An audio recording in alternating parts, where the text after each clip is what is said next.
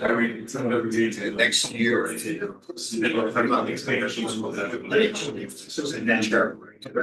Well, that's also really close.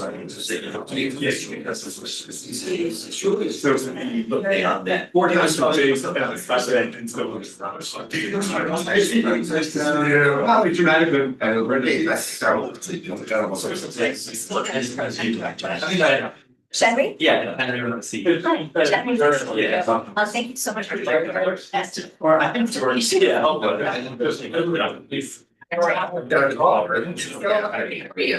I'm Maya.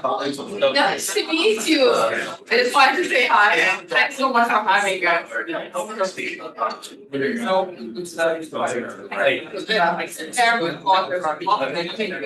No, But a lot of no.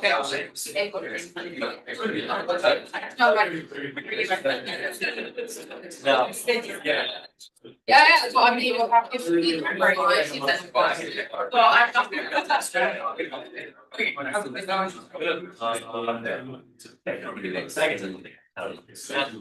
Yeah, like not a force with again, something like Had a good one. Air Force Cup, but. It's fine.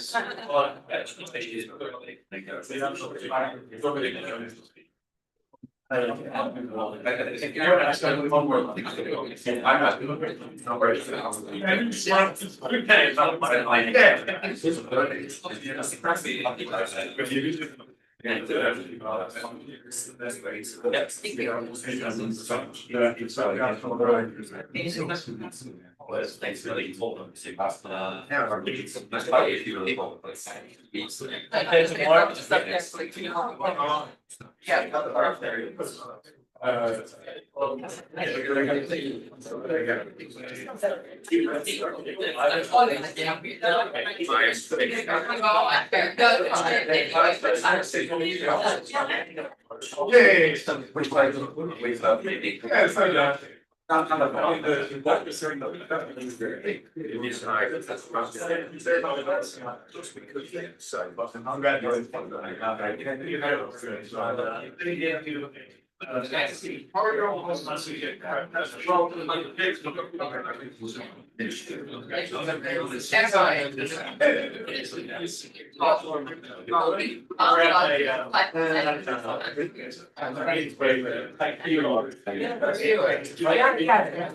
Yeah, the program we can sing and all those.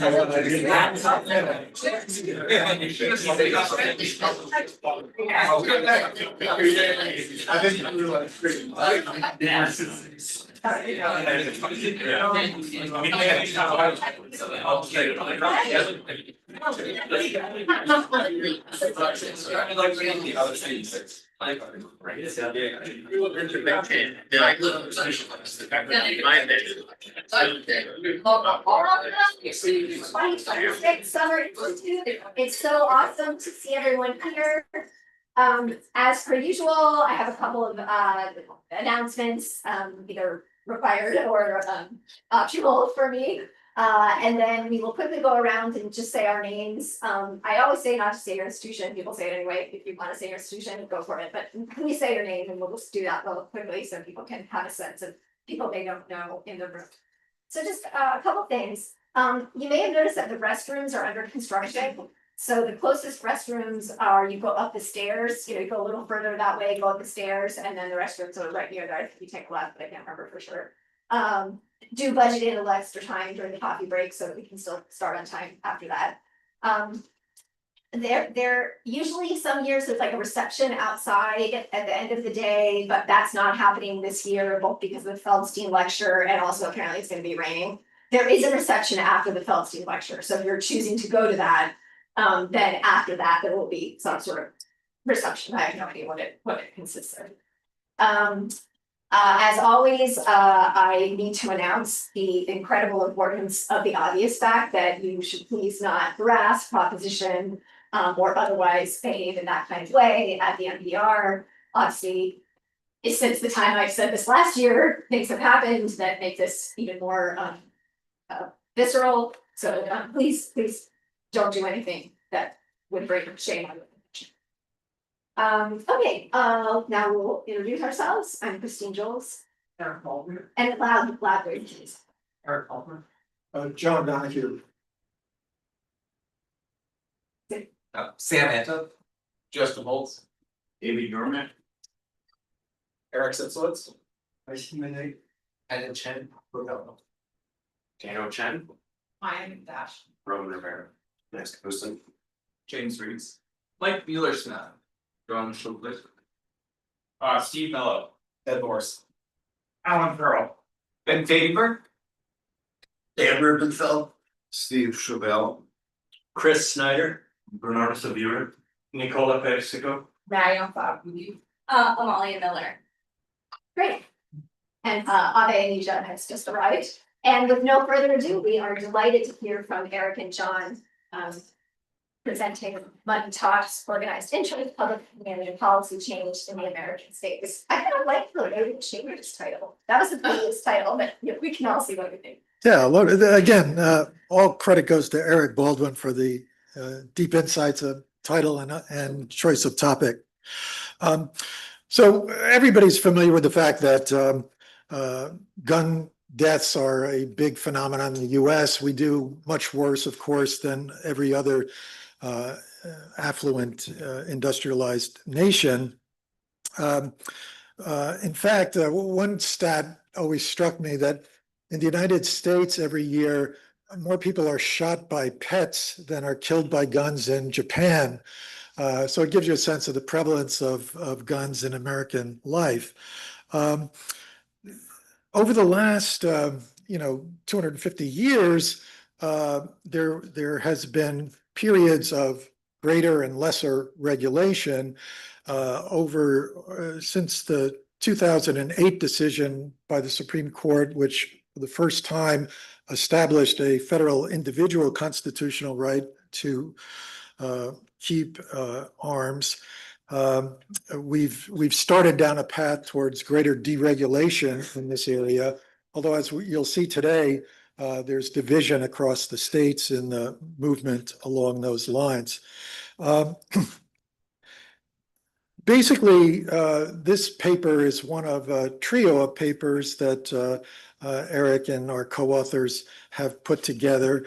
I'll just mention two of them briefly here. The first, these two papers that are shown in the slide here are both looking at contributions to federal legislators. And what we found was an interesting phenomenon that we found that both corporate donors as well as gun lobby donors are very concerned about one type of gun violence, and that's when there's a fatal school shooting. And so for broader corporate donors, what they do in the wake of a fatal school shooting is pull back from contributing to any Republican candidate. Now, they don't do this permanently. They do it for 9 months. And they figure by the end of 9 months, the public has forgotten any anger that they might have towards Republican candidates. And over that 9-month period, when the corporate donors have pulled out, donors like the NRA and other gun lobby groups step in and elevate their contributions. And the closer to the election that the fatal school shooting occurs, the greater the increase in the NRA and gun lobby expenditures. So I thought it was a sort of a neat paper or set of papers to sort of see what were the aspects of gun violence that were of concern. Overall, gun violence doesn't seem to captivate the public to the same degree as fatal school shootings do. So in this paper, we're doing something a little different. Those two papers were looking at contributions to federal legislators. Now we're going to turn to contributions to state officials and trying to figure out what are the things that both influence contributions and what the impact of those contributions might be, and also how constituent sentiment changes over time and influences policy. Now, this graph was not designed to be completely impenetrable, but it has achieved that goal. But it actually, I can sort of tell you why it's useful in one sense. You can see that there are some boxes here in blue and some in red. And those identify what we call the trifectas. They're settings where both houses of the state legislature are in the hands of one party, as well as the governorship. And so you can see that some states always have Democratic trifectas in place. That's the District of Columbia at the top of this list. Many states have always had Republican trifectas, these are the red boxes. And in this particular configuration, wherever you see an X, that is where a universal background check was adopted by the state.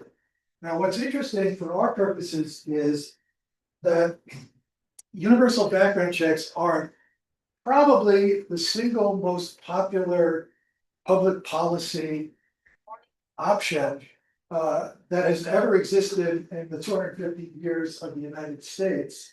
And yet you cannot get Congress to even have a vote on universal background checks. And most states do not have universal background checks. So when we look at the percentages of support within a state, virtually every state has at least 80% or more support for universal background checks. The two states that fall below 80% are Arkansas and Montana. Arkansas only having 79% of the public in support of universal background check, and Montana 73%. Everyone else is way up there, many states above 90%. And you cannot find, or no one has even suggested to me, any other public policy measure in the last 250 years that has that degree of support, and yet so little response to that degree of support. And so when you see it, almost every time that you get a state to adopt universal background checks, it's when there's a Democratic trifecta. When they don't have a Democratic trifecta, no matter how elevated the support is, you do not see any change in that direction. And in fact, you can have it one that's opposite do a enormous support for universal background checks and move in the other direction if you've got a Republican trifecta.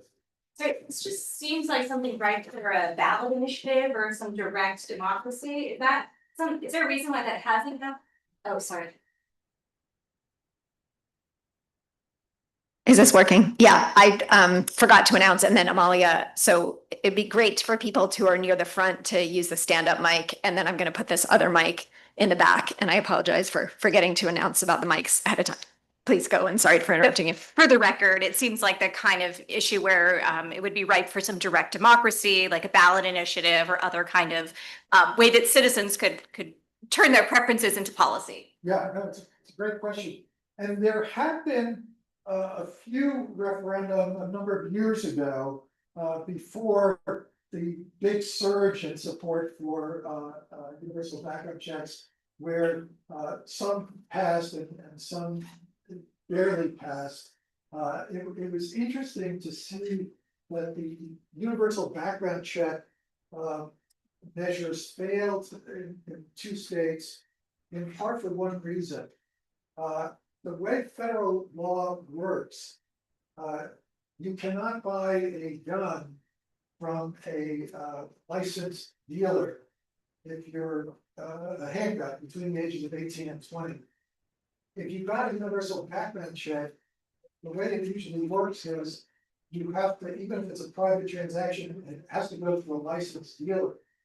And so because of the combination of these two laws, it prevents you from selling guns to 18 to 20-year-olds. And that was viewed as anathema in the NRA community, and that was enough to kill those propositions. So basically, federal law is really chaotic. You might remember way back in the Clinton administration, something called the Brady Bill passed, which said that you have to go through background checks if you buy from a licensed dealer.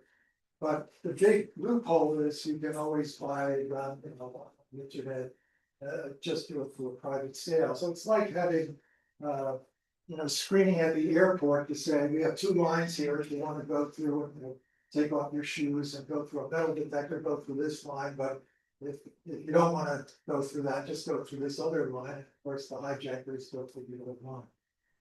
Okay, so anyway, this just gives you a little bit of a configuration of how frequent you see trifectas, the red are Republican trifectas, the blue are the Democratic trifectas. And all of these states up here do have universal background checks, all with 90% or more support within the state. But all of these states have at least 80%, and some of these, 89, 89, 89, 90, and don't have universal background checks. One of the things, just to sort of take out the state and year fixed effects for these three groupings of states, which we arrayed based on how much support there is for gun regulation.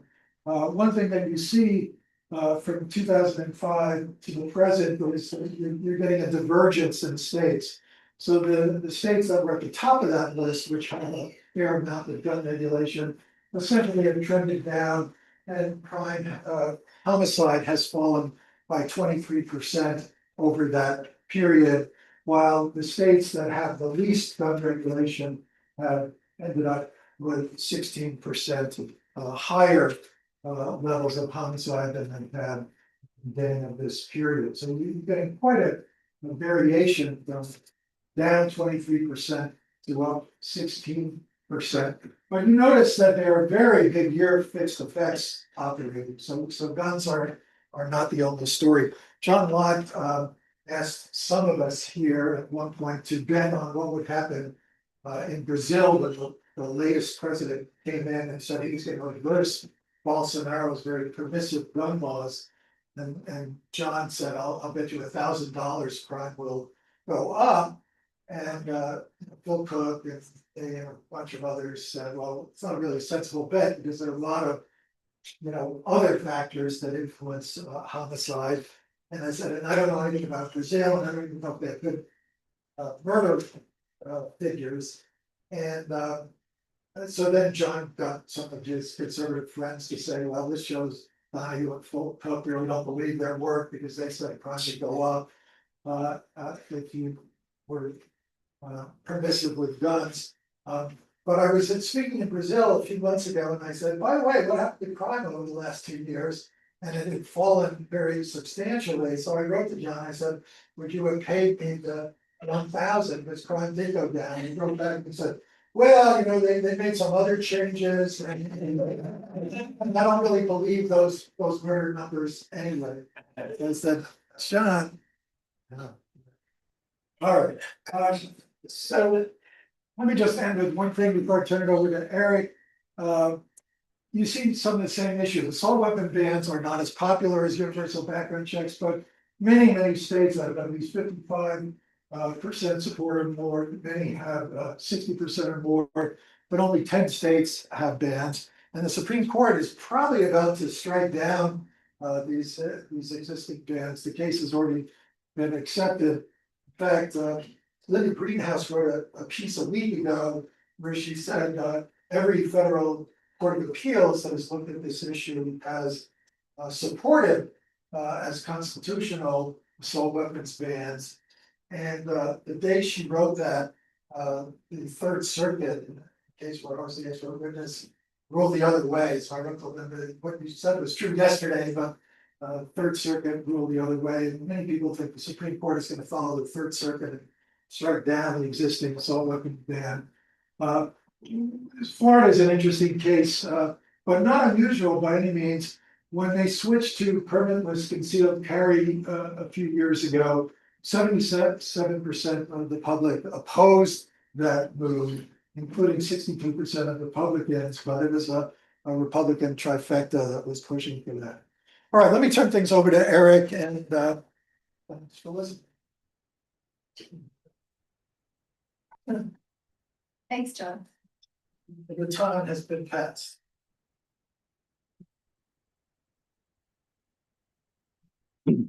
So just to pick up where John left, so our central claim here is that the relationship between organized money and state gun policy is sharply conditional on institutional control. And so in order to explore that, we link a 25-year state year panel of gun group contributions to a new gun law index that we put together and state year party estimates of constituent sentiment. And the paper effectively has two prongs. In the first prong, we have TWFE looking at the contributions. And in the second prong, a shift share IV looking at constituent sentiment. And so to kind of give away everything right at the beginning, our main findings are that one, under Republican trifectas, meaning that the Republicans control both chambers of the legislature and the governor's office, pro-gun contributions predict deregulation, that under Democratic trifectas, gun safety contributions from those gun safety interest groups predict regulatory increases, tightening, and that those contributions have no detectable effect when the partisan alignment is divided government, when there is anything other than a trifecta. And so we also find interestingly that constituent sentiment, so the preferences of regular voters, of everyday Americans, seems to have no detectable causal effect under any of these partisan alignments when it comes to gun policy specifically. And so the key takeaways from that are that the returns to political spending depend on partisan control, on the institutional alignment, and that the pooling across these different types of regimes masks that heterogeneity.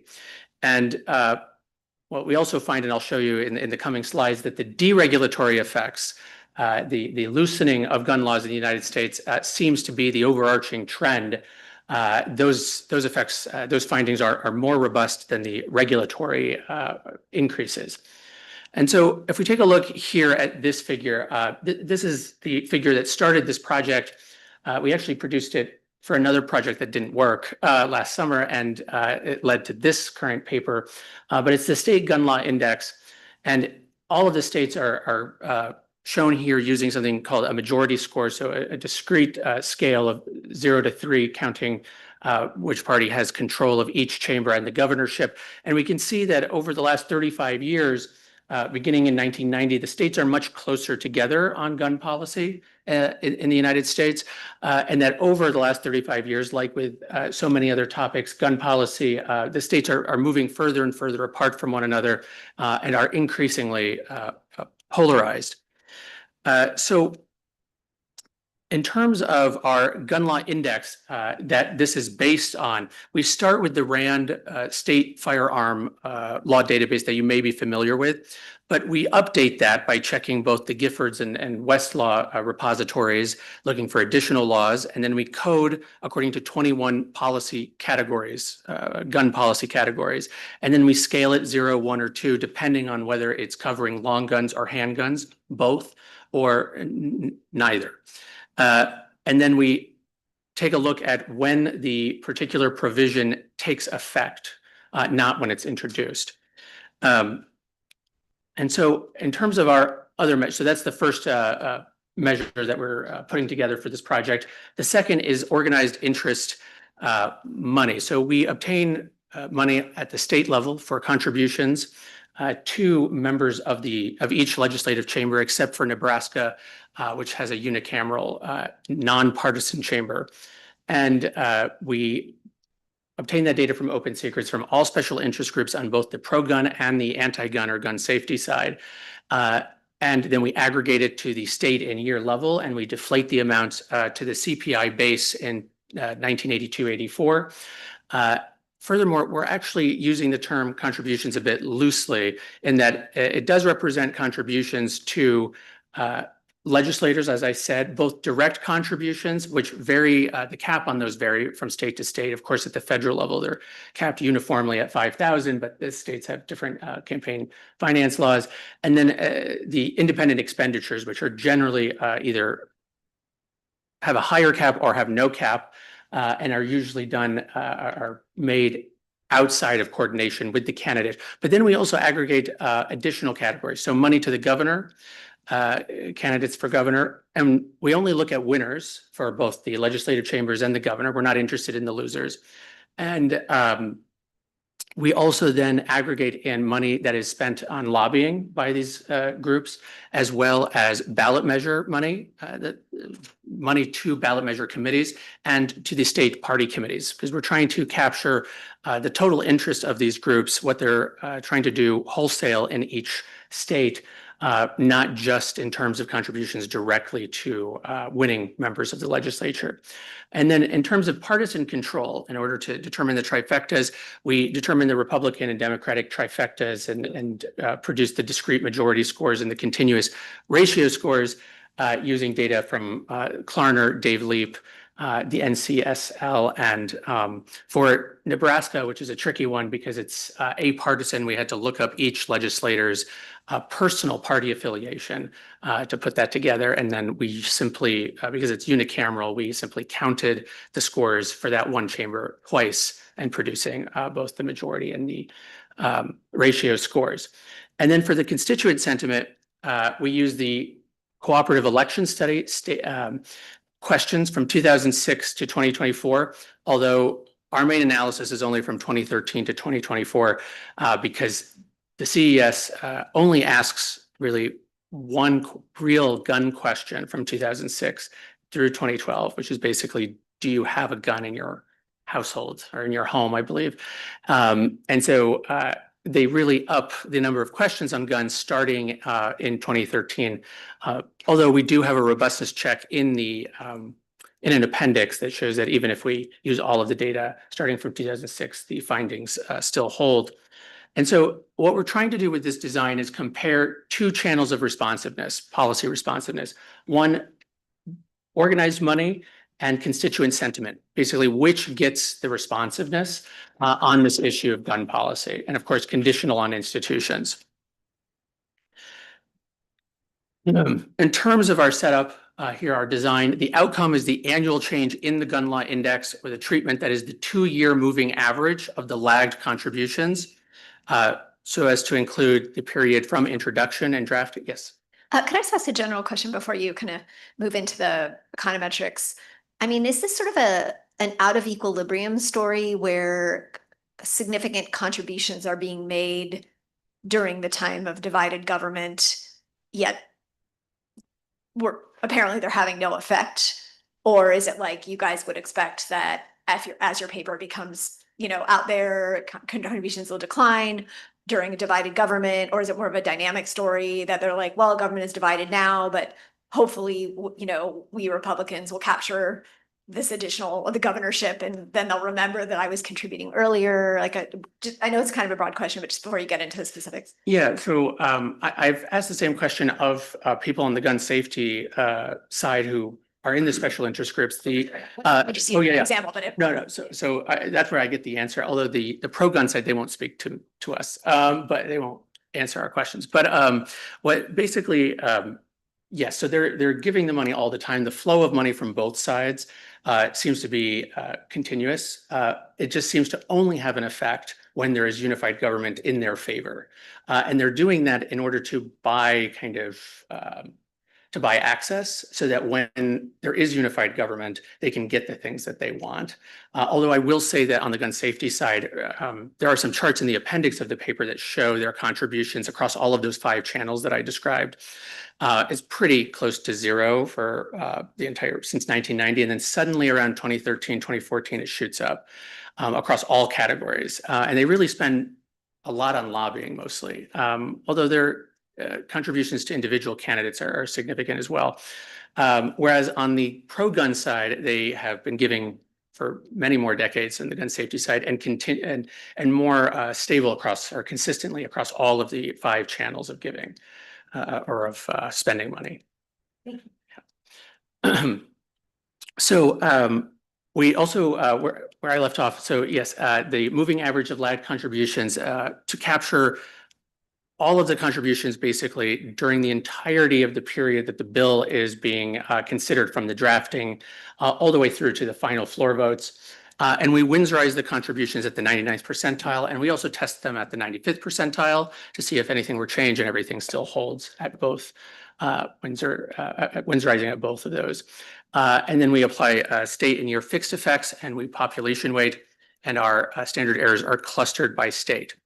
And so what's important to remember is that the identification, oh, yes. Can I just ask a question about the model, which seems to be about the behavior of legislatures?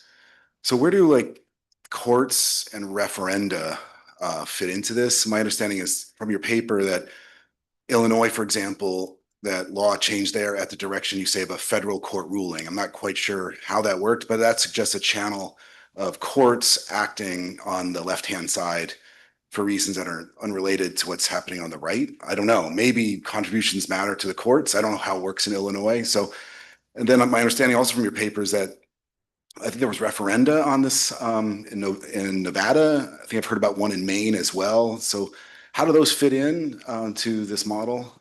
So it depends on the state, but some states, for example, Montana, I was just looking at the data last night, they have particular types of bills that if they pass both chambers of the legislature but fail, they're vetoed by the governor, they can go to a ballot measure. And so it's kind of this hybrid kind of legislative activity, but also a ballot measure, which in other states is an entirely distinct type of policy implementation. And so we would think that because we're also capturing the money that these special interest groups are giving to the ballot measure committees, we're capturing that kind of activity as well. The ballot measure committees only exist for brief periods of time typically. So they kind of come together when one is being considered and then they dissolve that very quickly. In terms of the courts, in all of the data that we have, we chose to exclude contributions to judicial officers. One, because there's not a lot of it and it seemed like very unreliable data. And not every state elects its judges. And so it seemed problematic to include that. So we mostly just stick to the legislatures, the ballots, the ballot measures when those are relevant. Although it is true that the courts do have, their rulings do have an impact on state. But where does like Illinois fit in this? Like in your paper, I don't understand the context. This is just purely based on your description that a federal court caused the left-hand side to change in Illinois. So is that observation dropped? Was it included? Well, a federal court wouldn't necessarily have an impact on this because this is state level, but.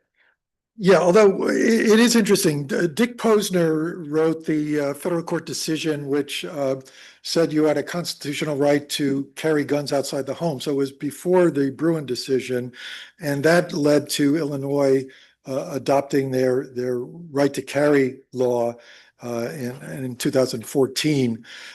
So it does sort of complicate the story a little bit that you do have in the background, federal judicial decisions are influencing state policy. So good point, Ed. And I'm not sure that we've really thought through exactly how that component of the decision making has influenced it. It is a more limited set, but certainly something that's worth some additional thought.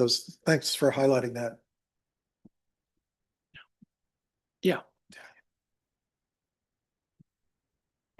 Your earlier answer was that access is something that they're purchasing during divided government. And I'm wondering, is that something you're able to measure? It looks like the contributions is like a flow variable as opposed to a stock variable. I'm just kind of wondering how you're thinking about all of this. Yeah, in terms of the idea that they're buying access. So we do measure like the contributions over time. So we can see that they're giving money regardless of whether it's divided or unified, or if they have a majority as opposed to a trifecta.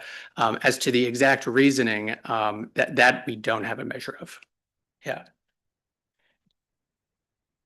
Yes. So I can imagine there might be spillover effects if contributions are publicly visible, changes in gun laws are publicly visible. I was curious how you think about the SIDVA assumption in this setting. Yeah, we'll get to that in one of the coming slides. I think I do address that, and if I don't, we'll loop back to it, if that's okay.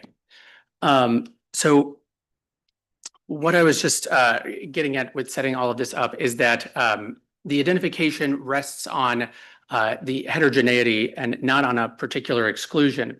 And so if money merely tracked anticipated policy, the effect would not only appear what would not appear under the aligned trifecta and only in the aligned direction.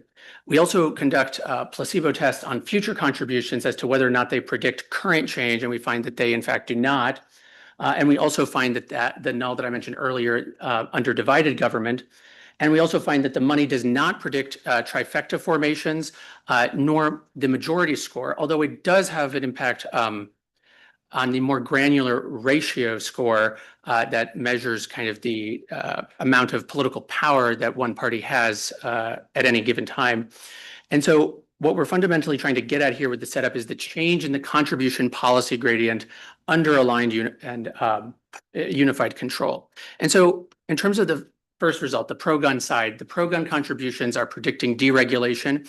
And we can see that the net effect in trifecta is negative 3.153. So that roughly means that for every $1 million, there's about 3 fewer laws in that state. Now, to put that into kind of a real context, Nevada, which is an interesting state in that it's very purple and it has trifectas on both sides at different moments in time. The average amount from the pro-gun side in a year during the years of that we study is around 113,000 in pro-gun contributions. And during the Republican trifecta years, that leads to about 0.3 fewer gun laws being passed. And so the pro-gun money is predicting deregulation only when the Republican trifecta removes the veto points that would otherwise block the statutory change. And then when we take a look at the gun safety contributions predicting regulation, we see that the net effect in trifecta over there on the far right side, 3.686. So that's around 3.5 new laws or more laws when there is a Democratic trifecta as a result of the gun safety group's activities. And so again, using Nevada, but under the Democratic trifecta years, we see roughly on average $230,000 in gun safety contributions, and that maps on to about 0.85 additional gun laws per year. When we take a look at some of our robustness checks, this is where the gun safety side is robust, but slightly less so than the pro-gun side. We can see that on the pro-gun side, it's robust to all of these specifications, to the state-specific trends and the household firearm rate group trends. But on the gun safety side, it is not robust in the state-specific trends, which we largely attribute to the fact that perhaps those states, the Democratic states or states with a Democratic trifecta that are moving towards regulatory tightening, were perhaps already moving in that particular direction, and the state-specific trends is picking up on that. The gradient, though, the pro-gun Republican trifecta gradient is stable across all of those specifications, including school shooting controls, fatal school shootings, and then these 2 other data sets that we pulled from for mass shootings, Mother Jones and the Violence Prevention Project mass shooting controls.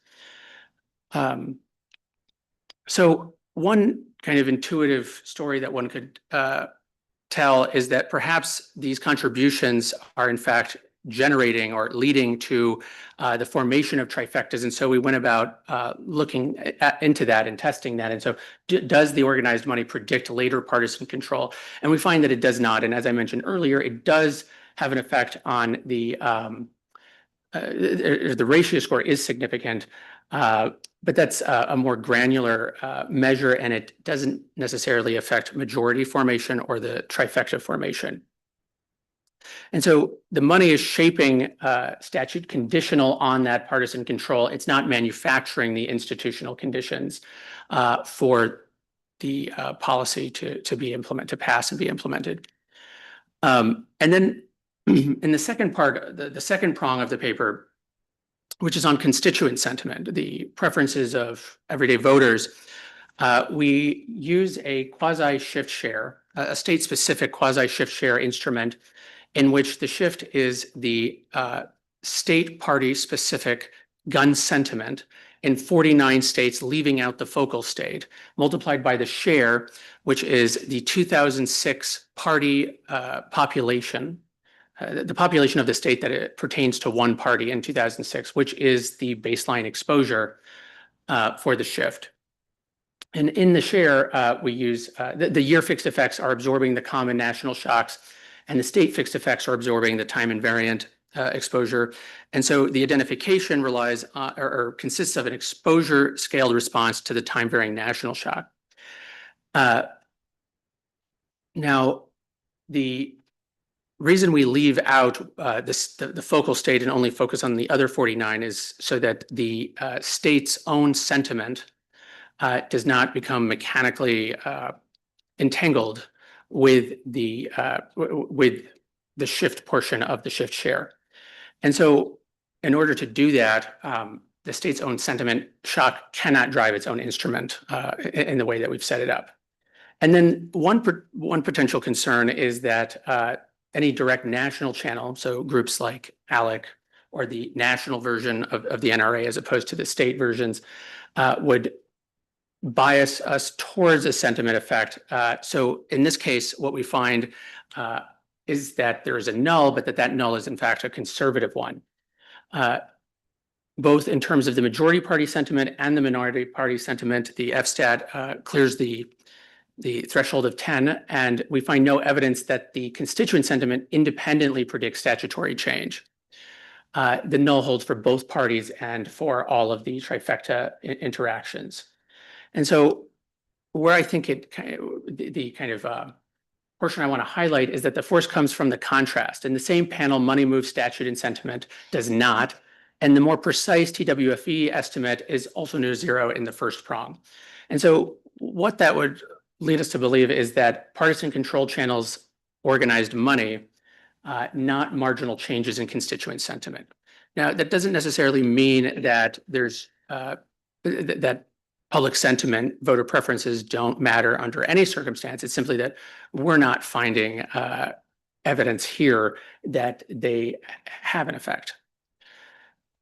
So what are the implications? That first, that political spending functions as a legislative subsidy so that unified control removes the opposing vetoes, increasing returns to the same contribution, and that the pooled estimates average high return trifecta periods with low return divided government, obscuring the conditional effect. And so it is somewhat asymmetrical, despite the fact that we do find significant effects on both sides. It would seem that the pro-gun deregulatory side of things is more stable and more robust than the gun safety regulatory movement, and therefore repeated cycles of deregulation favor an overarching trend towards deregulation nationally against majority preferences. Because when we look at polling data, and as we were showing in the early slides, broadly across both parties, American voters generally want common sense gun control measures such as background checks and assault weapon bans, and yet the direction is moving in the opposite direction. And so what are the implications? That responsiveness in state gun policy is not absent. It's channeled through that partisan control where voters are selecting the coalitions. They're voting people into office and causing majorities to form, but that the organized interests are far more well organized and able to mobilize and convert those resources into statute once the veto points align.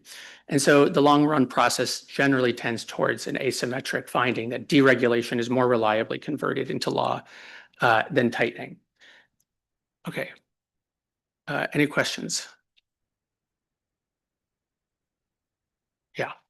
Question. Know that measure consumer sentiment is accurate? Like, could you, for example, I go back to my favorite topic, referenda.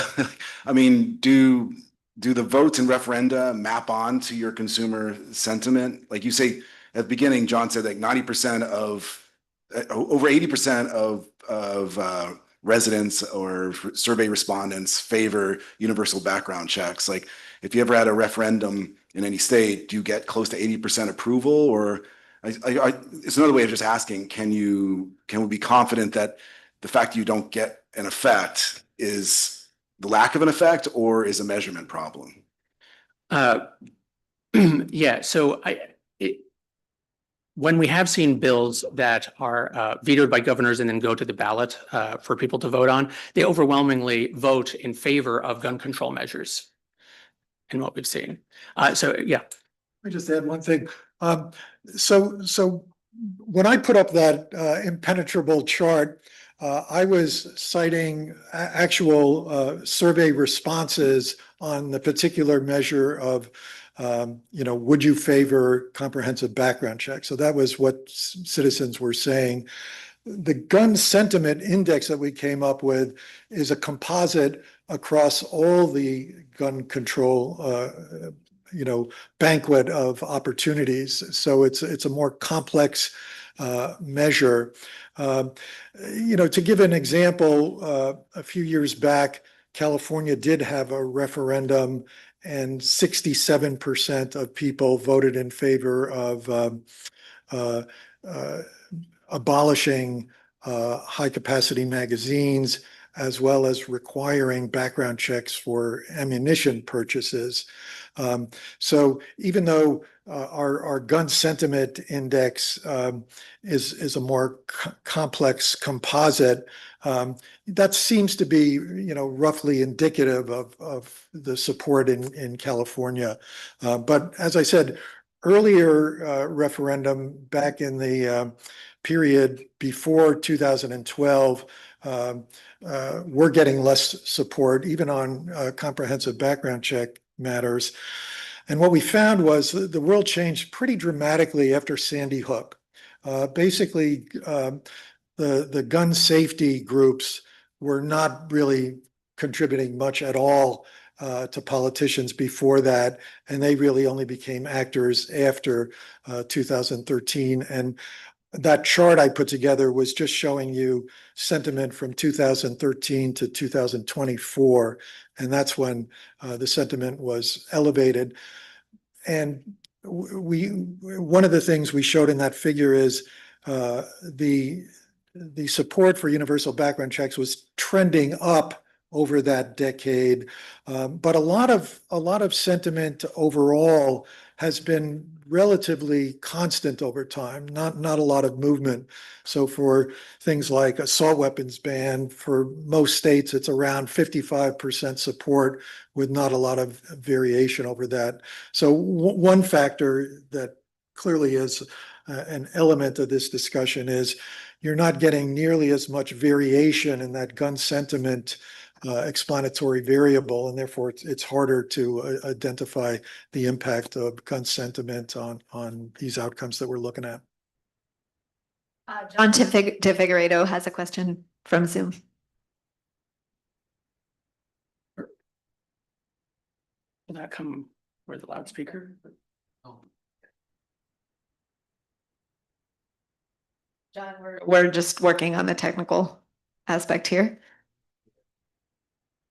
And I think you're muted also. Thank you. Can you hear me? Yeah, we can hear you right now. You have to unmute me. I can't unmute myself, it turns out. Oh, okay. Yeah, we just took care of that on this end. I'm so sorry. It's the first talk of the day, so we're just getting all the technical wrinkles. That's fine. That's fine. Thank you. Thank you. This is a very interesting paper. I wanted to think about this paper a little bit in terms of, there's two angles to this paper. The first is that money is buying the votes. So that's the first possibility. And if you look at pages 21 and 22 of the paper, the paper says that $1 million buys 3.2 laws under the right conditions. It seems to me if that was true, that's a really cheap, very inexpensive way in which to get gun regulation. And that what John Donahue would be doing is he'd be not sitting here, he'd be raising money in order to raise money to convince legislators to pass 3.2 laws. So the numbers here are really, really remarkable if you believe his money is buying votes. $1 million buys 3.2 regulate laws in the right type of state. The effects are huge. There's a large literature on this suggesting that this kind of estimation is probably not the right way to think about this problem. There's a lot of other factors. There's a lot of endogeneity. There's a lot of things going on. The second possibility is that money buys access, which is, I think, the speaker suggests, that money buy access. Now, money could be buying access But then really have to be measuring, is money really buying the access rather than making the claim, I think. As someone asked earlier about access, access is not measured in the paper, but it's claimed. What's interesting is in page 10 of the paper, you're saying that this is all causal effects, but we don't measure access. We get large effects on the money buying votes. So I don't really understand exactly what's going on here in terms of mechanisms that would lead you to say this is causal and clearly causal effects. I think it'd be useful if you look at the literature by Adam Bonica in political science. There's a very large literature on this about how you estimate models where you have money on the right-hand side and outcomes on the left-hand side, where you're concerned about endogeneity, you're concerned about access, you're concerned about mechanisms. And I think that could really inform this paper in terms of identifying, making it rather, instead of just making it descriptive, making it more causally identified. Thank you. Yes, we can certainly look into that. And we're familiar with your own work and the Ancila Bahari paper from 2003 that also speaks to this issue. And we can try to incorporate that and make more of a causal argument as opposed to descriptive. Anything else, John, on that question? Well, yeah, I wanted to know on this access measure, because I think this is a promising path to go.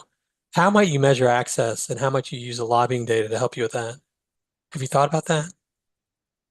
As to whether or not it is actually buying access, we have not given that too much thought. I think we assumed that was what the money was doing.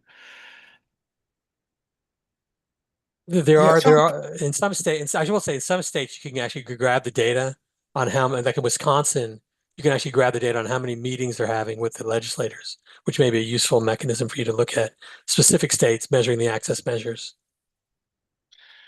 Yeah, one of my classmates in law school was Barney Frank, and he once said that somebody who's given a lot of money gets a return phone call a lot quicker than someone who hasn't given any money. And when I was in my first year of graduate school at Yale, I was running for state senate, and I do remember the first time I was in a group of lobbyists, somebody heard I was running for state senate, and they just handed me a check. So I said, "Well, I'll return his call if I get in." I lost the race though, so. But yeah, I mean, it's a couple of points. One is the contributions really rarely get up to 1 million. So that number was trying to convey a sense, but that was outside the realm of, we're extrapolating to a contribution of 1 million to get a 3.6 change in the laws. As Eric had pointed out, the contributions tend to be lower than that, so you're getting a more modest change, and we have to be careful about extrapolating to, saying if you'd only give 10 million, we're going to get, 10 million times the 3.6 or 10 times the 3.6 number of law changes. But it is interesting, of course, that you're only getting this bump up in the laws changed when you have a trifecta one way or the other, or bump up if it's a Democratic trifecta and a bump down otherwise. And so something important is happening. The money is rising at that moment when you have the trifecta and the laws change at that time. So obviously there's potential for endogeneity in there, but there's also almost certainly some causal effect going on as well.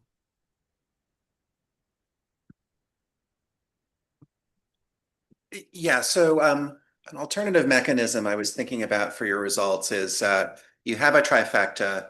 The potential to change gun legislation is on the agenda. And so you might see donations made by both sides of the debate. When do you stockpile weapons? Well, when a war is coming. I looked through the paper quickly. I don't think I see you doing tests kind of in the other direction. Like, do you see the gun safety groups also giving more when there's a Republican trifecta? And there's, I think doing that version of the test might rule out my alternative story. Thank you. That's very interesting. Actually, yeah, I've been thinking about that too, and that's something that we're actually working on right now. We don't have the results yet, but I think that could be something that we incorporate. So I guess this is a, Chris, usually I try to alternate with Zoom. Is that kind of, Emily? Hi, interesting paper. I was curious, just thinking about that Nevada example where you had kind of this change in leadership. In cases like that, are you seeing sort of like whiplash between a particular policy where you have like pass and repeal, or is it that the pro-gun lobby is advocating for different policies than have been deregulated? Kind of like, are they focusing on different issue areas, the two sides, when there's changes in control? Or is it just sort of the same type of laws that are being passed and then repealed?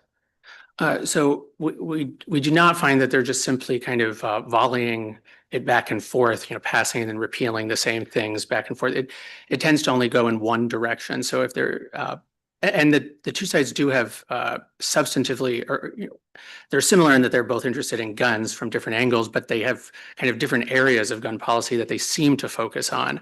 And so they tend to contribute when they have power and then push those kinds of bills that are in line with what they care about. But once kind of the regular, for example, on the anti-gun side, on the Democratic side, once they've built up regulatory frameworks, even when a Republican trifecta is formed later, like in Nevada, it's not so much to undo those, but to take a look at other substantive areas of gun policy and attempt to lessen the burden, as they might describe, on gun owners, right? Thanks, Chris. And then after that, we'll hear from Kip Piscusi. so I guess this is a follow-up to Eric Sitzwitz's question. So I think you only look at contributions to winning candidates, and it could be if there's like cancellation out, it might be that there's a lot of contributions when you have a contest and not a trifecta. There's a lot of spending on the losing side, and maybe that cancels out with the winning side. So I wonder, like, the competition of contributions there, if there's some, I'm trying to think through it, but some bias if you just look at the winning candidate's contribution. Can I also ask a kind of a niggling question? So it's tables 5 and 6 in the paper, but I'm not sure what number it is here. But I wanted to know what, like, the dependent variable, is it like a 0, 1? This is does money predict election outcomes? I think it's just a 0, 1. Yes, yeah. But I think your coefficients are like 0.8 and 0.5. So to say that, like, there's no effect, you got to be a little careful maybe. Okay. We can, yeah, I'll take a look at It just could be like, it's just a lot of error in the estimation. Thank you. Kip?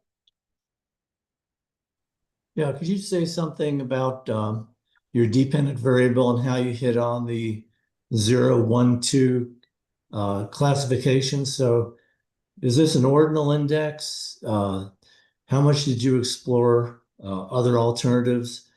How did you come up with that particular measure?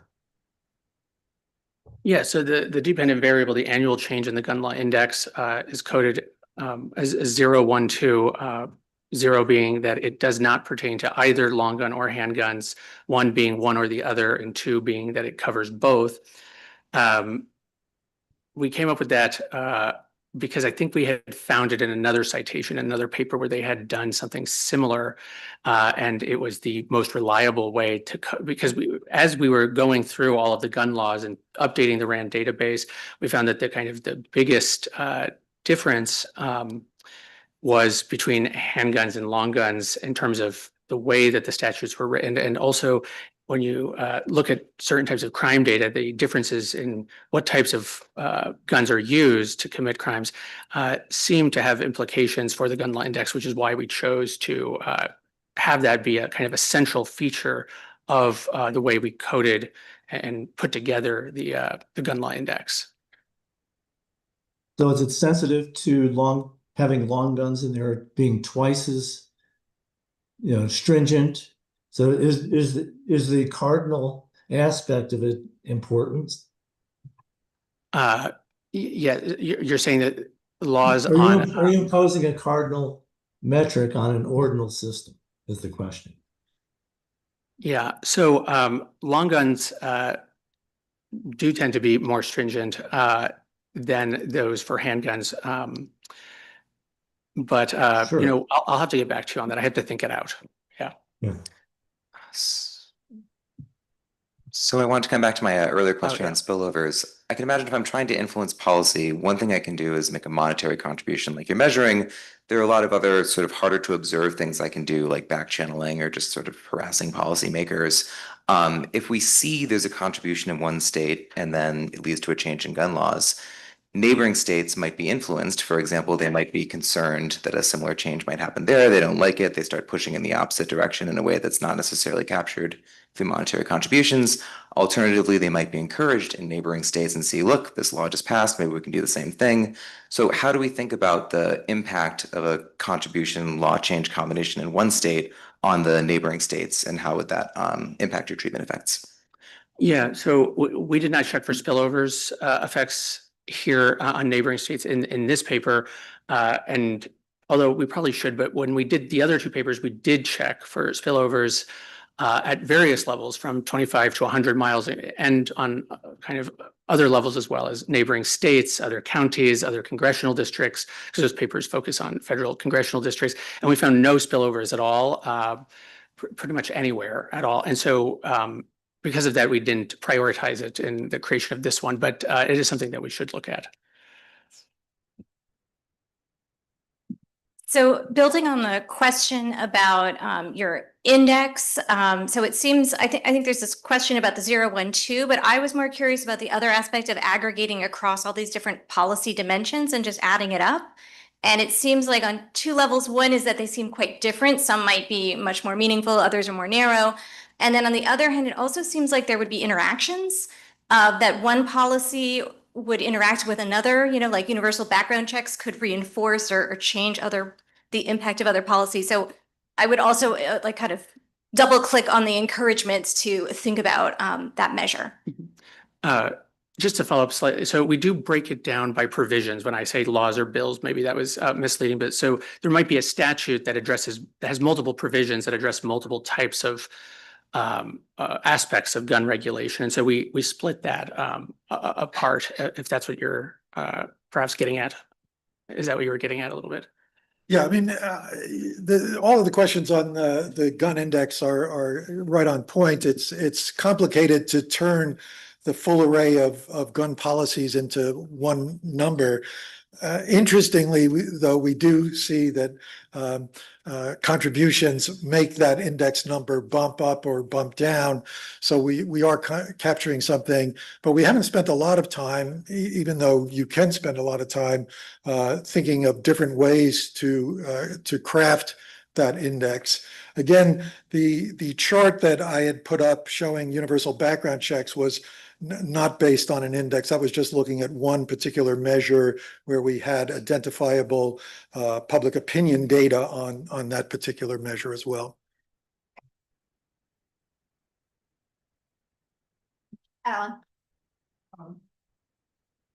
I was wondering if I'm thinking about my return on investment and I'm a pro-gun lobby and I have everything I want already in state law, and the Republicans are now in charge, maybe I'm good and I don't need to contribute money, versus there's a lot of policy space where I could get more stuff if the state law and the state constitution are different. So I guess my question is, have you measured the policy space that a pro-gun or anti-gun lobby would have with their contributions if they're parties in power?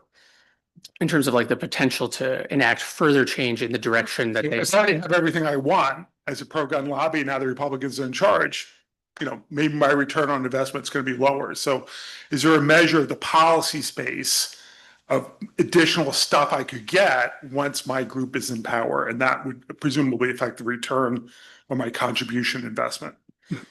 Yeah, we don't have a measure of policy space here, although I do think that either of the lobbies, it would probably be pretty difficult for them to reach a point where they feel that there's nothing else to be gained for their particular agenda. Yeah, but both of the groups are pretty ingenious in coming up with either ways to be more permissive or ways to be more restrictive. So there's still a long way to go, I think, for most states. They feel that they can can push it a long way. Some of the laws are surprising. How would I even think of that one?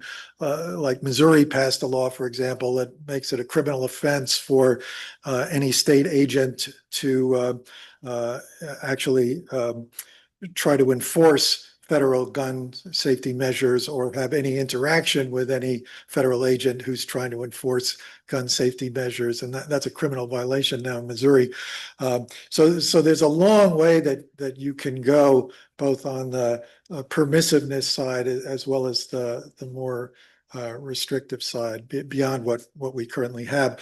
Although importantly, the question does suggest that at least in terms of tightening regulation, the Supreme Court is narrowing the realm in which one can go down that path.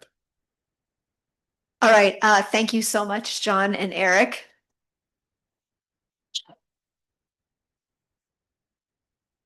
We will resume at 10 o'clock, and for anyone who came in a little bit late, the restrooms that we normally use are under construction, so you need to go up the stairs and use the restroom upstairs. Continue on towards the main lobby, then take a left up the stairs.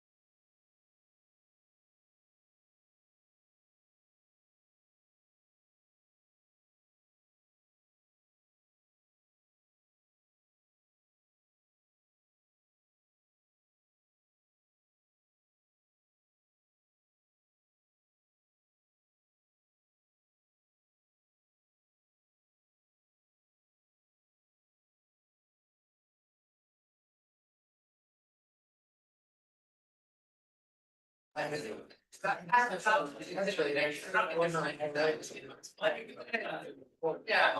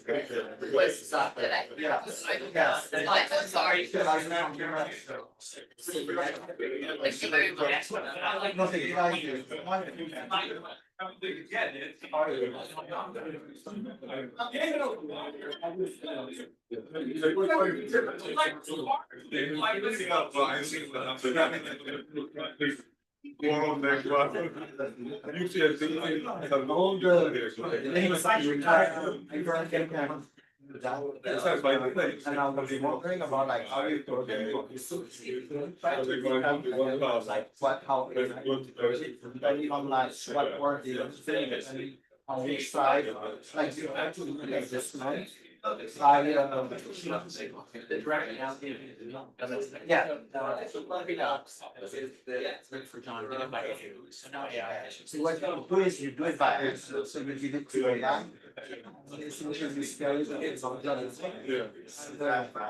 And then you validate the because you have it one by one, like and I will try different AI. Try like broad GPT and see because they would give it to but you will she can places of like slang and you might be able to also explore on the AI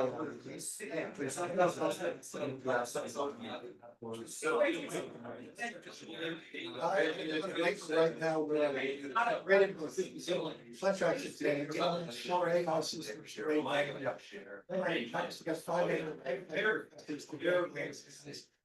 Bottom line is, say I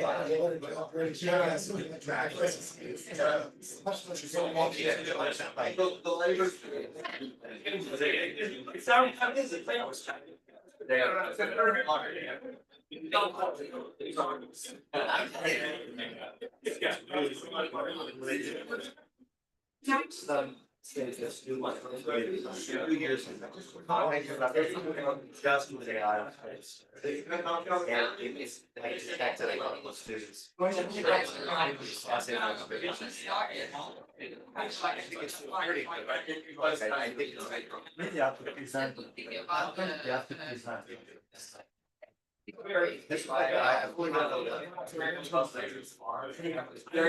It's like that. It's like in general.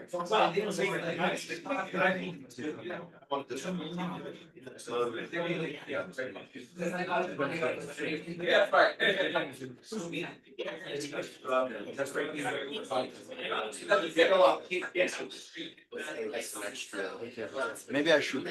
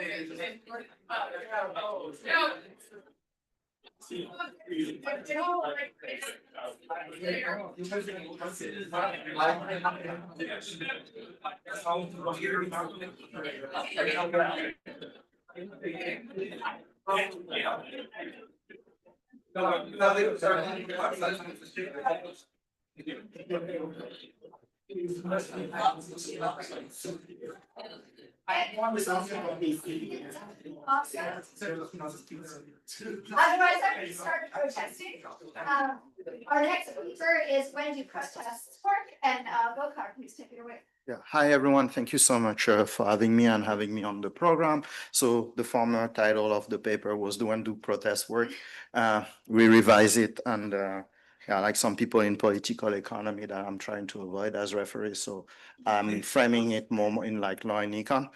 So essentially, the paper is the new title is like reforming the provision for public safety, institutional response to protest, and it's joint work with Iris Cheng, who is going to start a PhD at Kellogg, Tony Chang, sociology at Duke, like Max Menuet, who does like theory, and in University Côte d'Azur, and Alex Whitefield, who is a third year student at Wharton. So, sorry, it's the first time I present it, so have fun, guys. So essentially, the motivation, I've been rethinking about my agenda, and I try to frame it about like this idea about like market for public safety. And one can think about a production function for public safety, where Y is essentially here in this paper is going to be a measure of like crime. A is going to be the TFP, and like we have like different like input. So a lot of us in the last like 10 years have been thinking about like policing as like beyond more police, less crime, but like thinking about like different input that we put in that production function. So essentially, how many police officers do we have in the force? What is the racial composition of that force? What is the gender composition of that force? I'm going to talk about it like in a few minutes about LC, but we can think about K. A lot of us like thought about like different technology, crime control, surveillance technology, accountability technology. And in 2020, what happened is, for those who remember, people with, there were George Floyd, there were like some political climate influence the choice of those various input, and people argue whether or not we should defund the police. And like when we think about that production function, it's essentially how we reallocate or how we cut the number of police officers and we reallocate somewhere else, or how do we invest in like more K and essentially there is another actor that people started considering is like whether or not we should consider civilian to essentially answer situation rather than police officers. So for example, social worker. Okay. And essentially, voter preferences might influence those inputs. So one needs to think about like the political aspect and the beyond the racial discussion that like the summer 2020 protest brought. It also provided a unique opportunity to understand how those inputs have been changed and impacted overall, and how later on like crime was impacted as a response to it. Okay. So how did the protests move the preferences, the input, and public safety outcome? Okay. So the main challenge is, and like the main observation is to try to think about like what is being, what those protests drove, and essentially the social movement might shift preferences without changing the institution, or might change the institution overall. And here there was like the people discuss about like police alternative. And one might need to think about like, is it a substitute or a complement to the police? And here, the police might defend their monopoly in essentially providing those like services or answering like 911 call, for example. Now we are in 26.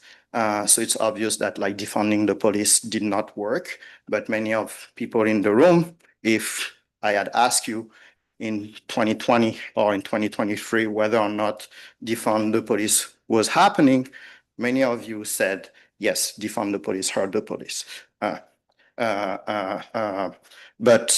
that doesn't mean that they were like, so the police received like, it did not change. And but like, sorry, the resources for the police did not change, but maybe some other margin move, and that's what we're going to try to see in this paper. So like I reshifted also some other papers, so some of you might have seen some of those results before in other papers. So here in the first part of the paper, we're going to look at like CES data, like the previous presentation, if the protests like change the support for police funding, whether or not it matters. Then we're going to look at like how police agency reallocated like police labor, civilian like DLC that we talk about, and the K essentially like the K aspect of the production function, and how that correlate with like partisanship, like the Democrat and Republican like have different like way to respond to those policy, and that actually is important for many of us. Many of us like work on data, on policing on data from very large cities, and those cities are essentially Democrat, and that is important for us to think about the external validity about like the results that we are providing when we are looking at like issues related to policing. Okay.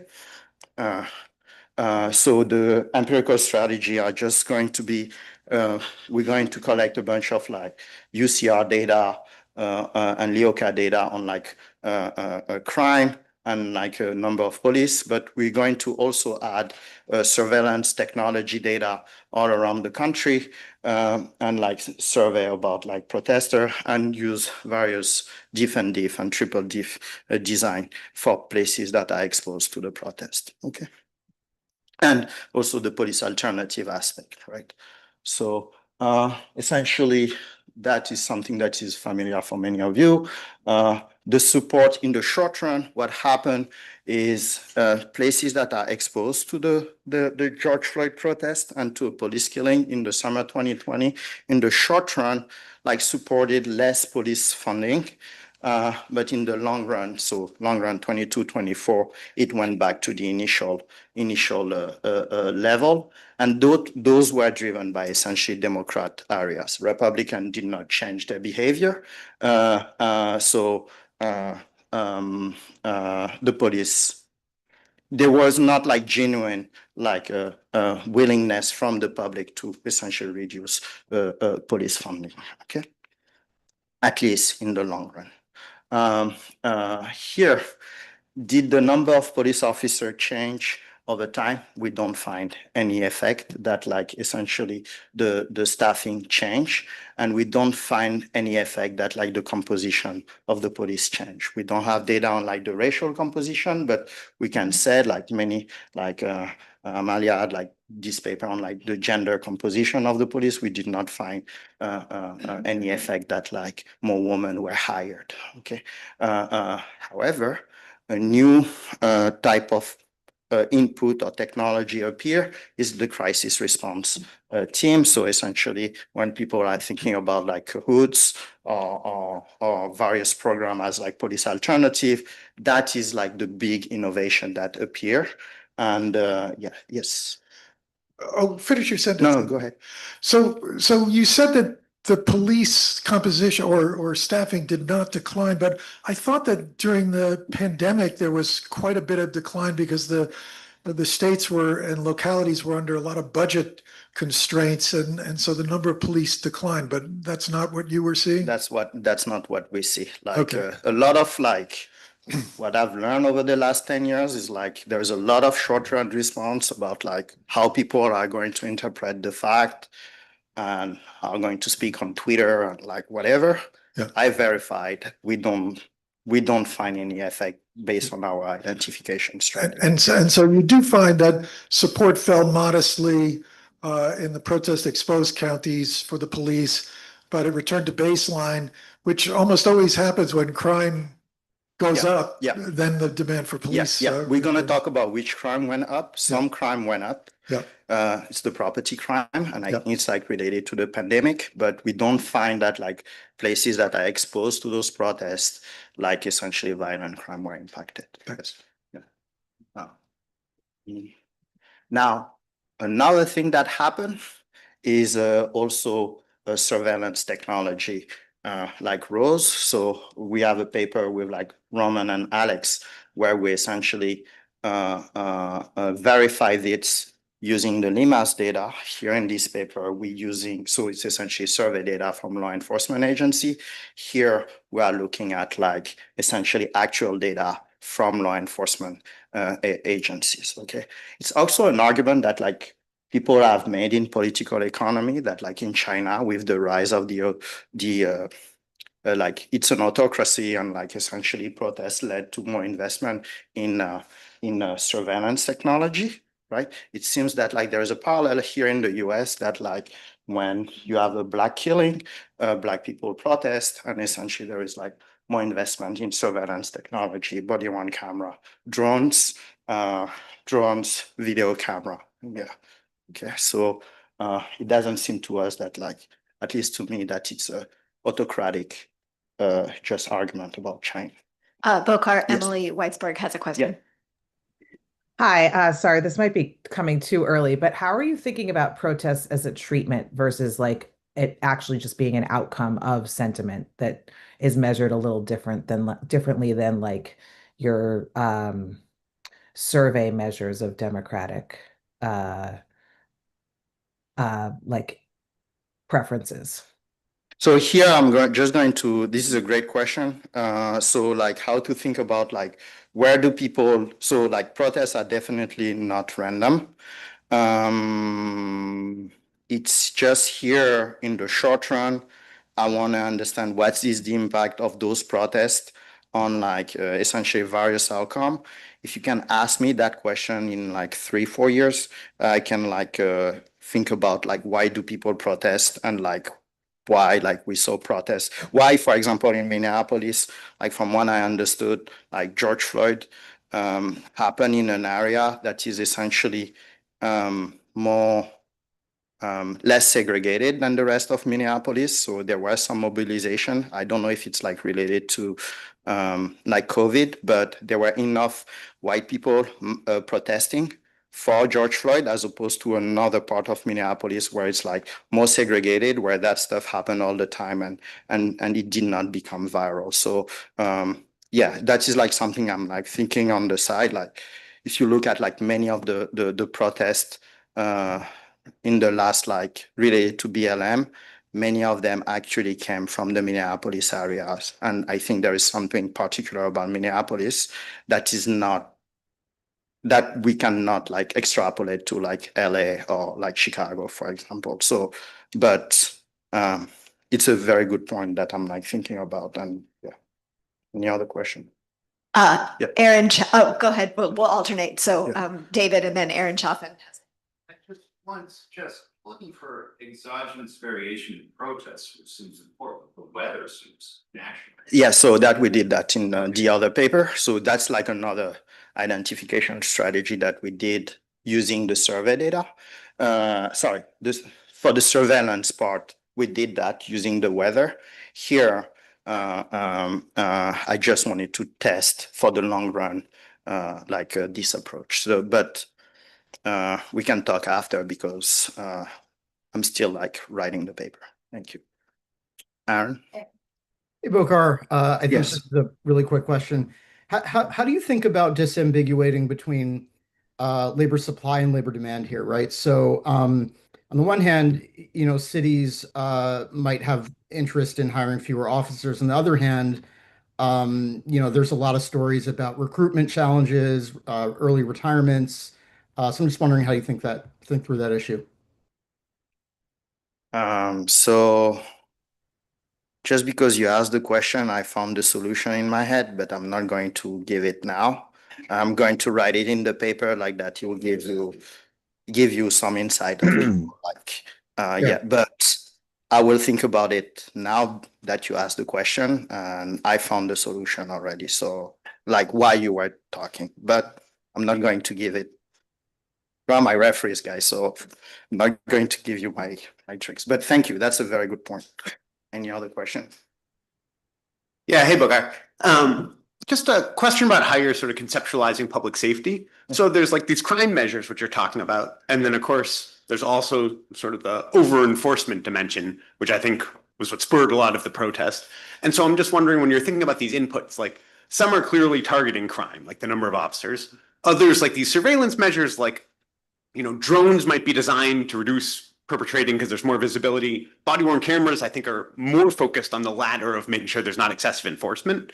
And so it seems like a lot of what changed here was people's perceptions of sort of how they want to weight these two objectives of public safety. And so just curious how you're thinking about that. Yeah, so here, this is a great point, Ben. So here, the crime I'm going to look at are like essentially index crime that many of us like look at like when, sorry, I'm first like stepping back and thinking about the question on like, does more police reduce crime? That's like essentially the canonical question that many of us have looked at like initially, like since Levitt and McCrary and like Chalfin and whatever. And then you had like Owens and Evans and like Mello who look at like that question after. In the last 10 years, I think many of us have been more careful at looking essentially at like other aspects, like does more Black police officer or more Hispanic officer are going to like impact those outcomes differently. I'm not going to make an argument about low and non-index crime, for example, here. I'm just looking at a more broader thing for now. And for the body worn camera and the surveillance, it might be a deterrent story, but like this is also, I cannot make take a stance on this paper for now. Although here you will see that the license plate reader are like increasing. But motor vehicle theft is increasing. Is it a start? So definitely license plate reader doesn't seem to be good at preventing motor vehicle theft. Maybe it's better at like arresting the person who like essentially stole the car. It's something I'm still trying to figure out. But if you have like good ways to like answer that question, let me know. I'm trying to not rely too much on like DRS data also in this paper. Boker Mitch Kowalski has a question now. Yes. Yes, can you hear me? Yes, yes. Okay. I'm wondering about the effect of the protests. You're focusing on public spending on crime control. What about private spending on crime control? If crime goes up because the defunding of the police occurs at least temporarily, individuals can, spend more money on firearms, on maybe put cameras on their doorbells so that people, who come to their homes can be photographed and monitored. They could buy methods to reduce the risk that their car will be stolen. Neighborhoods can hire private security patrols to patrol the area. That would be another, effect of protests. I wondered whether you thought about how that impacts, how that effect interacts with the public effects of protest. Yeah, so this is a really good point. So for the private security, so we did that with Roman and Alex a long time ago. And essentially what happened, we did not see, so like using the BLS data, but we could only look at like the MSA level. We could not look at like essentially more granular geography. We look at like the wage of like people in private safety. We did not find an effect, if I remember correctly, and we did not find any change in the short run. But again, like the similar way as like what Aaron like asked earlier, I think I can make I can answer about that like in the future iteration about the paper on like essentially the L part. Now, what private citizens are, how private citizens are responding, I'm still trying to figure out like what kind of data I could use to essentially see whether or not like the number of like home camera like went up, except if it's publicly traded. I don't know how to do that, but like if you have any insights, that would be great. I can make claims only if it's like the firm is publicly traded. But yeah. So it's like a caveat. Thank you. Thank you. Okay.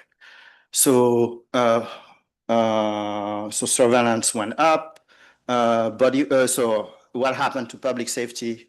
We don't find that like violent crime was increase. We do find that like property crime increase, but it's sensitive to the pre-trend. We will see like some of the outcome. The pre-trend are horrible, but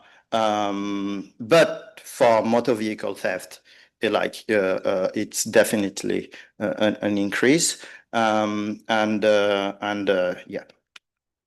So essentially, the literature is about like understanding like social movement, like police production function, and response to Black American demands, like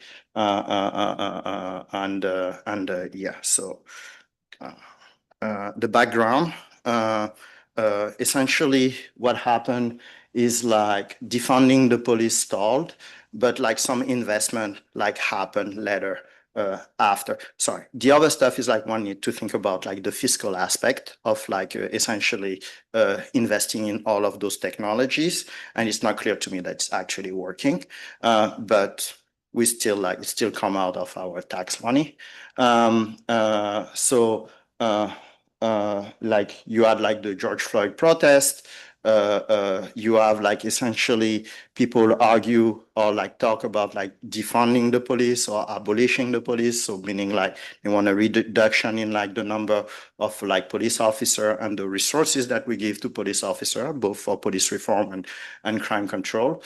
And like people like said like maybe it should be civilian who responds to those crises. People in law schools like often talk about like police overuse for nonviolent calls.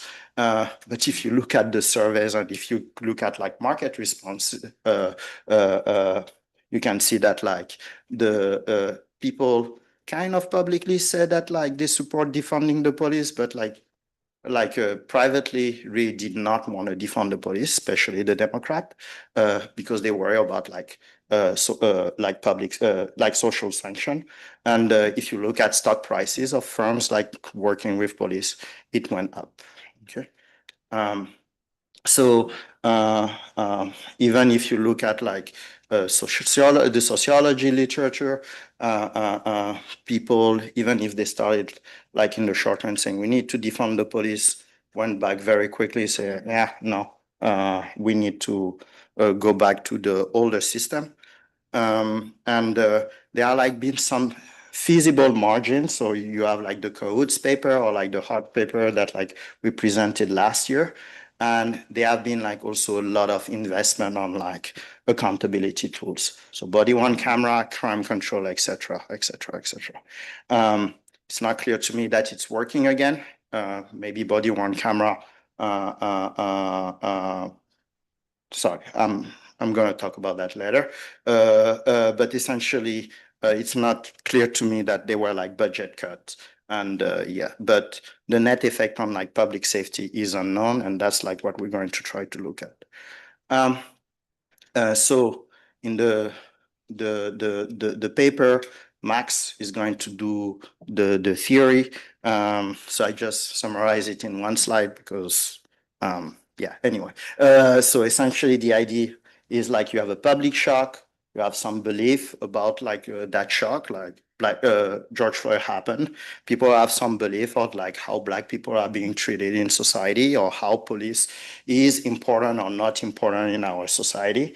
And there have been protests and there have been policy response, and some institution like changed their behavior, and there have been like a polarized, short-lived like response, and like that was mainly mainly driven by like Democrat, but it would revert.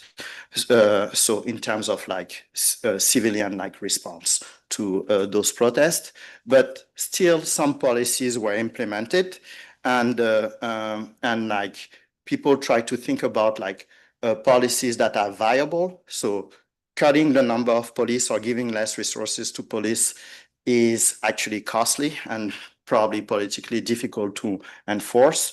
And what we can do instead is like to invest in some middle ground, and essentially civilian response, or like giving like more technology to police officers might be the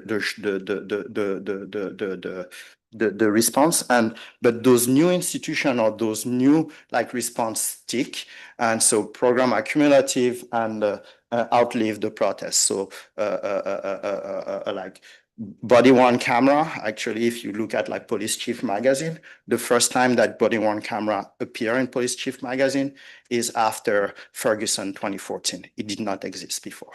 And we still have body worn camera up to today, and it's not clear to me that it's working or it had improved accountability. Okay. So, so the temporary demand surge, we have little retrenchment on like essentially removing like reducing the police force, but we have lasting expansion on like a crisis response, for example, and like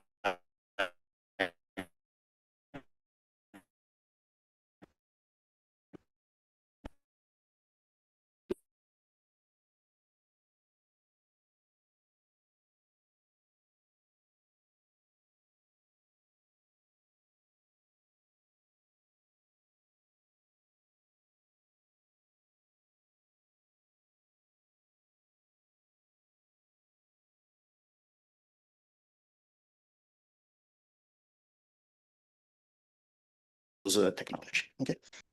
So that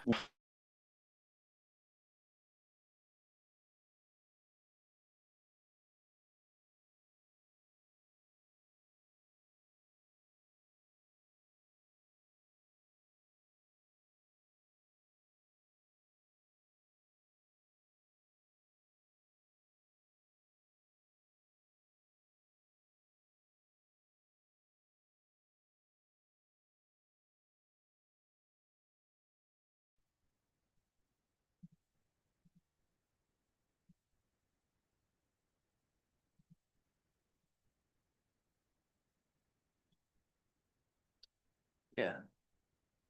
Yeah, thank you. Thank you.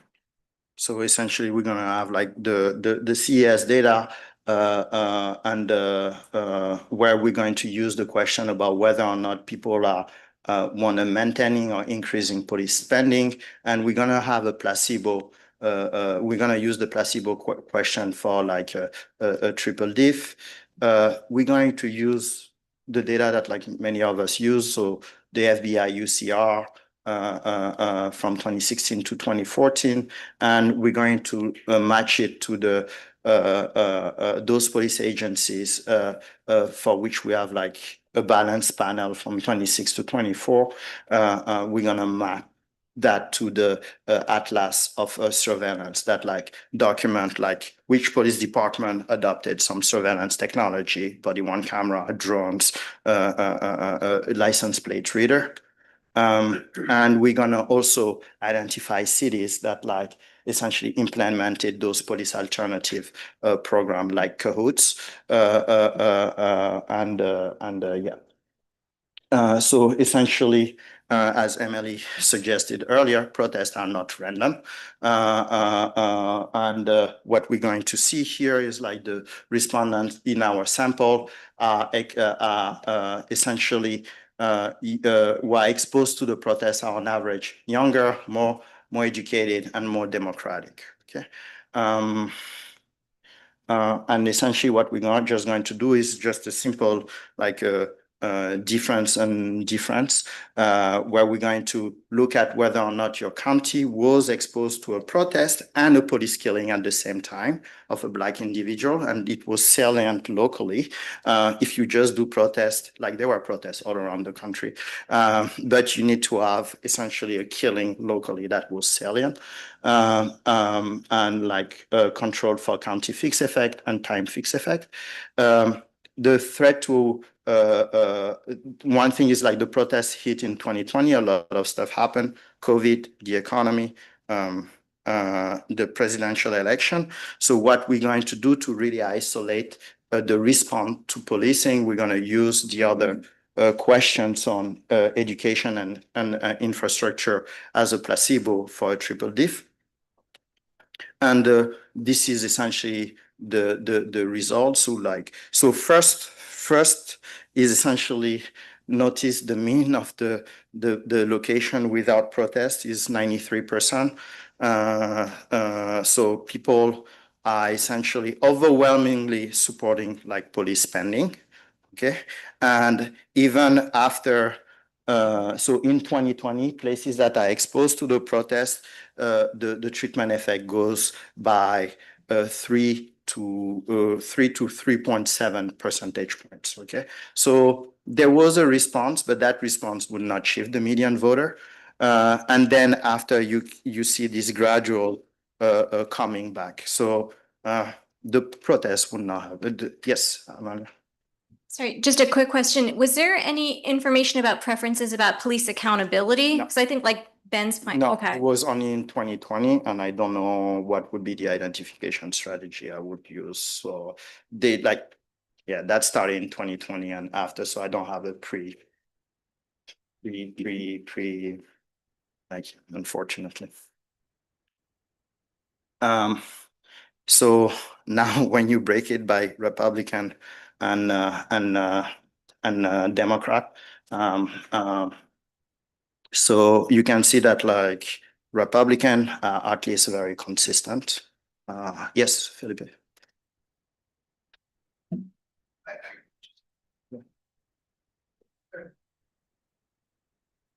Back to a question John asked earlier about decline in police employment or funding in this period. My understanding is a lot of stuff that's happening is like at the national level, whereas your design here is a diff and diff. So I think it would be interesting to show the levels over time in this period. Yep. To see, like, for example, this decline in support for police funding is We're gonna talk 3%. about the staffing in a few. Okay, but I just mean for all of these, it would be interesting to show not just the diff and diff coefficients, but show like how is the level changing? So it's 3 to 4% decline relative to how much is the decline in the untreated places? Yeah, so I have the raw. Okay. The raw figures will be in the draft. I have all of them. It's great. just okay. Any other question? Thank you. So the nice thing about Republican, they're actually consistent with what we don't have like surprise, at least for me. Whereas like Democrat, we want to defund, and then they all come back and converge to the old days. So it was short-lived, and yeah.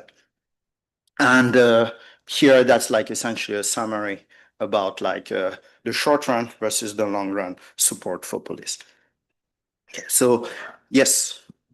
On to be a little bit more generous to the Democrats, do you think it's possible that they saw reform that within police departments that led them to return their support?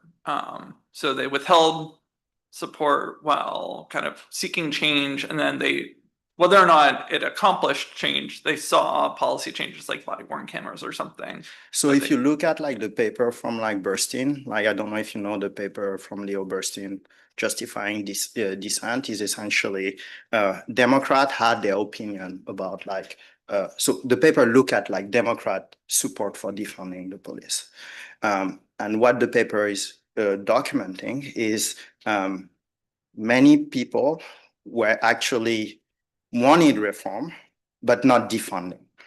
are not defunding or not abolishing the police, but were worried to essentially express their real opinion publicly because of like a social sanction, right? So this is something that they like people like hid in the short run, and I think me personally like that had an impact on like how the mental models that we have in terms of like public policy about like what the people, the activists of BLM really wanted, what the Black community in general wanted, versus what like a Democrat establishment wanted and what like Republican wanted. And I think that creates some like a lot of variance about like actually where we're going in the long run.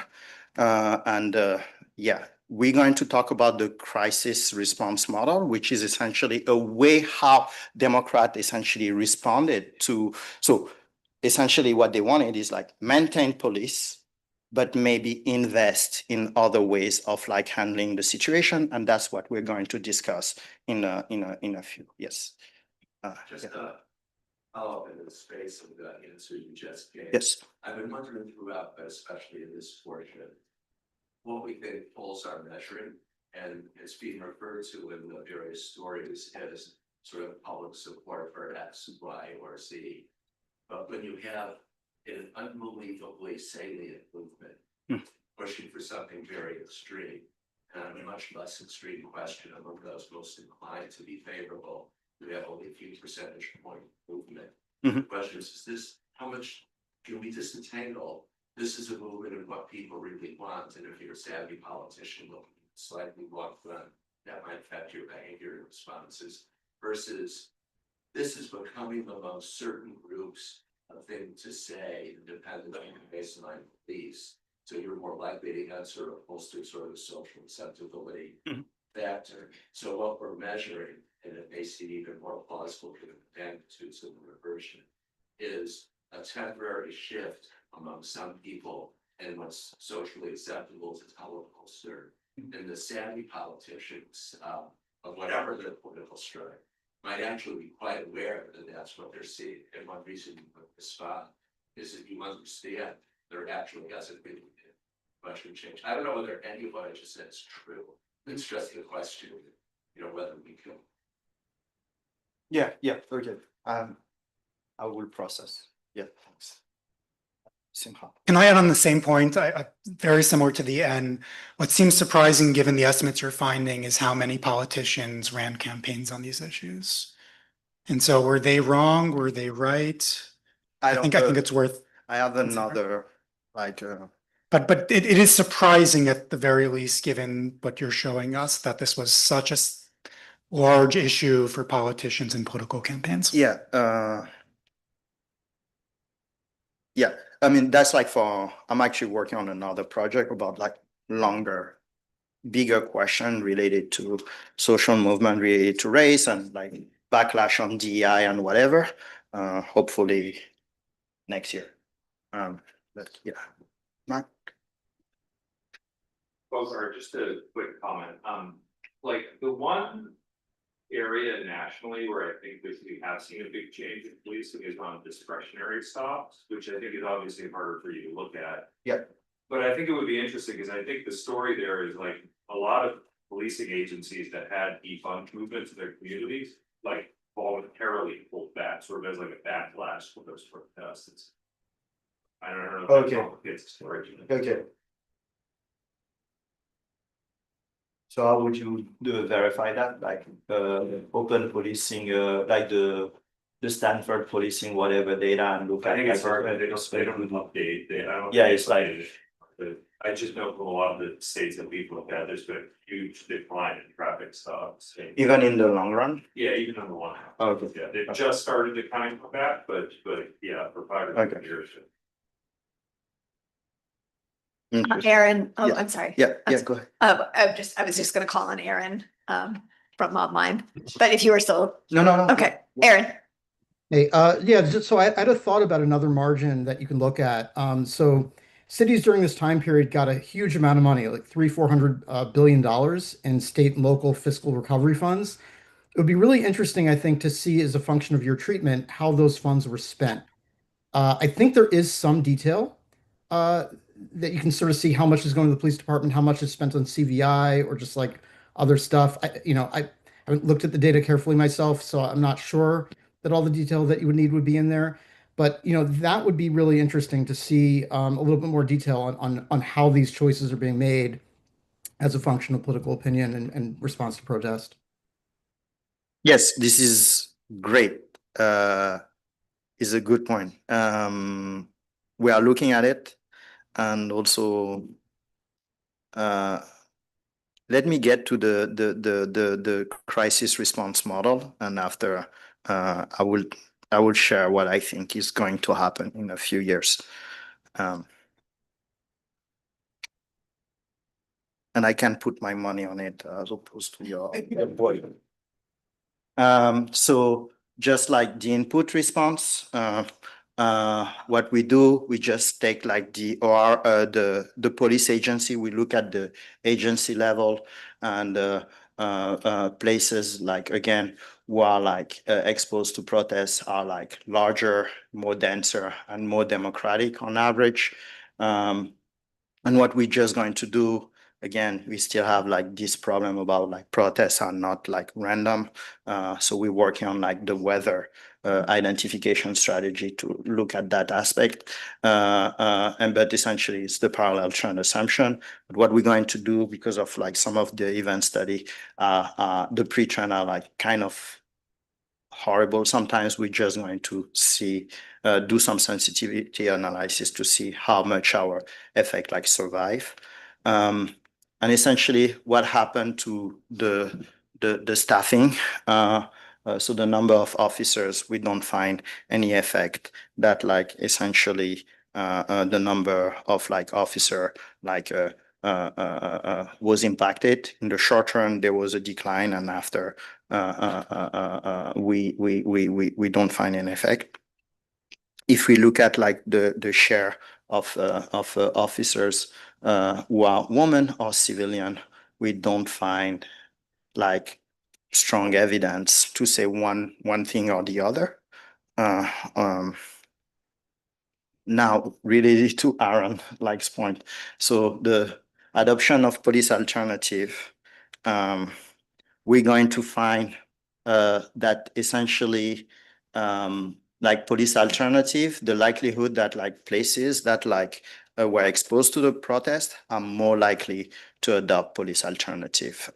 So that increased by 4.5 percentage points after the murder of George Floyd. Most of those police alternative are essentially civilian only program. So it's not necessarily program with like a core response model. So a core response model is essentially you're gonna have a social worker and a police officers like responding to those like not dangerous, immediately violent situation. Okay. So in that sense, related to like Mike's point, we essentially, those places are essentially democratic places. And related to Aaron's point, I think many of those, that effect is mediated by like the funding that those places receive from the government. And I do anticipate that like in the next few years, many of those programs are going to disappear. One example is the Cahoots program. It still exists in what's the name? Springfield, but like I think it's disappearing in like it disappeared in Eugene, in Eugene, and that is like partly for like political reason, but also for funding disappearing that the new administration did not renew. Now, where are those programs located? Could you just comment on what the political opposition to Coots would be? Like you're giving tasks to that the police don't presumably want to do anyway. I think like some people in Cahoots internally were too abolitionist.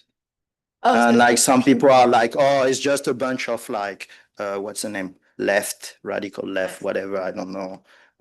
It's not so much what the codes people are actually doing, but that their supporters Yeah. are abolitionists. Yeah. Okay, that That's makes like, I think a lot of those things, like, people feel threatened by people who are too left or whatever, but, uh, so, and Kahoot's overcommitted.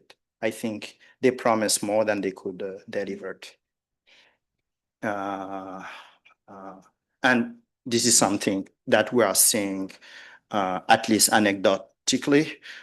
If you think about like, so us in Durham, a police officer, like, so I evaluate a police alternative program. When we look at like the social worker, so the staff is getting paid the same salary as a police officer.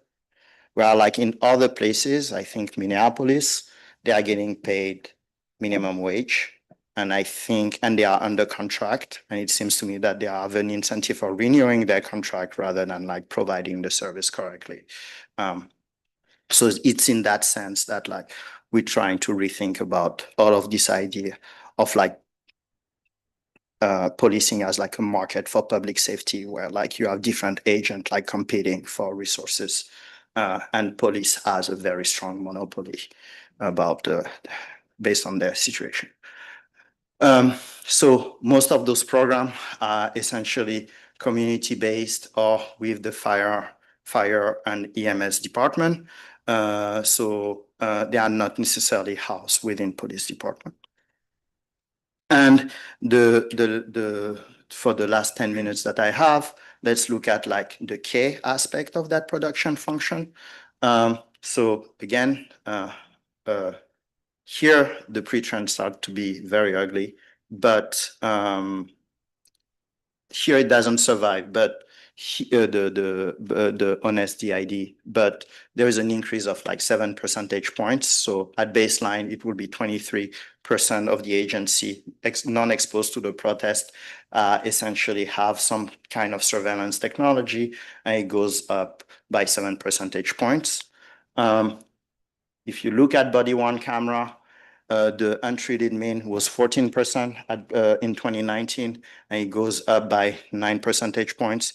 It survived the honest DID here. Here, the drone and the license plate reader, you can see that like there is a big increase. At least the drone is surviving the pre-trend. I actually don't know why police officers use drone, and like, but for those who work with police department, if you can like let me know what do they do with that stuff. But you can see that like there was a big increase in adoption in places with protest, not in places without protest. Okay. Now, if we look at like the impact on like index crime, so I disaggregated all of the outcome. We cannot say anything definitive for violent crime in terms of murder, aggravated assault, or like robberies. So, but in terms of like motor vehicle theft and burglary and larcenies, we can see that like property crime went up, especially for motor vehicle theft. Yes, Ron? Influence to these estimates, but that like a bunch of places just did not report. So that's the thing. So here. Is that why they surprisingly big? Yeah, sorry. So Roman asked like, how is it impacted by the fact that those places did not report? This sample only take a balance, like cities that consistently reported like those there to the UCR. And yes, there are a lot of cities that disappear. I tried to look at the pre-post. The results still survive, but I just wanted to make sure that those agencies stay consistent over time. Okay. Any other question?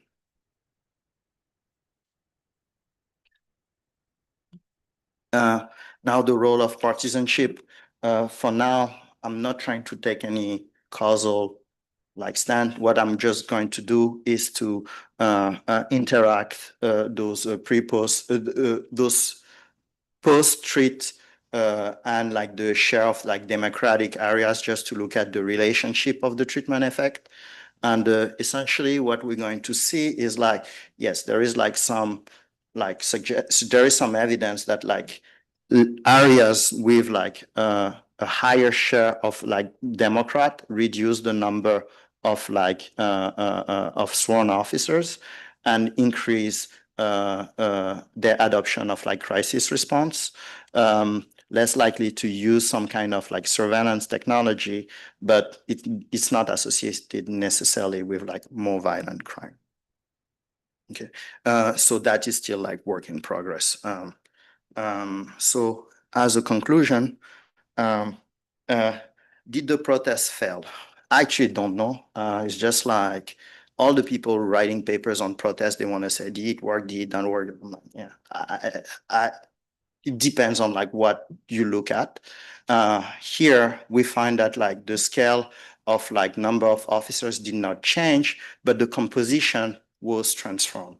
Essentially, there were more civilian alternative, police alternative, and there were more investment in both like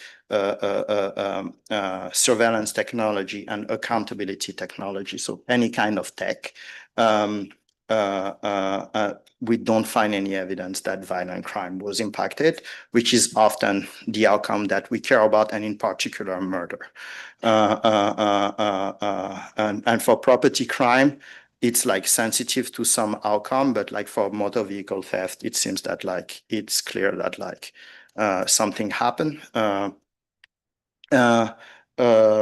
the provision, like the defunding did not happen, but the provision changed and new input arrived around the intact police corps, and the response seems to be political. Like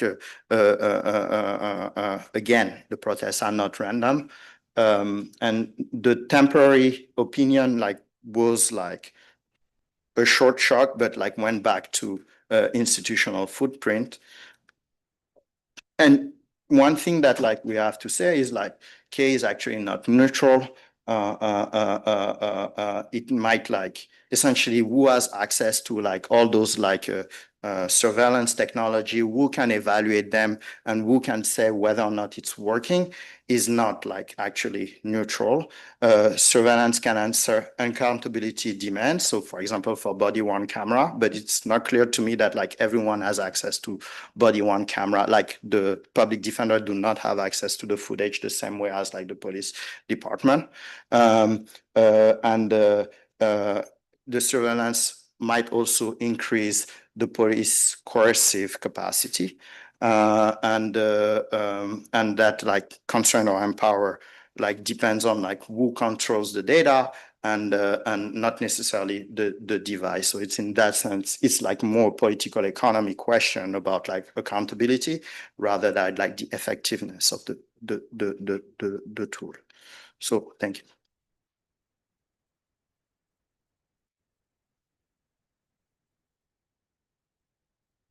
Time for a couple more questions if people have questions.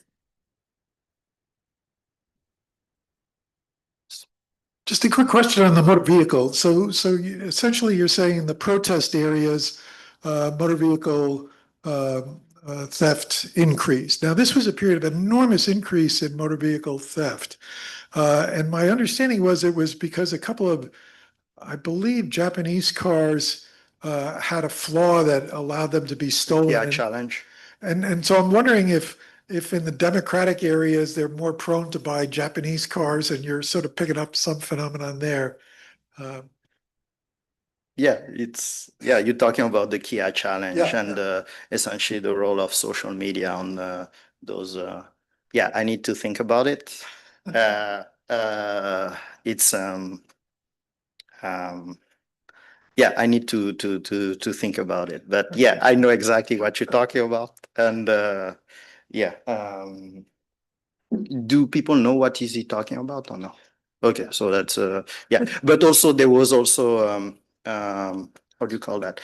The pandemic the fact that like a lot of like it's hard to buy new cars, so people were stealing a lot of cars. So I think at one point there was this stuff of like new cars were actually less expensive than like secondary market cars, and that gives an opportunity for people to steal cars. But the Japanese, what you're saying about the Kia challenge, I look at like staggered like how the challenge was staggered, starting Milwaukee, then Chicago, or whatever. Yes, I see the evidence, but I was not expecting that someone would ask me the question today. Yeah. On Aaron next.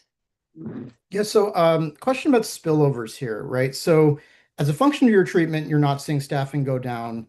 Goes down a little bit nationally during this time period among large departments, maybe down about 4%. And, obviously when a protest happens in one city, it has implications for others. I think there were even George Floyd protests outside of the United States. So I'm just wondering if you feel like you're capturing all of the effects of the protests through this identification strategy, and if, how would you think about trying to capture the broader spillovers?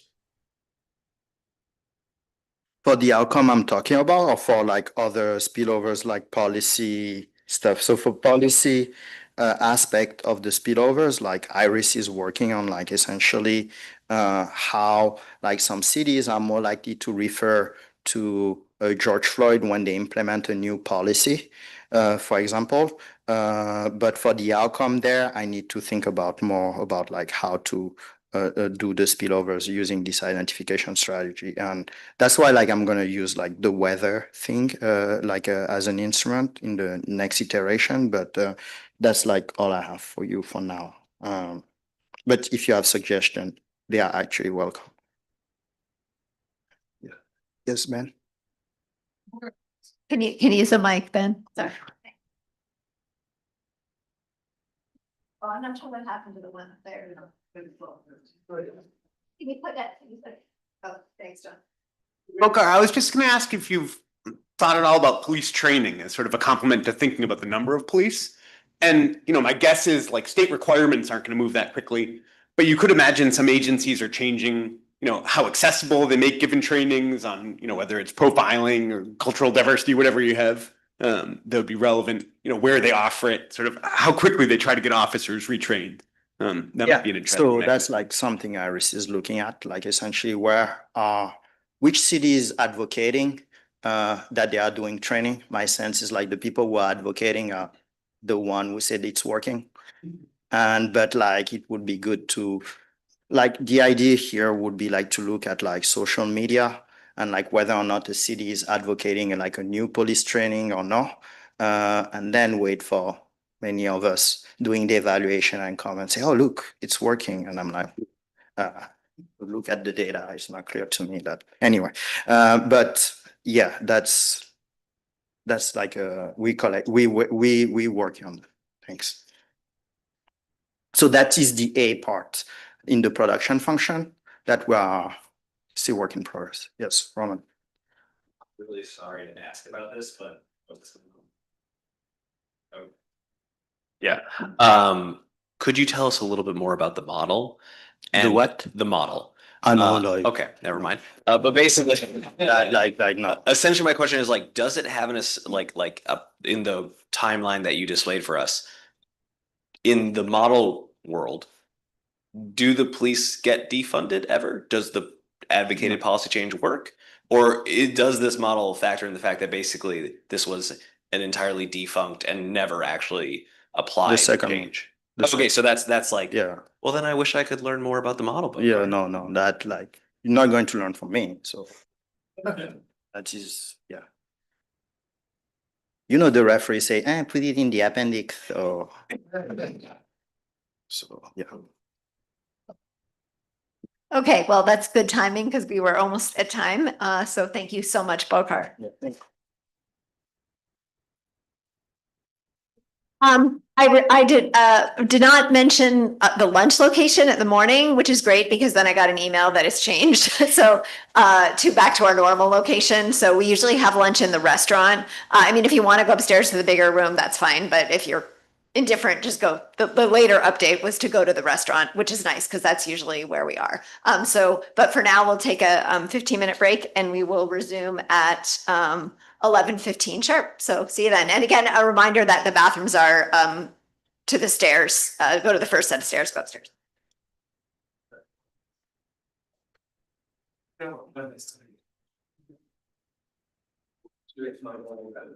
Yeah.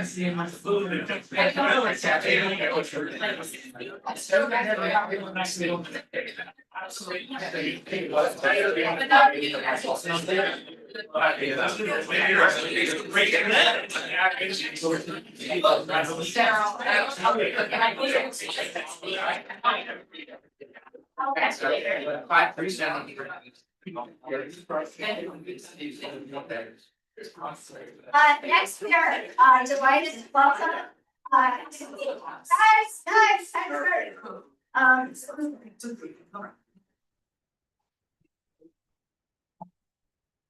Delighted to welcome Mariam. I don't want to pronounce your last name wrong. Faboudi. Faboudi, thank you. Presenting on market design for AI. Thank you.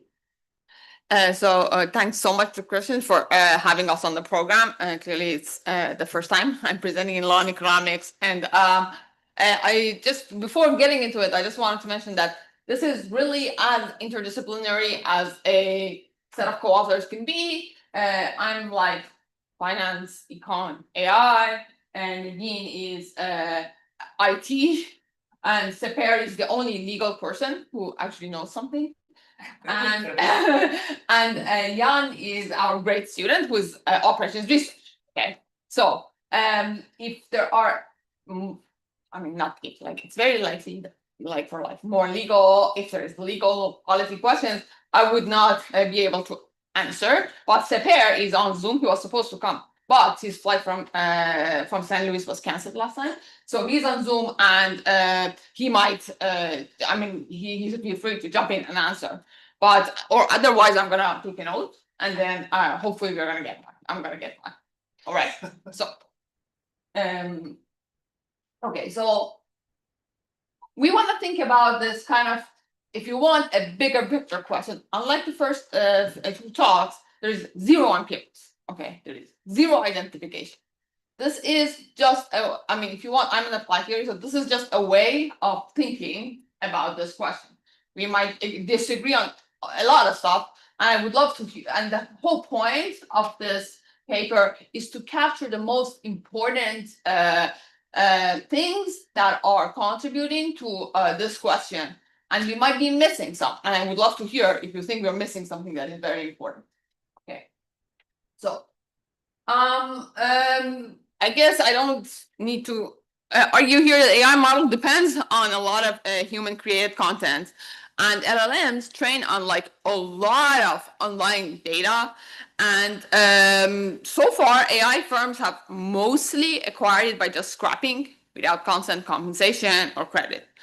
And then, but there has been these warning signs of a creative decline. The kind of the biggest thing that I saw, like we saw on the spot, was that once ChatGPT 3.5 was released, Stack Overflow traffic dropped like dramatically, because nobody would go on Stack Overflow to look up something or contribute something. So everybody was looking at ChatGPT. Then also, a lot of artists, writers, publishers are suing AI firms. So there's like 500 law cases right now going on. So all of these just raise this kind of, if you want, the central question that we want to think about. And we're gonna give a partial answer, but so, which is how to design a market for human content that's one that is along with US IP law mentality. in the sense that it both enables AI technological progress and it preserves human creators' incentive to produce high quality content. Okay, so the most important target of this is to keep the innovation going, okay, on both sides. So the current debate is mostly to a degree of simplification, is trapped in this legal binary of like whether we could get free for all, which is fair use, that AI can use all data and without any payment, and that's it. For training. And then the second one is the strict IP rights. That is basically creators hold full copyright. And then AI has to either pay them or abstain from using their content.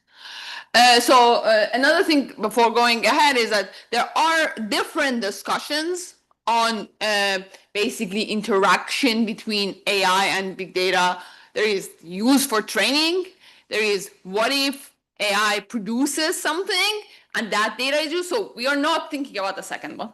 This paper is only about AI use of data for training the model. Okay, that's it. So it's kind of narrow. Yes. This is just for me to understand, but the models are already trained. So what is the idea here? Is it to kind of, and I don't know the state of the current policy debates, is it to retroactively remove the models that were trained? Going forward. It's going forward. So to improve, it's like what's already been done has been done. You're not going to talk about this either. Yeah. It's going to be how would future, text images being produced be used for future training of future models? Yes, I mean, Thank you. first of all, I mean, you are talking about that what is done right now changes the starting point, okay, and maybe there needs to be some repayment or some lump sum or something like that. I'm not gonna talk about it. Like, just let's normalize that to zero. Okay. So what we're gonna say in this paper is that first, both extremes fail. The reason that free for all would fail is kind of obvious, okay? But I'm going to show you that strict IP rights is also going to fail for more kind of subtle reasons. And the two main reasons, one is actually static and one is dynamic. The static one is what we call originality penalty, which basically is focuses on heterogeneity. This model, if you want, a lot of the focus is on heterogeneity. And basically, originality penalty says basically is a mechanism which, through which people who create more creative content are penalized more relatively. The second is a dynamic mechanism, which we call curse of precision, which is basically, it speaks to AI models. When they're good, they sow the seeds of their own decline. Okay. And what is the solution that we suggest? It's going to be, if you want, it's a market design. And the market design has two components. One is institutional design, which we suggest a data intermediary. And the second part of the market design is security design, which we suggest to enhance that intermediary with the appropriate set of contracts. So I'm going to tell you what each of these things are. So, as I said, there are three main, if you want, inefficiencies in this model. The first one, which is an aggregate short-term inefficient, aggregate static inefficiency, is what is most kind of well understood, which is an underinvestment because AI has monopoly power. AI firm has monopoly power. If you don't want to think it's monopolist, it's oligopolist. It doesn't matter. Okay, as long as there's like finally many of them and they have some market power, they're monopolists. So they give underpowered creative incentives. Okay, so that leads to underproduction of a good content. Okay, and I have to tell you what good content is. Second, which is a more specific to the way that we model it and the things that we do take into account is originality penalty, which, as I said, it's a distributional inefficiency. And it's basically the idea that if creators have different degree of innovativeness, and their content has different values. The ones who are more innovative suffer a disproportionately large effort reduction relative to the social optimum because of this underpowered creative incentives. And what is kind of important is that compared to these more common models of property right allocation, there's no transaction costs in this model. So none of these inefficiencies that I'm going to talk about are about transaction costs. They're about market power, and they're about like correlation, content correlation. That is the cause of the externality. Just a quick question at the outset, and maybe better deferred. I'm having trouble thinking about what AI has to do with what's been said. So you have to give me just taking a simple, boring thing, like I'm someone who's like really creative in enhancing the power of cutting edge chips. There are right now incredibly few buyers for that idea. So the monopsony problem is there and is large. And as things like, for many kinds of ideas, just take like JSTOR. People now can like get all this other literature and stuff online and read articles, follow the references, use Google Scholar to trace them. That caused a massive uptake in how much people already knew. So I would think that almost anything involving selling of cutting edge information or that generally ups dissemination and access would have all of these qualities. So that this would just be the general IP trade-off in this wide range of activities. That may be fine, and what you're saying may be very interesting about that, but I'm wondering, is that the right way to think about it? Or is there particular things about it being AI rather than these? So anything that is cutting edge does not necessarily has correlation. This one has to do with the correlation. Okay. So, I mean, in a sense that if you want to show what you said, okay, your question was already framed in the context of correlation. When you were saying, oh, JSTOR and all of these things have data about the same thing. Yeah. You were saying if it's not cutting edge, it has a lot of correlation. Okay, so in the sense that you want to map correlation to being not cutting edge, that is the same, but correlation and being cutting edge is not necessarily the same. That I agree with. I still don't see whether it being AI rather than me selling to individuals. If you're thinking about it as correlation, no, it doesn't matter. If you're thinking about it as cutting edge, it does matter. If something that is cutting So edge. I'm not monopsonized when I sell my cutting edge chipped idea to NVIDIA, but I am monopsonized when I sell that idea to an LLM. No. Okay, I should just probably hold back until you say more. Okay. Yeah, exactly. So Louis, one other way of thinking about it is this firm is gonna generate content that's gonna replace dynamically is gonna replace the thing that you sold it in the market, right? But I'll defer more to the Q&A. You have to see the model to really get it. Yeah, so I think it's a lot easier to see the model because, as I said, this is an applied theory model, so there's a lot of things that are not in there, okay, and we can think about how they're going to change it or what is a loss of generality. Yes. Another clarification at the outset, but maybe better deferred is Lewis's question is, in your model, do you have the fact that AI can create inputs, so it makes it cheaper to be an innovator and expand the market in that way? That seems like would be an important fact. It is important. Okay, so we don't have the way I think about what you're saying is that, look, there is like the dissemination of ideas. AI reduces the search cost of the dissemination of ideas. Okay, and that's a good thing per se. Okay. And that I don't disagree with. I agree with. But that is outside the scope of this model, and you can always add it, okay? And think about the trade-off with the downside that we see, okay? So that is improving the access is an important thing, but it's not in here, okay?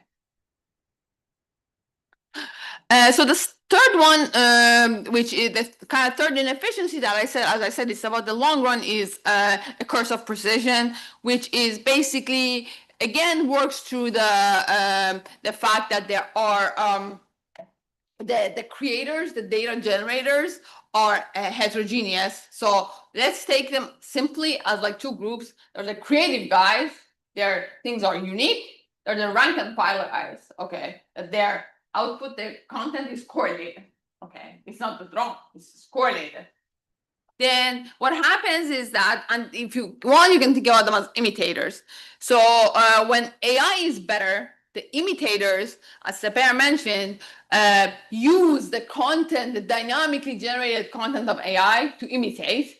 So they become more and more correlated, and it's less and less costly for them to create this. So if they're gonna crowd out the innovators, and so because it's cheaper for them to create it, the prices fall.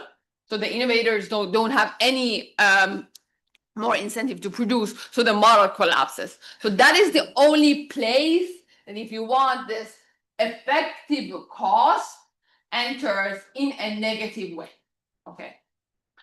As I said, the solution is this market design that has two pieces. The first piece is the data intermediary, which is, if you want, motivated by CMOs. So it is something that exists already, but it's kind of, we are thinking about it as differently. And that CMO has to be augmented by the appropriate set of contract. And the set of, it's actually the structure of the set of contract is important, okay? And this is not, I mean, this is something that we, in economics, we all knew, like from a long time ago, that two-part tariffs can restore inefficiency in certain cases. And then here, if you endow the intermediary with the two-part tariffs, which are inspired by almost healthy values, then you can restore efficiency. Yes. Can I ask maybe this is premature, but I'm wondering about the connection between this and patent pools, where a technology company may need to acquire a complementary set of IP. And so, patent pools can be established in order to overcome the royalty stacking problem.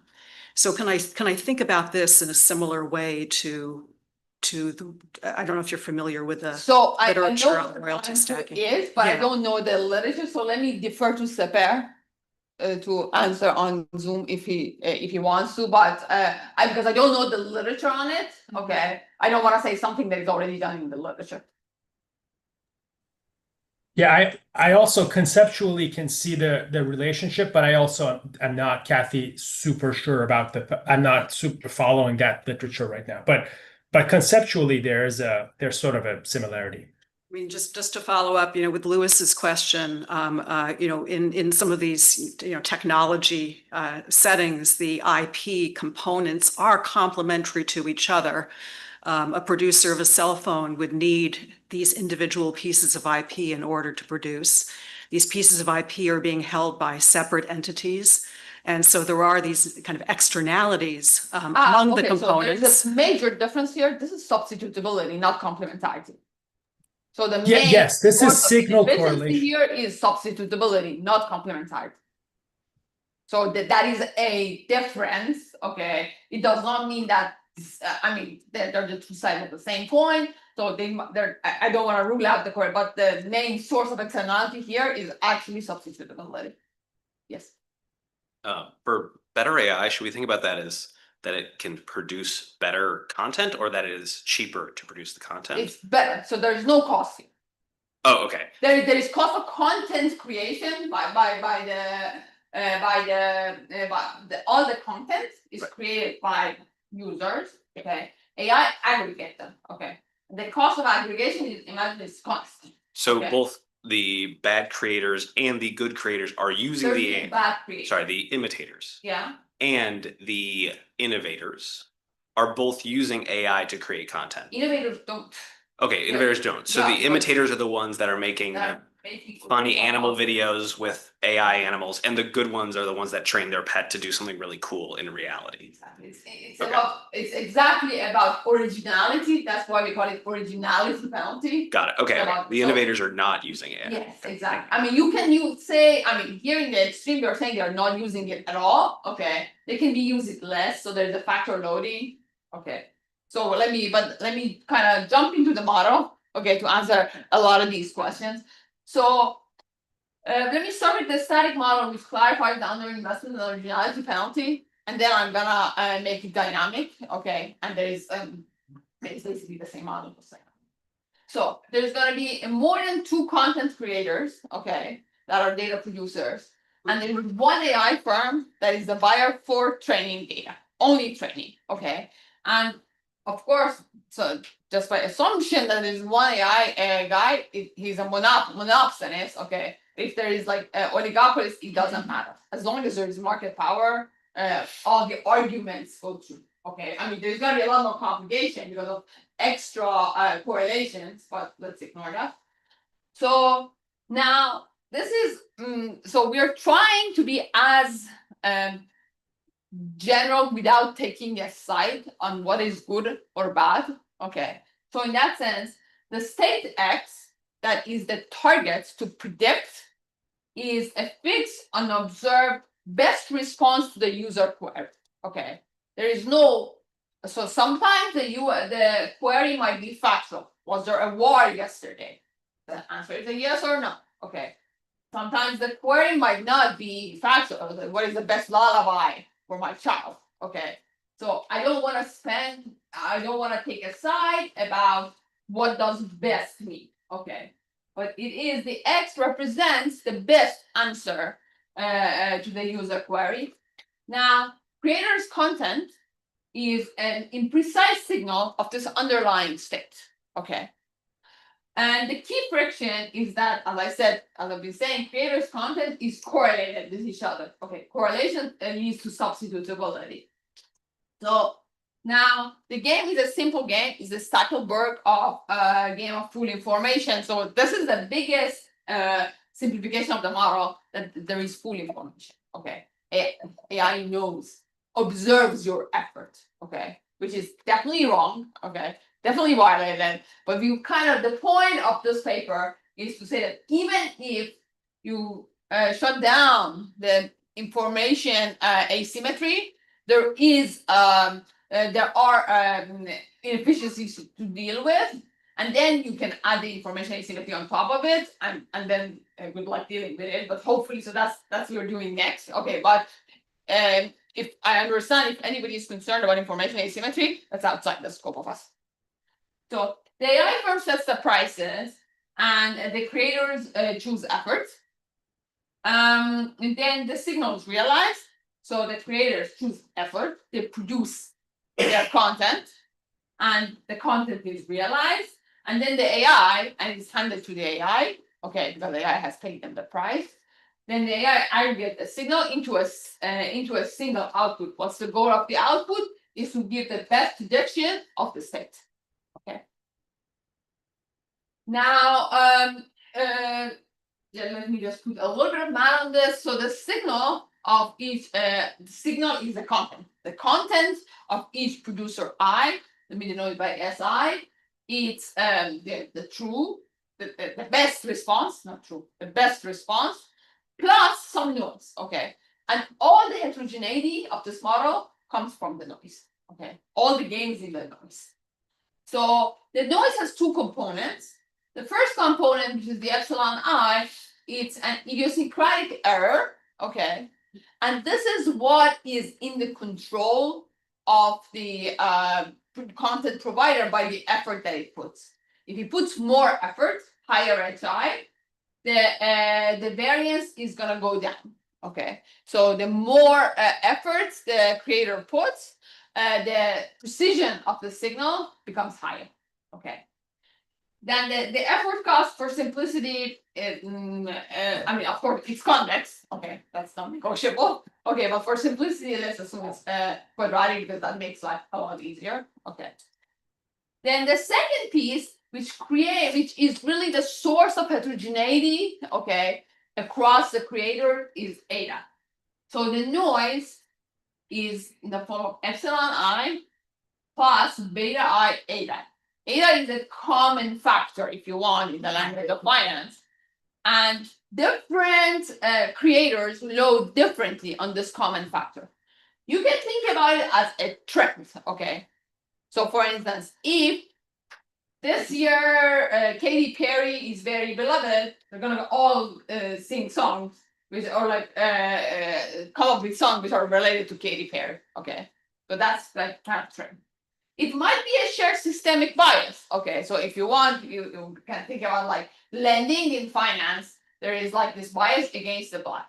Okay, so if you're gonna use the same data, okay, then there's gonna be a lot of data would say, okay, don't give me a loan, don't give me a loan. Okay, so again, I don't want to take a stance on whether this common factor is good, bad, bias, or not bias. Okay, so it can be any of these things. It's just a common thing. Okay, it just makes the signal of the non-original, which we call them rank and file or imitators, correlated, highly substitutable to each other.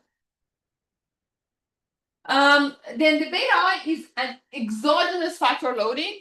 Okay, so what does it mean is an exogenous factor loading? It means the type of the creator, whether he's an innovator or he's a rank and file and imitator, is exogenous. Okay, so we're not allowing people to some become creators, some become like rank and file. That's a very good question. Okay, of thinking, okay, now that AI is getting better, more and more people choose not to put the effort to become creators. Okay, so for now, ignore that. Okay, so if beta is very low, that means the error that I make as a creator does not load a lot on this common factor. Okay, so I'm original. Okay, original does not mean that my signal is small. Okay, I might be original to no effort. My signal might be terrible. Okay, it's just that I'm original. I'm not substitutable. Okay, if my beta is high, we call it like rank and file creator or imitator, meaning that it follows the common trend or the bias. And then what is important is that the common factor has hierarchical Bayesian structure. What does that mean? That means the common factor, okay, is itself normal, with mean mu and some standard deviation. The mean mu itself is normal. Okay, is a normal variable with mean 0 and some standard error. So in the static world, let's take that as some given number. And then when I want to talk about the deterioration over time, which is the feedback of AI content into itself, then I'm going to make this guy endogenous. Yes. Hi, I'm just trying to understand. So the setup is a user has a query that they want to, I don't know, make a video or answer a question. And I understand how when you do that, you send it to an AI model and you get a response to the query, and that response draws on whatever was in the corpus that was used to train it.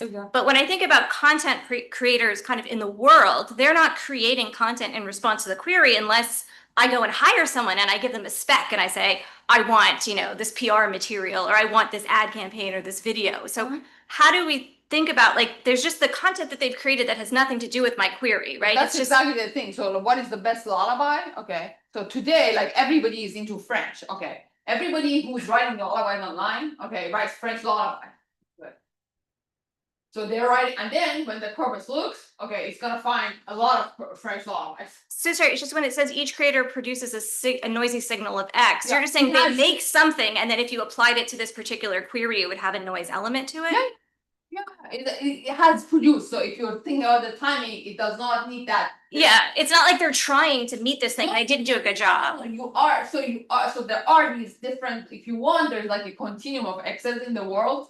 Okay. So from the point of view of like the person who's trying to get this creative output, you're saying the choice is either I can use some linear combination of what already exists from these creators, but you're not thinking about like I could hire an artist to make something that would be exactly what I want. That is not, I cannot hire, so that's it. I mean, let me be precise, but that's actually not even correct. Because if you want to, like, there is a lot of these queries that is like you say you want to go to ChatGPT and say, create this picture for me. You hire ChatGPT.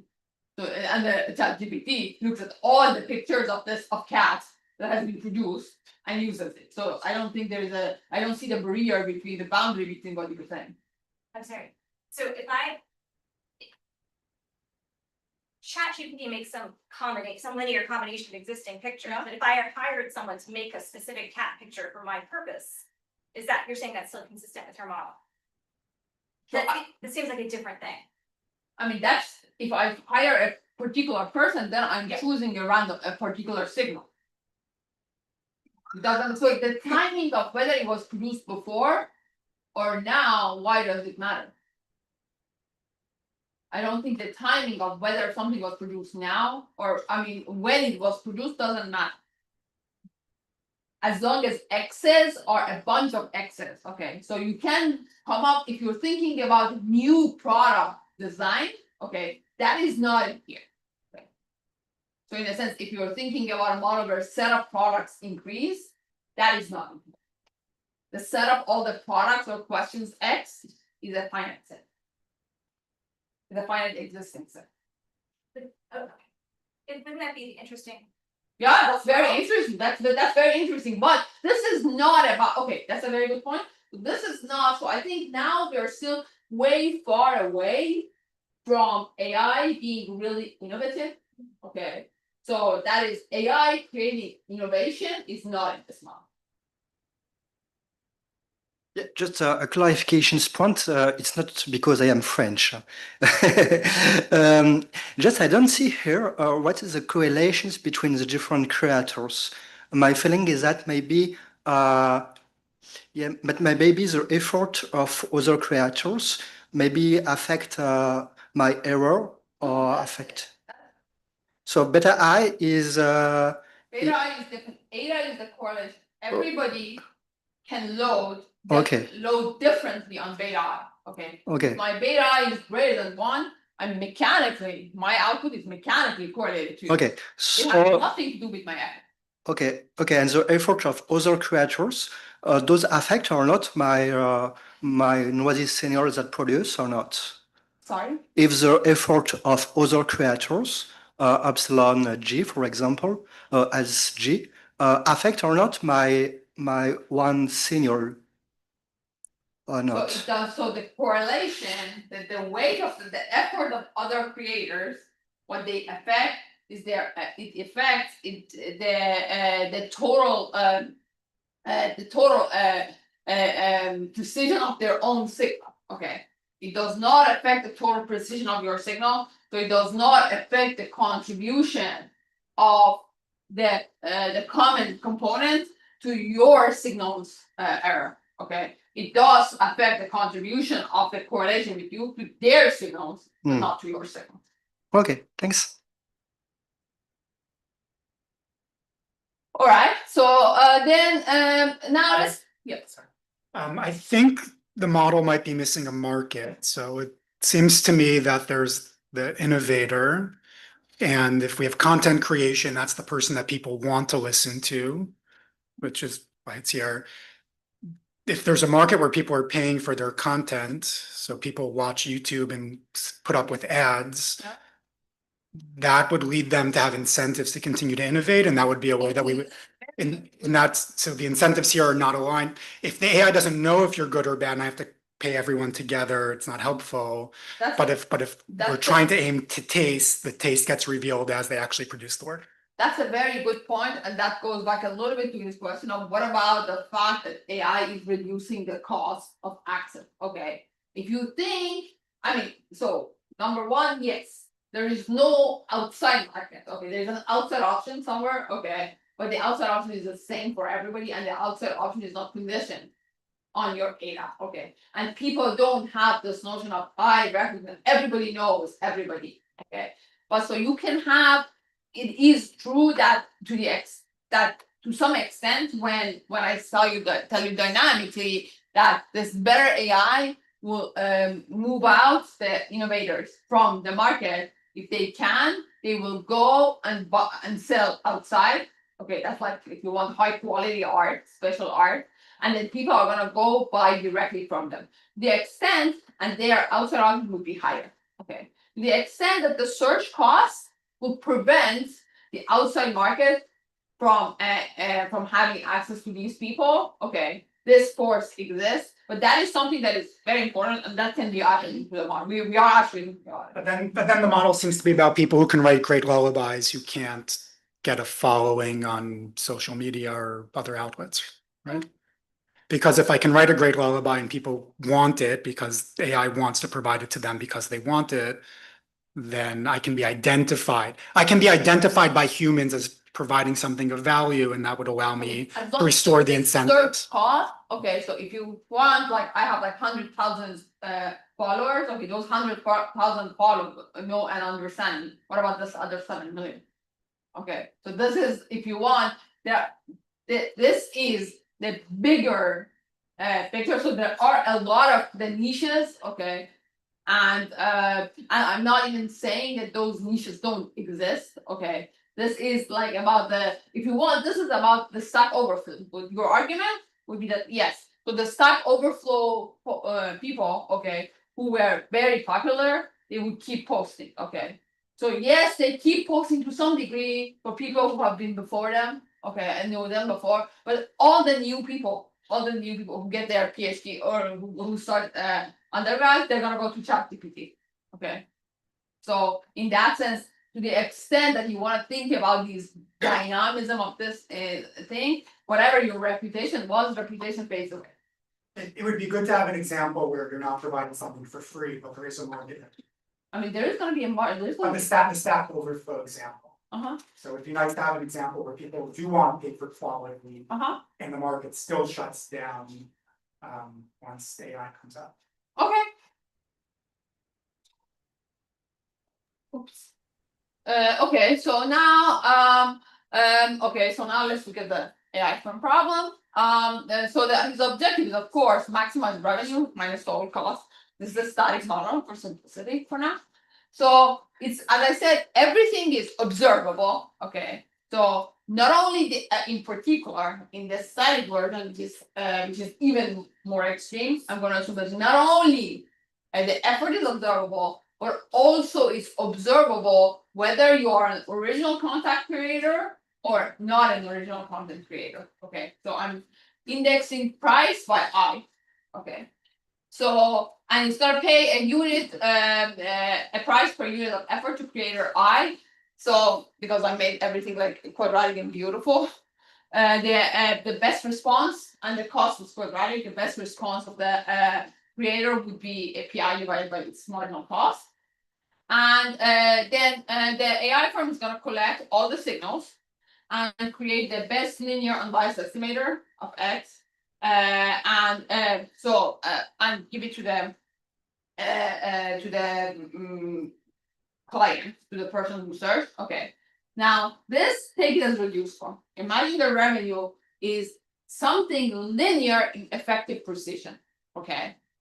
Meaning how good of this signal is to give the response to your query. You can judge it, okay, and you give something, the revenue is linear, okay. There are many ways to get this, there are many ways to break this, but let's see. So now the important thing is that this effective precision, K would be precision from now, will be a lot world. So it's going to be the sum of the efforts, okay, minus something, okay, that has to do with the higher the effort of the more correlated people are, it's going to be discounted because their effort is not that, because their effort is meddled by this extra factor that make them all correlated. So now, if you want to think about, now this is kind of a market. So the seller is the AI firm. Its profit is basically the effective precision minus whatever it pays to each person times their effort. But what is the social welfare? The social welfare is the precision, okay, minus the cost of producing effort. So clearly, I'm making a very big simplification here. I'm assuming that I, as the user, I have a linear utility, okay, in precision. Okay, so that's, think about a car in normal world, that's gonna happen. Okay, so you can already see why there, give me 1 second. When like some inefficiencies will show up, okay, the benefit, and this is a simplification of the model. I've made the benefit very, very simple. Okay, I want all the inefficiencies to come from the cost side. Okay, this is not without loss of generality, but this is one thing. So the social cost is the cost of producing content. The individual cost to the firm is how much it pays. Okay, so to the extent there are that these two are not the same, there's gonna be some inefficiency. This is in some ways just the repackaging of what you just proceeded to say. So there's the actual users of the information who buy from the AI firm all have no surplus. Sorry? They all have no surplus, no matter what. Okay. Yeah. But it's also in profit. So if we do social welfare minus profit, Yeah. we have the PC difference, which is on the individual creator side. Yeah. And everything else is zero, meaning that the people who are consuming the information all have units of man, perfect price discrimination, and there's no surplus from anything produced. So in a sense, if we shut down this entire part of the economy, the social loss would be the workers' loss of surplus in their beyond outside option employment from what they get paid for doing this work. Right. Yeah, no. You're not shutting that. No, I'm saying that in this model, the social welfare from that is, I won't say anymore, but basically where we normally think of a lot of the surplus that's not appropriated with content generation is on the user side, and it's the informational surplus. So that's all outside. Yeah. That is all abstracted away. So Yeah. yes, you're Yeah. right that like I'm saying the users Yeah. care about the precision. Right. And the AI firm is working in the best interest of Yeah. users. Okay. No, but you're saying more than that. You're also saying they extract 100%. And they can extract Yeah, 100%. yeah, Yes, okay. yes, I mean, yes. And I'm saying yes. So I'm not, so if you want, yes, you're completely true. I'm not thinking about, how AI is charging the users to use its content and stuff like that. Really, to the extent that AI itself is an intermediary, it has buy-sided market power. I'm only thinking about the one side of the market power, not with the user side. That's completely correct. It seems like that Yeah, would but map. sorry, Mariam, can I just add something to what Yes. Mariam said?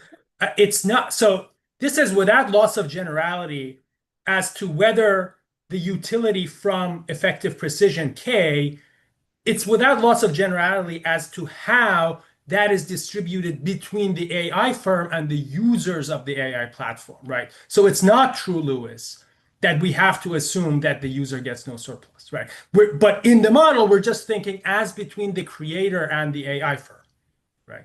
But it could be I would that just say it's a small thing. Your it could be notation, that your on the other notation, your side of the notation has market- it zero. Your notation has it zero, and zero is not without loss of generality. It may be that one could write another model with different social welfare that then incorporated that, and that very little would change. And I think that might actually be correct. I'm just saying that what's on the slide, if I do social welfare minus firm's profit, what's left is counterparty welfare. Counterparty welfare, we usually think of consumer welfare. Here we have workers. Yeah, but the Worker consumer welfare, is not but in consumer the model, right? So, but Yeah, the K, the utility Yeah. from K could be allocated between the consumer Yeah. and the AI firm, however you want. Yeah. Okay. Okay, so now the obvious is failure free for all. I don't want to spend any time on it. So if AI can take all the content for free, if the price is zero, so all the workers get nothing, they're not gonna put any effort, boom, done. Okay, so we're done. So this goes back to the point of whether this is going forward or this is backward looking. So to the extent that the data was there, it was there. Okay. I mean the content is fine. This is about new generation of data. Okay, if the same thing continues happening, no new data is going to be generated. Okay. Now the more surprising part is that the strict IP rights also fail, although the reasons are very different. Okay. So let me first talk about the short-term failures. The first short-term failure is the underinvestment, which is very known in the labor market. Okay, so in a sense, this is not specific to this model. Okay, this would happen in any labor market where the labor has to put effort and the firm is a monopolist. Okay. Then the firm has monopoly power, it sets prices to maximize profit, so strategically lower prices. And it's what does it mean by strategically lowering the prices? it sacrifices the content quality for per unit profit. Usually we think about monopoly or monopsony in terms of like quantity versus price. Okay, here there's no quantity, there's a quality. Okay, so it turns out the market equilibrium level of effort is all they're unique, and the precision that the response, the precision of the final output signal that is produced is always lower in equilibrium compared to social planning. Okay, this is like really something. Now, the more interesting thing that is the distributional force is what I call the originality penalty, and that comes from the fact that the AI faces a dual objective. The first thing is that it wants to reduce the idiosyncratic noise. Okay, of course, it wants to get the X. The aggregate idiosyncratic noise, it wants to, so it does value effort. Okay. The second is that it wants to filter out the common bias. So there is, so remember, the noise of each content, okay, has two pieces. One of it is controlled by the effort. One of them is this, like, just, I mean, I follow the content. I mean, it's not even a bad thing in a sense. I'm not saying it's a bad thing, okay? I love Katy Perry songs, okay? So I'm just gonna write something that is in the spirit of Katy Perry. So in order to do that, you would think that, so the naive conjecture is that AI firm should reward original creators relatively more, okay? Because the original creators that the AI firm knows, because I'm indexing everything on I with I, okay? They don't have this common box, okay? So if you're naive, and I as an AI want to remove the common bias. So if naively thinking, you should think that they should be relatively more rewarded. However, the actual result is exactly the opposite, and that's what we call originality penalty, which is, I want to be precise, this is about the relative effort.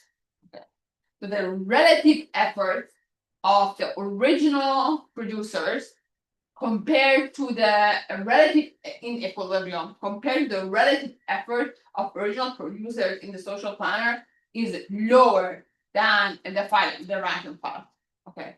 In particular, for the innovators, meaning if they don't at all load on the common factor, the ratio is about half. Okay, converges to half and the numbers go up. And while for the rank and file creators, it's like strictly above half. Okay. So let me try to convey some of the intuition to you. Okay. The simplest mathematical intuition is the following. Is that, look, the cost of production is convex. Okay. What is the repayment? The repayment from the planner is the social cost. The repayment from AI is the price. Okay, so because AI is a monopsonist, the cost of incentivizing any sort of effort is viewed twice as high from the AI perspective. Okay, so that means that it's gonna always want to give half, 50% lower to any producer. Okay, now in equilibrium, and so on. So in social planner, in the optimal solution, what do you want? You want to get the original creators to put more effort, produce better content, because their signal is most informative. Okay, so they're gonna be on the right end of the cost function. Okay, so cutting their repayment to half is gonna cut their effort by a lot. Okay, while the rank and file people are all kind of, it's a little bit like if I see one, I see everybody. Okay, so their effort is very, very substitutable. Okay, and it's low. Okay, in the social planner, so they're on the flat part of the cost function. So even if I cut the payment to half, their effort does not fall that much. Okay, this is again not about the level. In terms of the levels, the original creators are gonna be paid more. Okay, so don't get me wrong. I'm not saying the AI is gonna pay the original creators less. That would be kind of stupid. Okay, but relatively, they're gonna be more disincentivized. Okay, and that's what we call originality penalty. So this is exactly what I said to you. How many innovators do you have? You should get a law of large numbers that say I need very little effort.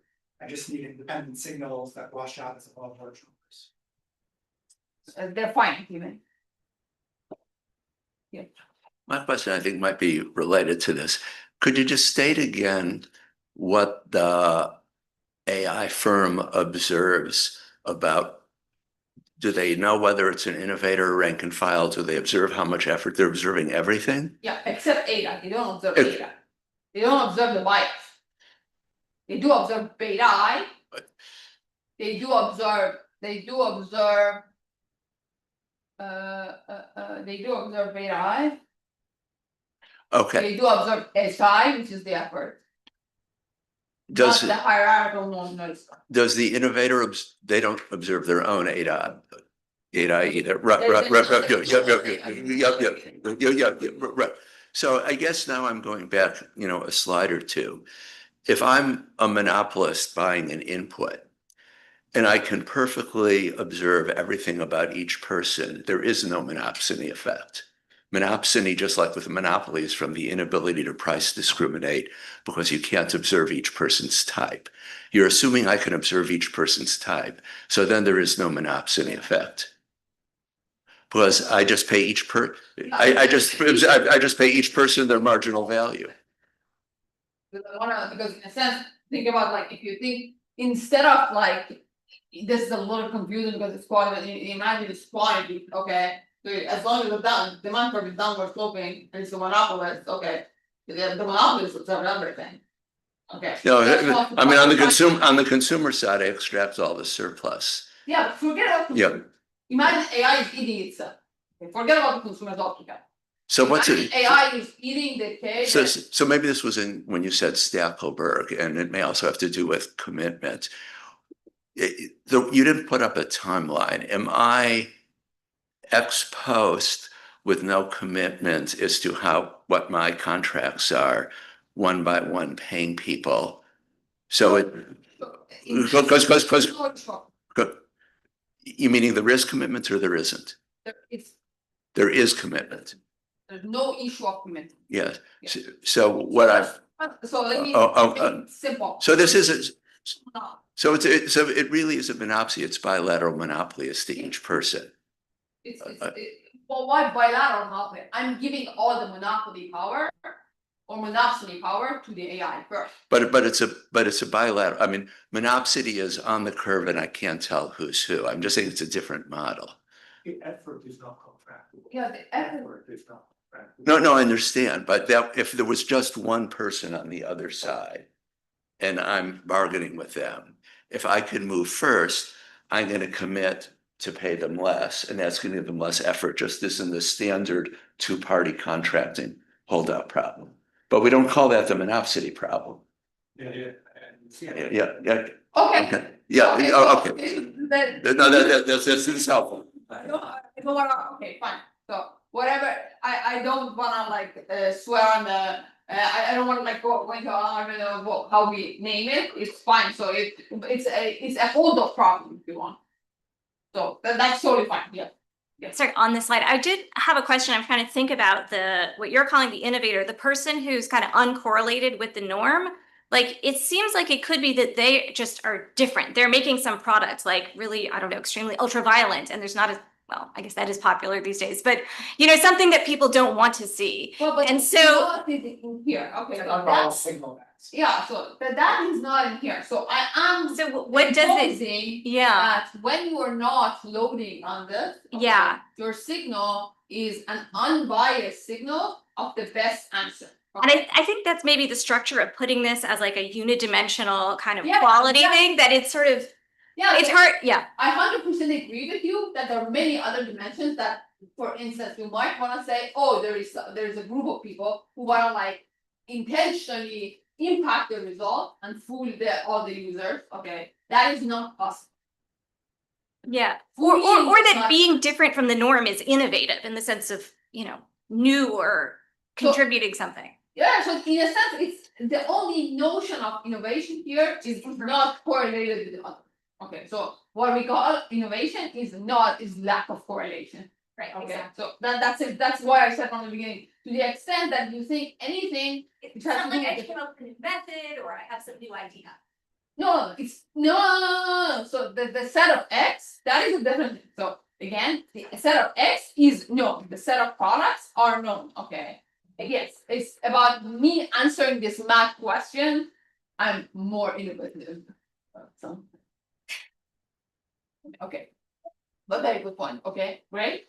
So now, okay, so that's what I'll talk about. So now let me use the same model to think about the dynamic effect, which I want to call curve of precision. And now. And let me just interject. Obviously, you've had a ton of interest. We have a little bit more than 5 minutes, so we should probably sorry. no, you've been amazing in responding to so many questions, but we should probably let her just get her last few slides out that she has time for. Okay, so let me be very quick to at least tell you. So, okay, so let me say, I'm gonna simplify that now the AI firm does not see whether you're an innovator or you're you are a rank and file. So the price is not conditioned on, so the price is constant. Price is not conditioned on the type. But to make things dynamic, what is interesting, or what is important is that remember the Bayesian structure of the common component. Now, the common component, the common bias, we call it, came from some mean with some standard deviation.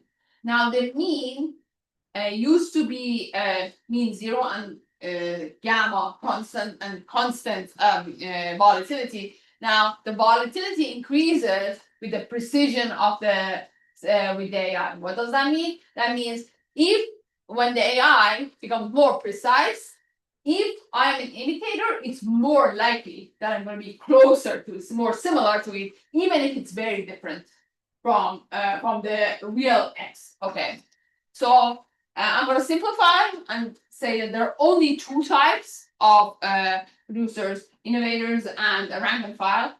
And then I'm going to assume this is an assumption that the supply of rank and file is more or less to prices, which kind of makes sense, okay, because they're gonna respond more.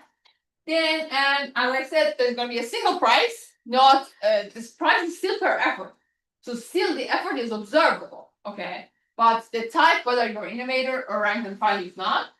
And then this is kind of a big, at least mathematically, it's a big simplification. But the AI firm is less patient than the creators. Okay, any less patience works, and I think it makes sense because there's a lot of extensive creative destruction in this model. But for the model, for simplicity, I'm just going to assume that it's myopic. Okay, it's an extreme form of less patience. So then now, because AI firm is myopic, what is its objective function? It wants to incentivize effort so that to maximize the precision increase minus whatever it spends for the expenditure right now. Now there's going to be two state variables. Okay, this is a dynamic model, so I need a state variable. The first state variable is the stock of the two state variables are the stock of original and the stock of rank and file. I'll tell you why I need to take care of them separately. So the stock of each, how does it move? It's like there's going to be some production inflow, and I'm going to assume that there's going to be some depreciation. Okay.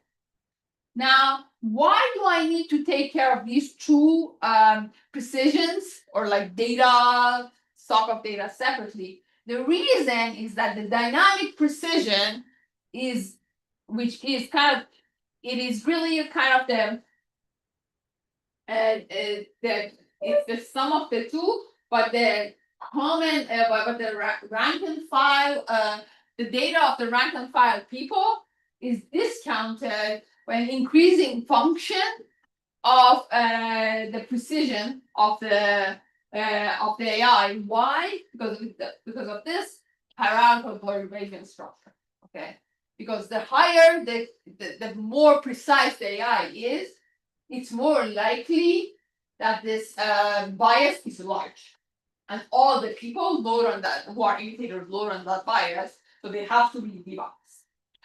So then what is the problem with emergence? The problem is that in a normal market, any market, what does the market price reflect?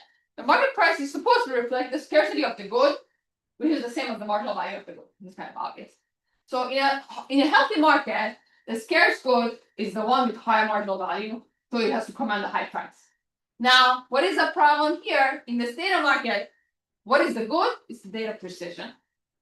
What are suppliers? There are two types. This is where heterogeneity comes in. There's two types of suppliers, and the marginal cost is a kind of. But as I said, the AI does not know which kind of the supplier you are. So the price is the same. They're going to be paid the same. So their marginal value is different. Why? Because the rank and file users have a diminishing marginal value. Why? Because they're going to be load more on the content of the AI, which makes them more biased. So what that means that when the number of at the end of the day, what happens is that the market is not going to self-correct itself. Okay, unlike a healthy market. In a healthy market, if the price falls, the marginal value is very high, the price is going to rise. Okay, here it doesn't happen. So what you can show is that first the marginal value of the rank and file data is strictly less than 1. Okay, in particular, if the AI becomes like very, very, very precise, this marginal value goes to 0. Okay, not marginal value of innovation. Marginal value of like correlated data goes to 0. That means that the price will be trapped. Okay, that means that at some point when the price becomes trapped, all the innovators exit, and so the quality. Okay, the precision of the signal is really the quality. The quality is going to be finite. Okay, so that is the sense that the AI, a good AI firm, what is a good content production is when K is high, when quality is high. That sows the seeds of its own deterioration because it incentivizes more people to load on it instead of creating new things. Okay, which is supposedly what's happening in Stack Overflow. Okay, so no new good data is being generated. That means that the quality deteriorates and it doesn't improve enough. So Mariam, we're at the 1 hour mark. So if you could maybe take 1 minute to just conclude, that would be. Yeah, so let me conclude, okay, because we're at the hour. You can tell you got a lot of interest. Exactly. And say that the primary friction is the statistical substitutability, not the transaction of the different content. And the solution, which I did not get to talk to, is basically introducing a regulated data intermediary which resolves the bilateral monopoly power with the appropriate set of contracts, which would be a 2-part tariff. Thank you So much, Mariam. Okay, lunch is happening and then we'll start again at 1:15. And again, thanks to Mariam for her patience with so many questions. Incentives for academics. That is okay. So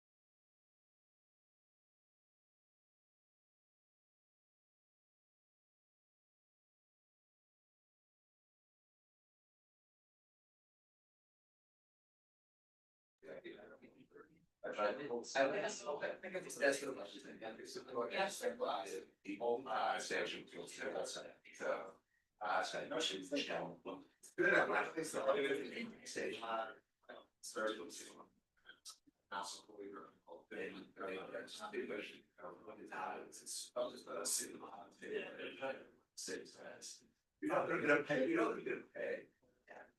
We don't, the real especially is. And that is, basically, you're not paid, so I have no information about that. That's kind of where we can sort of just get all the rest of the stuff. But there's something that has to. Yeah. I think. Some of them are more interesting than others. But, and there is a component of kind of, there's an AI. I think we're closer to or is related, I don't think it's seen yet, but there is something there that makes sense. I think it's related. It's great. It's interesting. That aspect, but not the. Yeah, yes, and you're right about that. So great. Anyway, we'll see if trans that for some other research. This still has some of the laws. Yeah. For the law to be for econ, but this survived the. Yeah. That's awesome. Yeah. But it's not yes. It's not like I was saying, right? Yeah. This is this very beautiful gas, so I can't so that. Hey.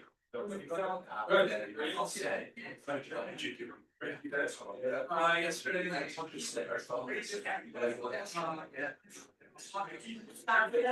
No. Are you gonna see it? No, this is it. So. Real version. Even right. Yeah. I'm nice with them.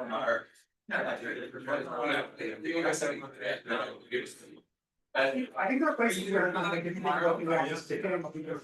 Yeah. It's entertainment versus people. Yes. Or versus because they're going to use it. There are places you don't catch it on goods, right? Well, there was the one there's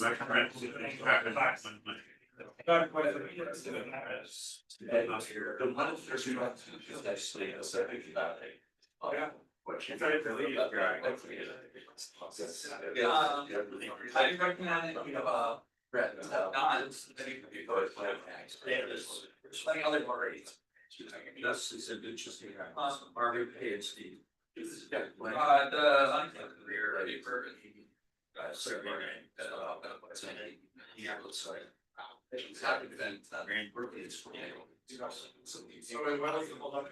Very active. We had like a package to, and they were like, oh, wait, we got right. Say something for a week, and it's like,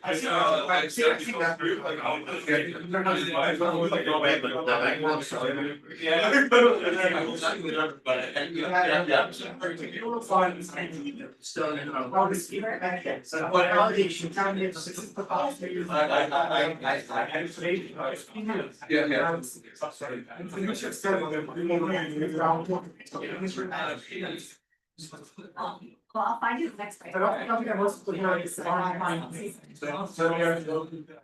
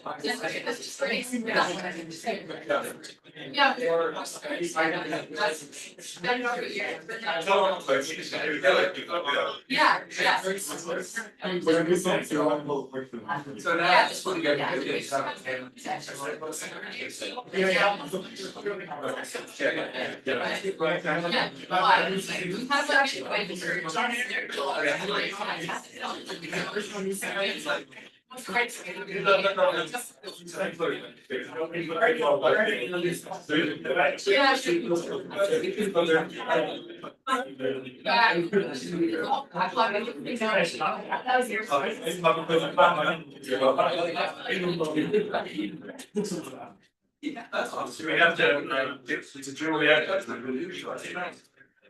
I'm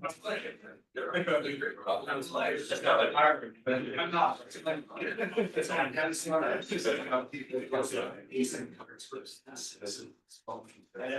I understand. Welcome back from lunch, everyone, and Grace is going to be presenting, Is There a Star to Eat? Thank you, Christine. Yeah, so we get the after lunch slots to keep your energy high. My name is Grace Ortuzar. I'm a postdoc at Notre Dame, and I'm presenting this with my co-author, Allison. So I'll get things started and then pass it on to Alex around time. So let me start by telling you a little bit about explaining really what I mean by a connection filing record, and then why do we care about this. So in the United States, whenever there's a dispute between a landlord and a tenant, the landlord has the option to provide the tenant with an eviction notice. And then depending on the jurisdiction, after a certain designated waiting period, the landlord can file that eviction case in housing court. That's a civil lawsuit. What I want to highlight about this process is that lawsuit is a public document that remains public regardless of the outcome of the case. So even if the case was dismissed, or even if the tenant ended up getting to the hearing stage and winning that case, the lawsuit remains a public document in most places across the US. And this public document is a standard input into the background check that landlords will run when they are assessing a prospective tenant. And why do we care about this? Well, in the United States, there are 3.6 million eviction filings in any given year, and this disproportionately affects low-income and minority households. And then when researchers at the Eviction Lab in Princeton have linked nationwide eviction filings to census data, what they see is that the groups that are most exposed to this and disproportionately exposed in terms of what fraction they are part of the rental market is children, especially minority children. So really motivated by sort of the wide scale of this problem and how it affects low-income neighborhoods primarily, there's been a wave of recent policy to seal at least some of these records. And so that's kind of the policy framing for this about sealing records. Another way to think about this is thinking about sealing as you're deleting a signal from the rental market. And here, like my team here, and we care about this from different perspectives, right? We care about this like in terms of the direct effects of the sealing policy and also some indirect or more like general equilibrium effects. So we want to start by highlighting sort of all the potential things that could happen when you delete a signal of tenants in the rental market. So one possibility is that tenants with sealed records could benefit because they are less likely to be screened out of this market. You can also think about tenants without a record losing a differentiating signal. You can also have a story about discrimination, where tenants who, for demographic reasons, right, they're perceived to be more likely to have an eviction filing, and therefore they're discriminated by that. Tenants could also, if you think about sealing or deleting the signal as a reduction in the cost of the eviction filing, then it becomes sort of less costly, right? Less risky to default on your rent. And so there's a moral hazard story as well. And then in the next column, I kind of provide the same, the flip side of that, but in terms of the landlords. Like landlords relying more on other signals to screen tenants because they perceive that they've lost some invaluable information through the sealing. And all of these effects will vary depending on the scope of the policy, right, the beliefs of the records, and the correlation of that eviction filing record to other signals that landlords may have access to. Yes. So just quickly, you had said 3.6 million eviction notices a year. That's a huge part because that's only into the rental market, and half of people are homeowners. Is it possible that a lot of these are eviction notice filed and then that gets you to pay the rent, so there's no real eviction? No.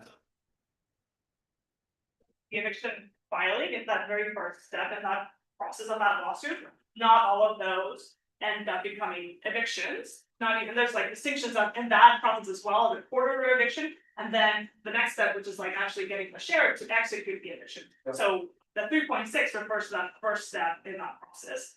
And yes, and then depending on the jurisdiction, it really varies how costly it is for a landlord to start that process. So in some places like Maryland, $50 you submit a lawsuit, and so you see there like serial filings are a much bigger issue. People do this to collect rent every month. In other places, it's over $300, and that's the eviction. So the eviction filing rate varies across jurisdictions.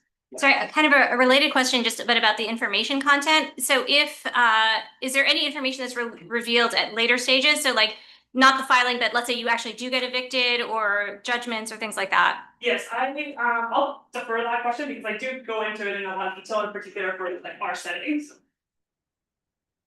So as I mentioned, so there's like lots of interesting questions that come from this direct and indirect effects.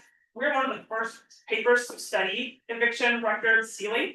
And so our questions, what we're focusing on here are direct effects and really first order questions on this issue. So number one is, can policy effectively remove information from the rental market? This is not obvious. There are data companies that are very adept at getting information from several courts. And then number two, what are the consequences of restricting access to that information, right? So in the context where you are able to delete some information from the rental market, we're particularly interested in what happens to tenants' housing instability when the landlord is not able to observe this eviction filing rate. And so we're primarily focusing on outcomes such as changes in living arrangements. So people with a visible record, does that make somebody more likely to be living doubled up with friends or family? Are they less likely to move to a higher income neighborhood because of this signal? And then also looking at measures of more severe forms of homelessness, such as people with a public filing record, are they more likely to enter an emergency shelter? These questions are difficult to answer. There are two key challenges to be able to address this. First of all, identification requires exogenous variation. I told you about these sealing policies. That's a good source of variation, but if they're sealing their records, that typically means that it's sealed for everybody, not just the landlord, also the researcher. Number two, in these challenges, is that housing instability is very difficult to measure, especially for low-income households, especially along measures of changes in living arrangements. And so there's like more work done on looking at things like severe forms of homelessness, but much less on looking at doubled up status. And so what we argue in this paper is that we've been able to overcome these two important empirical challenges by number one, being able to access both public and sealed records, and I'll tell you how we do this, and also developing a new way to track household doubled up status through what's called a consumer reference database. So where does this fit in the literature? I think about this paper and this question as a natural follow-up to the work of Collinson, Winnie, Gunner, and Denny Tannenbaum, their work leveraging the random cases submitted to judges to study the effects of court-ordered eviction. So that was at a later stage in the eviction process that from where I started talking about. And in that context, both the treatment and the control group have public eviction records. So both of those groups would be subject to any potential stigma associated with the filing. And then our paper also, fits nicely, or it's kind of parallel to a much more robust literature on studying the effects of criminal records and looking at this in the employer-employee relationship. What I want to highlight is that in contrast to some of these papers, like our setting is very unique and it allows us to do two things. And to answer another question, is like we're looking at records in a setting where we can show you that these records never become public, they're not visible to the landlord, and we study causal effects in that context. So I think that's one of the primary differences compared to some of the Van de Bach literature. So let me tell you a little bit about this policy. So we're looking at a policy, a state statute in Illinois called the COVID-19 Emergency Housing Act. I'll go into details about the policy in a second, but sort of big picture, what it did is that it created some quasi-random variation in the visibility of that record, such that cases that were filed before a particular date, April 1st of 2022, were filed under sealed, and cases that were filed after that date were filed as public record. And this was irrespective of the outcome of the case, it was based on the data filing. And what's crucially important is that the state statute included a clause that allowed researchers to request the sealed records for scholarly purposes. So that's what I did, petitioning the sealed records to do this paper, and then getting the approval from the chief judge of the circuit court, Cook County, and in Chicago. Our empirical strategy is a difference in difference design, which we complement with a triple difference design to account for seasonal trends in housing residential mobility patterns. Okay, and then as I previewed, the main outcomes that we're looking at have to do with housing stability. So we look at residential mobility, living arrangements, neighborhood quality, access to homelessness services, and financial health through credit reports. So here the results. So for that very first question of, can you find ways to policymakers have these levers to be able to restrict access to information in the rental market? What we find is that yes, they do have a way to do this, but it really matters on how they do it. So we can show you that retroactive sealing is not effective in controlling the flow of information, whereas sealing at the time of filing is very effective in controlling the flow of information about the case and the defendant information. And then what are the consequences of restricting access to the information in this setting? What we find is that having a visible record, a public record relative to a sealed one, makes somebody more likely to have changes in their living arrangement, more likely to be living doubled up. And so we see that seems to be the primary channel through which housing stability manifests along the margin of the visibility of the record. And then we also find when we do the heterogeneity analysis, we find that the negative effects that are associated with the public record, so these differential in housing instability, are larger for those that have higher baseline credit score. So people that at baseline or more advantaged in some ways benefit more from the sealing than perhaps the modal tenant who, in the advent of the eviction, has really accumulated other negative signals that will also be visible to the landlord. So we're framing this paper as yes. I'm not sure the ideal time. Yes. So this question, and you alluded to it in many ways. So I'm thinking that in a sealed at filing versus not, we've changed the bargaining game pre-filing between the landlord and the tenant. That if it's going to be public, the tenant knows if I don't pay my rent before that sheet is filed, I'm done. It can't be pulled back. So the cost is incurred. So I'm more likely to pay before, but once it's filed, maybe then I be less inclined to reach a settlement. Whereas in the it's going to be sealed regime, the landlord's threat to file the sheet of paper is much lower because it doesn't do anything to me. And if I'm in a housing court with a 1-year delay or whatever. So this creates an effect separate from the subsequent way of how the landlord and tenant interact, how likely tenants are to pay rent, which means that the treatment is having an additional effect from the later use that I don't know if we can or would want to disentangle. I haven't sort of thought through the implication, but that was the thought. Yes, absolutely. My first reaction to that is that we were thinking about the outcome of the case post-filing, kind of an intermediate outcome in this setup. And we do look at the eviction rates for both regimes, for the sealed regime and the public regime. And in our sample, right, in our analysis, we don't see large differences in eviction rates, which suggests that people, at least in terms of what they're doing right immediately post-filing, in terms of what's happening with the courthouse, they're not behaving very differently along that dimension. Oh, just sort of one song is I just getting to work through all the implications that here would be a thought, it's a possibility that when there's no longer sealing, there are many fewer filings. Or actually there might be many more filings. Yeah, there's gonna be many more filings because people don't pay their rent, they're not that threatened. So we have many more filings.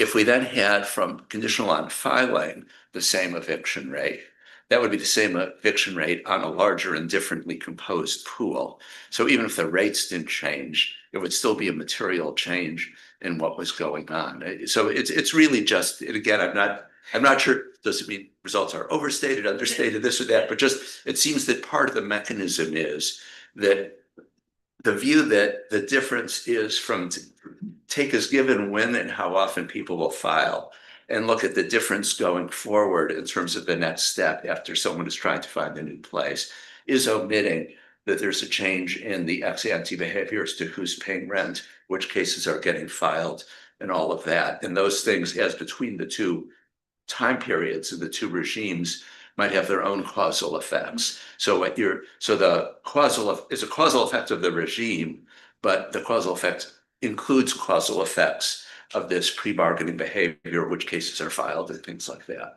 Yeah, no, I think I understand the question, and it's a very interesting one. I think that hopefully, I think my inclination is that this type of question is less of a concern in the setting that I'm discussing this issue. Because, as I'll explain in a second, this was a temporary policy. Our comparison is of cases that happened around the end of the sealing period. And so I think there's like, just because of the nature of our setting, there's like less scope for big changes in behavior of all the tenants, of all the landlords in response to the policy. And we in the data that we have, right, we don't have evidence to suggest that there was like selection into the public filings once landlords could return to a regime where their filing is public. So hopefully that as we go along, I'll be able to kind of alleviate some of those concerns. Yeah, sorry, it's just as long as you're stopped. Normally with diffs and diffs, we want the control group to be unaffected by the policy. If you think about the results of the ban the box literature, right? The people who are observationally most similar to people who would have records that could be sealed are the ones that are helped, as you mentioned in your introduction. So you might end up with your diffs and diffs estimator estimating the net of or the difference between two things, right? The harmful effect on the people with records and the helpful effect on the people who look like people with records. Yeah, no, my intention with talking about both the indirect and indirect effect is to acknowledge that there are many interesting indirect effects that are kind of similar to ban the box literature, which Ali and I and Sheila and McCollum, we're interested in that as future research than that. In this particular setting, we're looking at direct effects, and we're looking at direct effects because the nature of this policy, and I think it'll become a lot more clear when I show you how this was implemented. It's a particular setting because it was a temporary policy. We have good reason to believe that what happened was absent any general equilibrium effects, where you would expect landlords to behave differently and screen other tenants differently.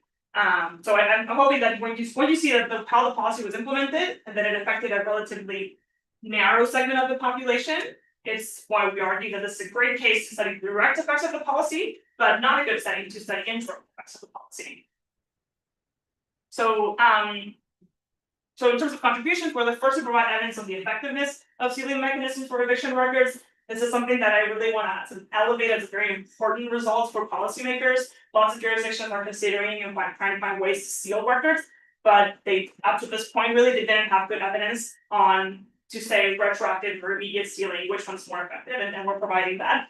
We're the first to isolate the causal impact of having a visible eviction filing record, and then using providing this novel measure of shared living arrangements using consumer reference data, which I'm framing as both a methodological contribution, right, into using a new way to measure something that's typically quite difficult to observe, and then also a substantive contribution in the sense that this type of housing instability, or like some softer forms of housing instability, are just often overlooked because we don't have good ways to measure it.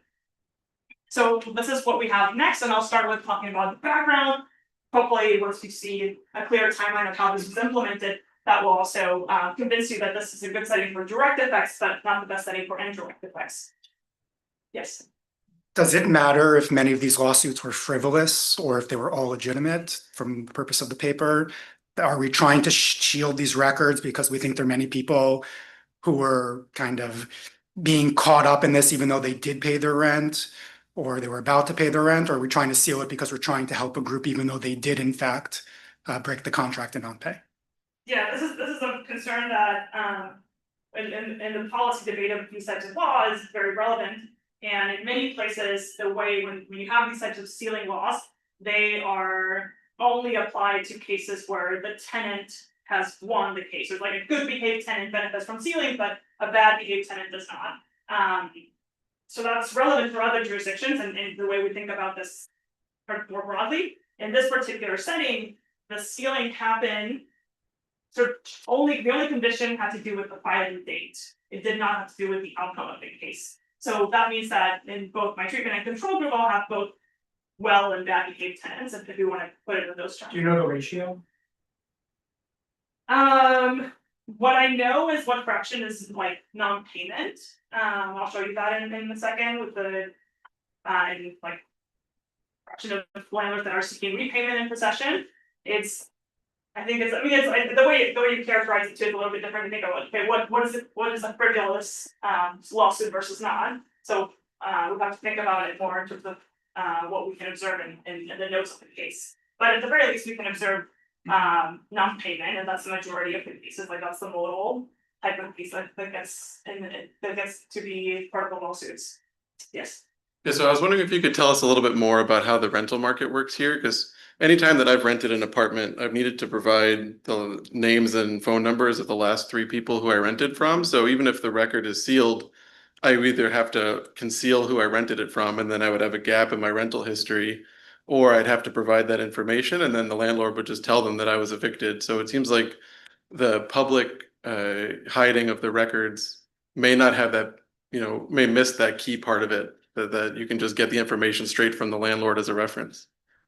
Yes, yes, so most, like, we have good survey evidence, to say that most landlords, like, the way in which they're screening tenants, especially like large rental companies, is through the use of background checks. And part of that background check is the eviction history.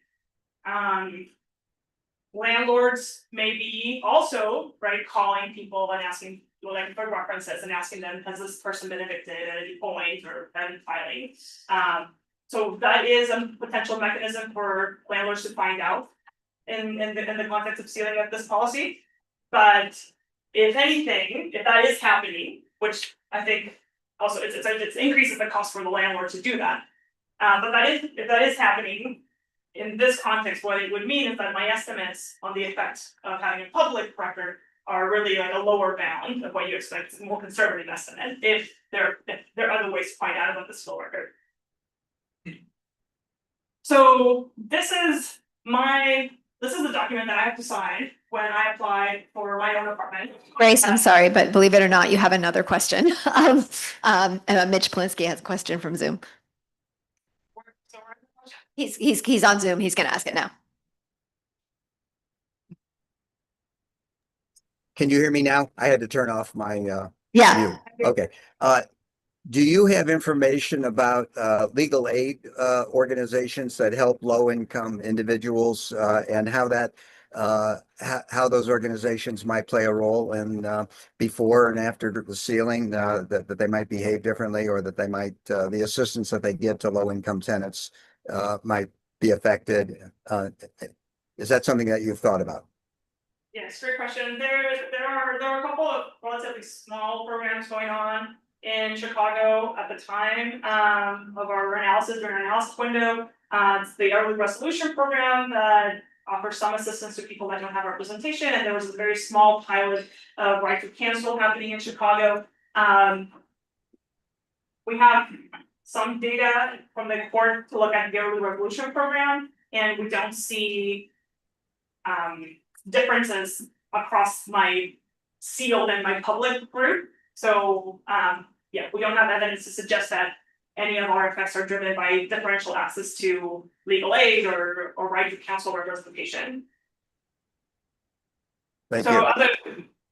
Sorry, is that a follow-up? You said thank you. You said thank you. Okay, thank you. Good. Okay, so this is what I was saying. This is a document that I had to sign for my apartment in South Bend, Indiana. And most people, if you're renting anywhere, you've rented before, you've probably signed something similar. what the fine print says here is that they're gonna look at character references, any information you provide, consumer credit history, and what's important for our purposes, right? They also include civil court records, and that's where the eviction history comes from. Then what do these reports look like? This is just something that I pulled from the internet. There are many, many data companies that offer tenant screening services.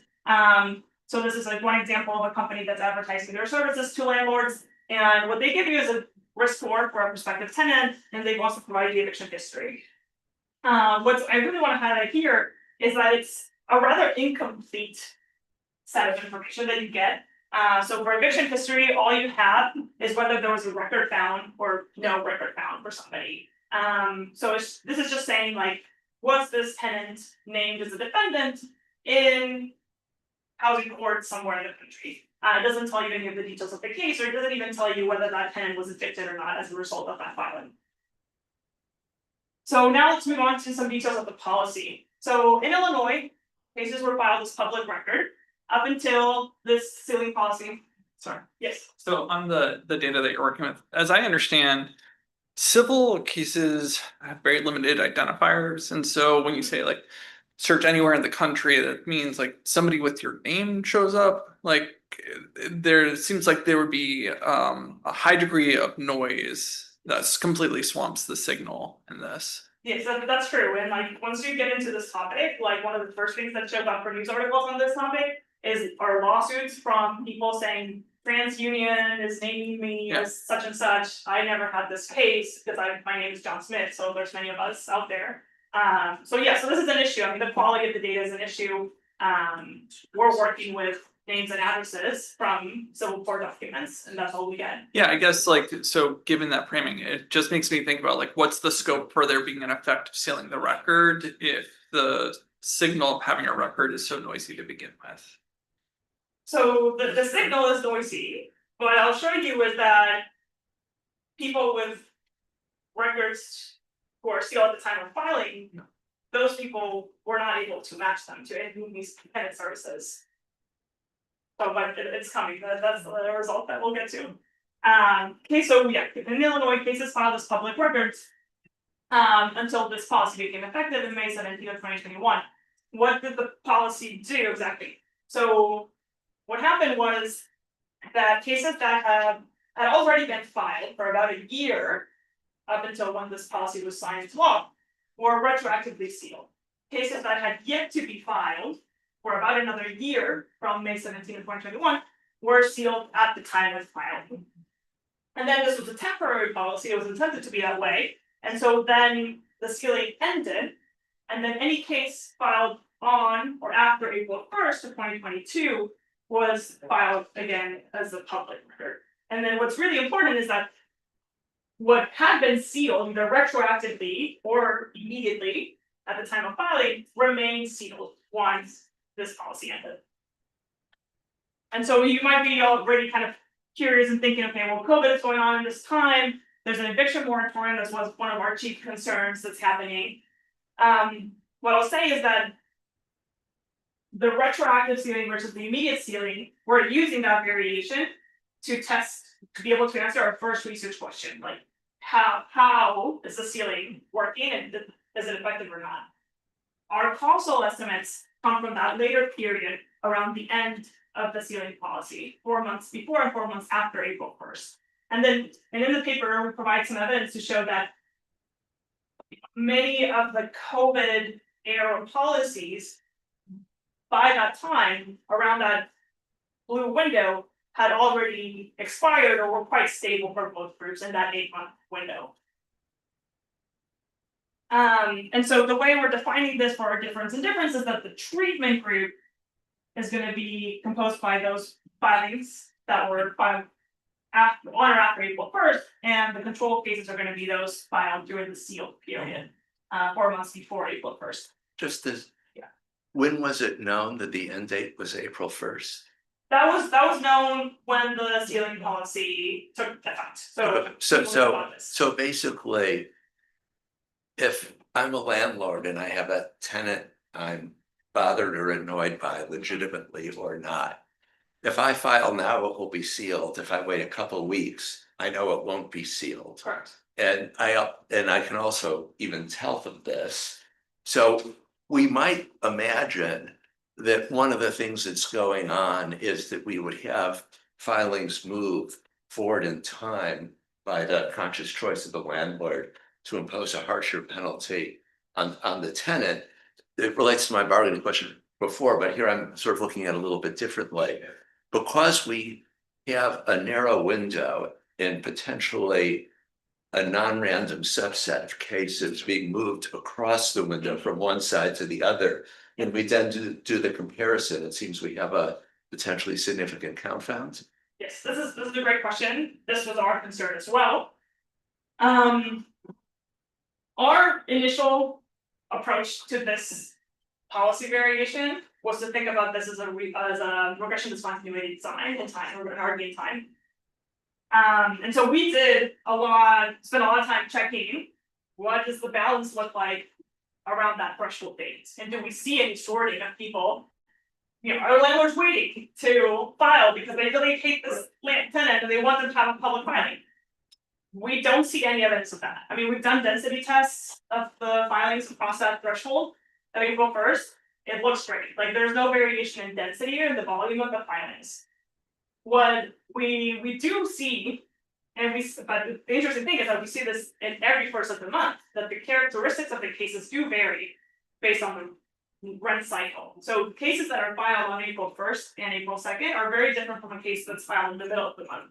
But April 1st, 2022 was no different from any other first of the month. So I think all of that for us was reassuring in that based on our conversations with the court, people knew about this, but we don't have any evidence to suggest that there was selection into the public regime. Okay, and then just the last point of highlight here about these questions about like ban the box and statistical discrimination, general equilibrium effects. Because this was a temporary policy, our causal effects are coming from that blue box. It's a good setting to study what's the impact of ceiling for tenants' housing instability for those tenants that were directly impacted by the ceiling. It's not a good setting to think about changes in landlord or tenant behavior more broadly in the Chicago area, because those people that are immediately sealed or retroactively sealed, that's really a very small fraction of anybody with a record in Chicago or any prospective tenant in Chicago. Let me talk about the data, and then I'll pass it on to Allie to talk about the results. So we start with the core record. We have access to sealed and public filings. What we do next is we link that to tenant screening data to a commercial record aggregator firm, and we do this audit type of check. It's like what the court is telling us is sealed. Can we find it in the commercial data? Yes or no? Then we use address histories from Computers Consumer Reference Database. They have data for most people in the United States through changes of address and USPS, subscriptions, any number of things. And then finally, we also link to the Chicago Homeless Management Information System, where we can see all the services that somebody can access conditional than meaning like a HUD definition of literal homelessness. Just finally, right, to talk about how we use this computer database. In this database, what's neat about it, right? Like for people that have worked with it, you also know that it has issues. But what's cool about it is that you have for each person, you have a history of addresses. Each address is associated with a date, and that's at the monthly variation there. And so we're defining a defendant in our sample as doubled up if they moved into a resident at least 6 months after the existing resident, because we can observe our tenants, their moves. So we can also see who was living in a unit before that tenant moved into that unit. And then we also put this other condition that the existing resident does not move out within the next 6. So by putting these restrictions, we're trying to pick up sort of true doubled up moves where somebody is moving in with a parent or a friend, rather than some noise in this database because 2 people moved in together around the same time.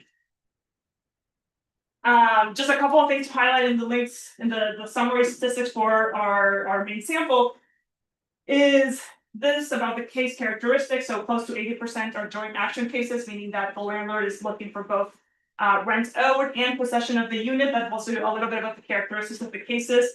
And then we compute this flag for people, seeing like, do they have a prior case? And we do some heterogeneity analysis along those lines. In our sample, about 20% of them have a previous record that we can find for historical data of eviction filing records. Yes. Can I just two clarifying questions about the sample? I just wondered if you were concerned at all about two things. One is the control period, it struck me, was it's before April 1 and 2 months before, and after is 2 months after. And I would imagine that as a policy matter, we care most about eviction for the poor, like people who are more vulnerable. And for them, tax refunds are really important, and so they're picking those up in March and February, and like very few wait till April 15th. And so I wonder if there's a compositional difference you need to worry about before April 1 when those people are getting their refunds and after those people are not. And kind of along the same lines, I just took a quick look at the paper, so forgive me if you address this, but in Future, because those data are based on credit records, it seems like it's going to be biased towards against the finding the poor, because they typically are less well represented on the measures that Imputor is picking up. So I just wondered if that too should be a concern, that the population we most care about is going to be the hardest to track, and it's also going to be the population that's getting this perhaps unobservable tax refund. Yeah, great questions. I mean, there are some limitations to the paper. I think there's like getting at these things that are difficult to measure. The way I think about it is like both a feature and a bug of the paper. So we're trying to observe things that are difficult to measure. We're using Imputor to do that. I think it's a contribution to this literature. It also means that it's imperfect. And so all of our results on housing instability are conditional on matching to Imputor. We have about a 30% match rate to Imputor, which is actually, I see Charlie saying like, oh, but which is actually not that bad considering like for similar studies in eviction, and considering like the data that we have from Cook County with names and addresses only. And so that is a limitation of the paper. But on the other hand, I will say that there is some other work that like David Phillips, one of my colleagues at Notre Dame, has shown that Imputor compared to American Community Survey does pretty well in tracking moves for low-income populations and people who are at risk of homelessness. So the main margin of concern in Imputor is that it does not do a good job tracking children and young adults. But in terms of income, like other people have shown that it works quite well. And it's and the paper of Rob Collinson et al. That looks at eviction in Chicago, they also use Imputor to do like this type of analysis of housing instability for that population. Then in regards to the concern about tax refunds, what we do to address this type of concern about like seasonal patterns that happen in the rental market or with eviction filings is that is the main reason why we add the triple difference analysis, incorporating filings from previous years in order to think about this patterns that it could be like one group more exposed to tax refunds, or it could be also things about if you get a filing in the winter, your options to move in Chicago, it's just more difficult than if you're looking to move in the summer. So now I'll pass it on to Ali, walk us through the results. Thanks so much, Grace. And Allie, you have about 22 minutes. Okay, sounds good. And also add one answer to this last question is that we do check whether the match rate to Imputor varies across the treatment and control groups, and we find very, very similar match rates. We can't detect any statistically significant difference. So that makes us feel like it's not biasing estimates. It's more of a question of external validity. Are our estimates reflecting a higher income subset of eviction filing tenants? But we don't think of it as necessarily biasing things. Okay, so I'm going to jump to the first descriptive result of the paper and then move into the causal analysis. So the first question that we try to answer is, can policy effectively remove information from rental markets? So what I'm showing you here is the distribution of filings in Cook County between the beginning of 2020 through the end of 2022. So you can see the big COVID drop off in this plot, and you can also see you've highlighted when the retroactive sealing regime was in place, and which of these cases were to be immediately filed under seal. The next thing we do is we try to match all of these cases. Sorry. Just on that one, wondering the whole time, so all of the retroactive ones are during the moratorium? Yeah. Could you tell us more about who's filing during the moratorium? There were some ways in which you could still file during the moratorium. My recollection is like if it was just over non-payment of rent, you couldn't file. But there were certain rules in which you could file, and like we do see filings from this period. These are very different tenant. Like we're not. This is basically going to be a descriptive result around the mechanisms of sealing. You should not think of these cases as like your standard eviction filing. This is a very weird time for sure. So what we try to do is match all of these cases to a public records database, which we think of as reflecting what a landlord could reasonably access about a tenant during a background check. And so this is what we find. In the red are the cases that we were able to match to this database. Pre-sealing regime in normal times, you can match basically all of these cases. During the retroactive sealing period, we can match all of these cases. We did this match in 2023 after these cases had been retroactively sealed, and we were able to find all of them in the database for the most part. However, the set of cases that were filed immediately under seal, we largely cannot find. Once things return to kind of the status quo after April 1st of 2022, we go back to being able to find a large share of these cases in the database. So we think of this as, yes, these cases are unusual, but this is really just telling us about the mechanisms of sealing is really important. Retroactive sealing, from what we can see here, really does not restrict public access to this information, whereas filing a case under seal appears to very starkly reduce public access to this information. I want to get your causal health, but do you have a sense why the rate doesn't go back to hundreds afterwards? Yes. So there's kind of two reasons. I think one is more important than the other. There were ways in which you could still have your case sealed after this. So the pre-COVID is a little bit different than post-2022. But the other thing we think from the public records data company, there seems to be a little bit of missingness in suburban cases in this post period. We find a lot of that gap we actually see. We looked up a random subset on the court website and we could actually find like 100%. So I think that there was a little bit of a data quality concern about the suburban cases in the post period. Yeah. Okay, so just zooming in on the period we're going to use for the causal analysis. This is 4 months on either side of the cutoff. You can see the blue bars of the volume of cases filed. You can see that there doesn't appear to the naked eye to be a lot of sorting. But there is a sharp change in whether these cases were public under a few definitions. So in red, this is plotting the share of these cases that the court told us were public. The purple dashed line represents a random subset of cases where we looked up these cases on the court website and whether we could find them or not. And then the green dashed line is the share of cases that we could match to this public records database, this representing tenant screening data. And so we think this discrepancy between the green and the purple is something about the data quality for these suburban cases, but we can find them on the court website. So there was a sharp change in whether these cases were public records.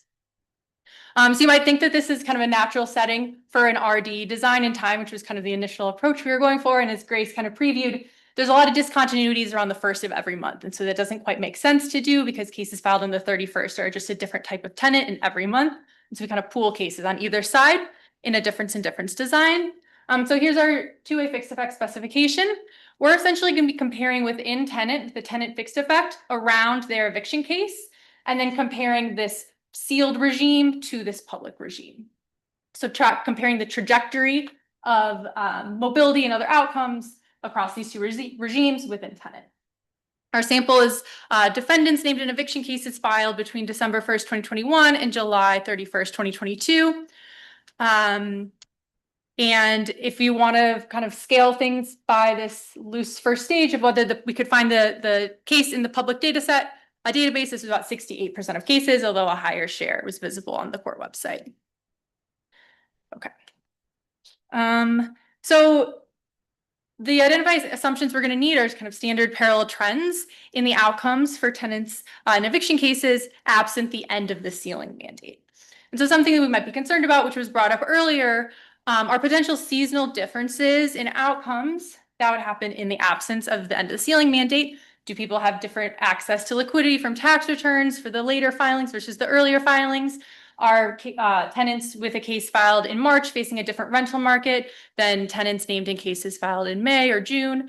And so to address this, we're going to supplement what we're doing with an alternative identification strategy, which is a triple difference in differences design, where we're going to essentially compare tenants to cases filed in the same quarter of the year in previous years.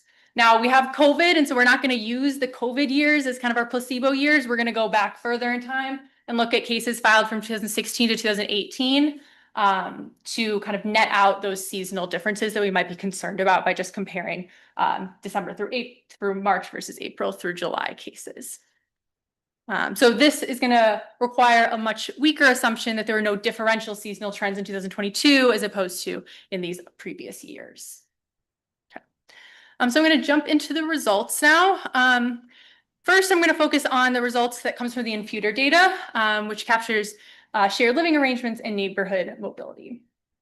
So what I'm showing you on the left is the raw trends, the average rates of doubling up for tenants with cases filed in the sealed regime versus the public regime. And you can see that prior to these cases, these tenants were trending very similarly. And this is the case for all the outcomes we look at, and that these diverge quite sharply, where defendants in public period cases appear to be much more likely to double up after their eviction case was filed. And then on the right, I'm showing you our difference in difference and our triple difference estimates of the impact of the end of the ceiling mandate on households doubling up. So you find about just under a 15% increase looking 12 months out from the date of filing. We think that this is important, not only because doubling up is something that's typically hard to measure, but it's also difficult in many settings to understand the welfare implications of doubling up. Doubling up often involves lower housing costs than if you're able to rent on the private market. But I think that this is a nice setting because this shows this evidence. This shows us that housing options for defendants with a public record are smaller than the set of housing options for tenants with sealed cases, given that their choices as whether to double up are changing. Doubling up will be a consistent option in either regime. And so this suggests that there's an increase in their utilization of the private safety net via living with friends or family. And we can interpret this with a revealed preference argument that tenants do have a preference for non-doubled up living arrangements or accessing their own private market lease, given that they're doing this at a much higher rate when their set of housing options are reduced via this public record. We look at a number of other mobility results, which we interpret as largely consistent with doubling up. We see that tenants with public period cases are more likely to move to different zip codes further away. And if anything, the poverty rate goes down in the neighborhoods that they're living in. When we look at this as a joint outcome, this appears to reflect moves into doubled up situations in lower poverty neighborhoods, suggesting they might be moving in with friends or family that live slightly further away in slightly better neighborhoods as a result of this public record. Okay. We also do some heterogeneity analysis, which I think speaks to the relative signal value of the public record relative to other potentially competing negative signals when these tenants are being screened by future landlords. So we look at, in the top left, the court district, so whether this was a case filed in the city of Chicago versus in suburban Cook County. See that these effects are much larger for the suburban cases. We do a split by baseline credit score. We find very similar patterns. Tenants with higher credit scores at baseline are driving much of the effects. Same thing with households that were originating in neighborhoods that had lower baseline poverty rates. We do a split based on whether we can see that this person had a previous record. This analysis is a bit challenging because we have to link you to NBER, then find your address history, and then match those address histories to past cases. So we think we're definitely missing some previous records in this analysis. And this specification is a bit noisy. It's not totally clear whether we can identify clear heterogeneity patterns based on whether this was your first eviction filing or not. So we kind of are hesitant to overinterpret that analysis. Just about the suburban claim. Yeah. Reimbursement. One thing that I think would be interesting if possible is to understand the landlords, what they do and how they obtain information, because it could be like they have priors, or they just like, if I'm a landlord in a richer neighborhood, I'm just going to run the credit, the equivalent of a credit check. That's it. I'm not going to ask more questions relative. So just to figure out what is driving this, I think it would be interesting to have more information about landlord screening processes. Yeah, I agree. Because you might think that the city of Chicago landlords, there's more of this social network among landlords. They might be able to access this information through private networks, and maybe in suburban landlords, that's less of the case. Like that could be one story that would be consistent with these results. Earlier, you said that you were able to match some of the court records that did not show up in some of the commercial databases. Have you tried that as an empirical design to see at the same point in time, 2 cases were filed, one is observable to people using the commercial databases and one is not? It seems like that's a natural alternative empirical design for the full analysis. So you mean, sorry, can I just clarify? So like cases filed at the same time that you know that on the same date, 2 cases were filed in court. One is available in the court documents and also in the commercial databases. One is only available in the court documents and never made its way to the commercial databases. We can do that analysis. I think we should. Many of those cases that we know were filed in the public period, but we couldn't find in the database. We see them on the court website. So I think it's like not totally clear to us if we should consider those public or not. So I think if we do or don't find differences with that approach, it would be hard to interpret the reason for that. I think it's a great idea. Like, I think it's showing the value of this, what gets into the actual reports. Yeah. You know, there's sort of this information search cost and yes. Yeah. We see, are landlords looking at the website or are they using these? Exactly. Yes, agreed. Okay. We also try to learn about if the salience of the public record, the information contained in this public record, if the outcome of the case matters. And so what we do is we interact, we added a series of interactive coefficients where we interact whether you were in the public period with whether you had already received an eviction order by this time. And so we see no statistically significant differences after you have an eviction order.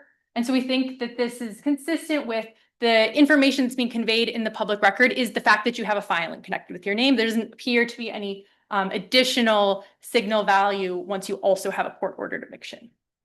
But this is somewhat suggestive. Okay, next I'm going to turn to a few of our other outcomes. So we look at the use of homeless services by linking to HMIS data. And so here we see no detectable change in the use of formal homelessness services for tenants with cases filed in the public period. This is somewhat imprecise, these confidence intervals. We have a pretty low baseline share of people accessing these services. The upper bound, we can't reject increases of up to 26%, but these are would be much smaller bounds than we see homelessness effects of other kind of policy interventions. But there's kind of no visible trend around formal homelessness. So we take this to, we interpret this as housing insecurity from public records really manifesting through these private safety nets, doubling up with friends or family rather than use of formal homelessness services. Given a big part of the contribution is this measure of doubling up, it would be helpful to see validation that shows the kind of funnel from doubling up into homelessness and potentially other outcomes that we think cause both homelessness and doubling up to kind of show that for those placebos or non-placebos that you're getting the kind of expected result. Yeah, definitely. Thanks. Yeah, we definitely have some kind of validation checks on our doubling up measure on our to-do list, but thank you. Okay, the last outcome I'm going to look at is financial health. So this comes from linking defendants in these cases to Experian data. We don't have this for the earlier cases, so we can't do the triple differences approach here. But I'm showing you our changes in defendants' credit scores, whether they have any open revolving trade, like a credit card, any auto loan or lease, or balance in collections. The one that we can kind of see some clear results on, that tenants with cases filed in the public period appear to have an increase in having any auto loan or lease, which might seem a little counterintuitive.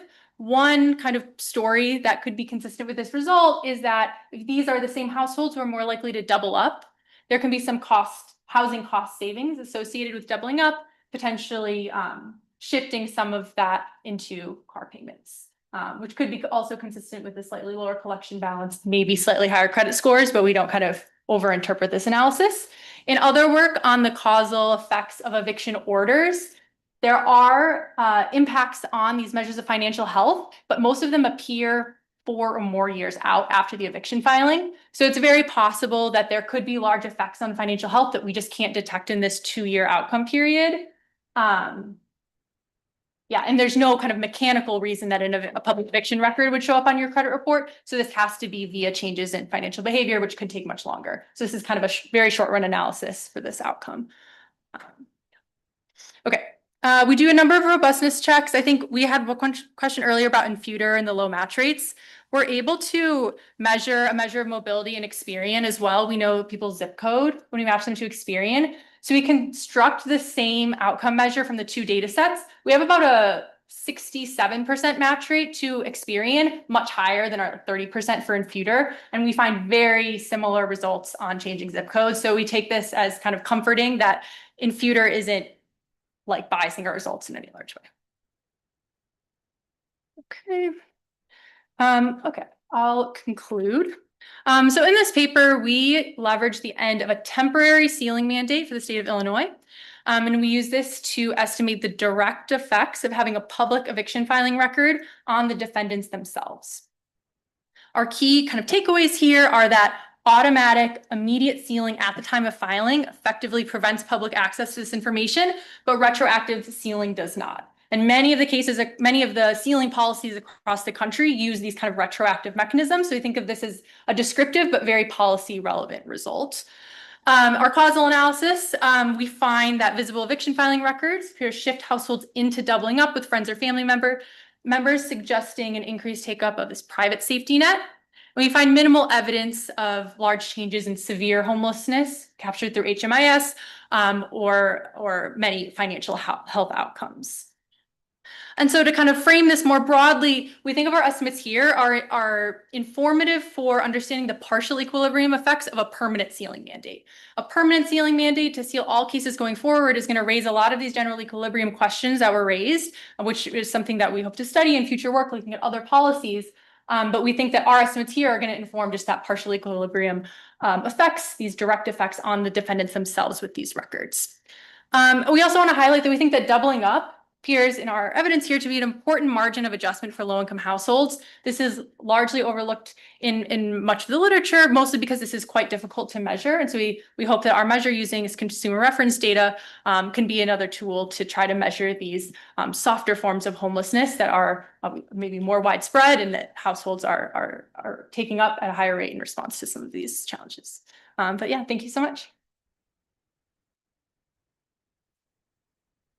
Thank you so much, Allie and Grace. And we have time for probably 1 or 2 questions. Okay, so one thing that's really striking here is that because the match rate to Infutor is pretty low, it's probably also pretty low for family members. And so because you need both to get the doubling up measure, your doubling up measure could be like 2 times too small, 3 times too small. I think that the family member doesn't require the match so the doubling up measure is the linked defendant themselves moves into an address that someone else in Infutor was already living at. Right. That someone else wasn't matched in. So yeah, it's true that they They need to be in the data, right? In the data set. Yeah. I guess you may think that the family members are more positively selected and appearing in Infutor, so that could reduce that. But yeah. But if only a third of the targeted people are in Infutor, and even if the family members are doing better and 50% of them are in, you're only going to find half of the doubling up. Yeah. I think that are some kind of benchmarks that we have in terms of the doubling up rates. There's so the our means post filing are about 20%. Which is like. Do you mind using the mic, Grace? Thank you so much. I'm sorry. Yeah. So when we compare our means for doubling up, one thing that was comforting for us to see is that they are similar for populations in eviction court when Collinson et al. In a different paper when they look at the outcomes for children with a court order eviction, and they link those court records to census data. So for that link sample to census, they get similar, doubling up means. So it's similar population, also Chicago, but different linking to measure doubling up, and we get similar results. So that was a good check for us. The other thing is like all like concerns about like how reliable the measure are, I think are interesting. And like Ellie and I want to do more work with like validating this measure and like testing it out in different settings. But in terms of identification, right, I want to highlight that it's like less of a concern, right? Because whatever measurement error you have, it's true for both groups and like they start at the same point and then the trajectory should be similar. Sure, but that's just saying that like you should think about the effects as proportional, not as in levels. Yes. Okay. Yeah, that's, Yeah. yeah. Thank you.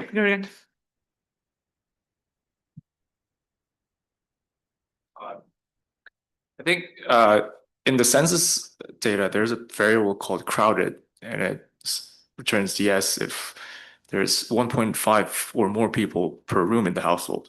Maybe you could use that to validate your doubling up data from your infutor data set. And also, I read the book Evicted by Matthew Desmond, and there I think a lot of landlords, they file an eviction and then they move on to do a court-mediated deal where if the tenant leaves by a set date, they just drop the eviction, right?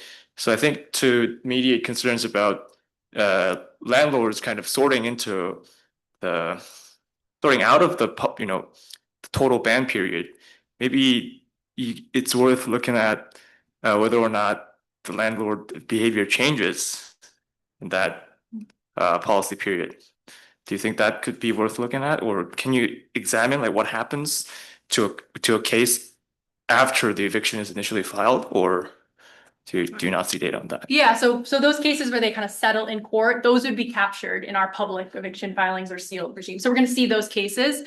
The other thing I will. Do you find any differences in that behavior before after the what we can see is just treatment? the differences in the rate of court ordered evictions. So we can just look 8 months out for this, but we can see that if anything, like there's very little, if anything, the sealed period has a higher eviction rate slightly in our infutor match sample. This is quite small. And so this would be a way of saying like cases that don't end in a court ordered eviction could be withdrawn or settled. So this is kind of one way to get at that. We can't see as. I'm just curious if you did anything more to check if the eviction outcomes differ beyond whether or not the tenants get kicked out. Like more detailed responses on the part of the landlords. Do you observe anything interesting in that? I think we don't think we observe a whole lot more besides whether there's a court order. Yeah, are you thinking like if they access like mediation services, things like that? Something like that. We have very limited information about things like that. The only flag that we had is like whether a tenant participated in this early resolution program where they get some assistance from, sometimes that's coupled with legal aid. It's not too detailed. And then it's not too detailed. And then that looks flat across the two groups. Yeah. Thank you. Okay, great. Thank you so much, Grace and Allie. And we will have a break until 2:30. And then just a heads up, because of the Feldstein lecture, we actually don't have a break between the last two papers. So please take care of whatever you need to take care of during this break, and we'll start at 2:30.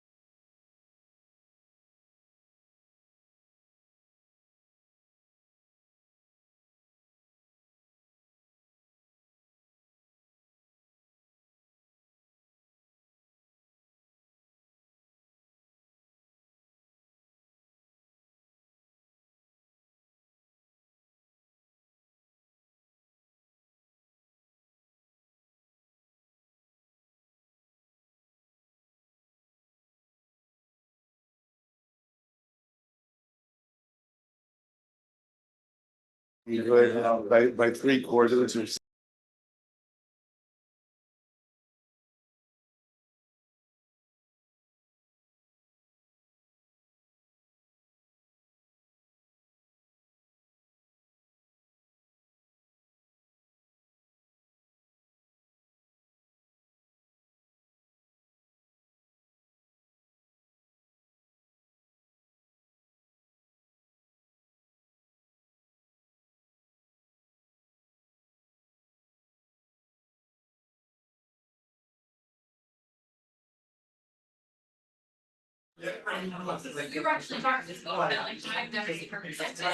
Tell him what the menu is. I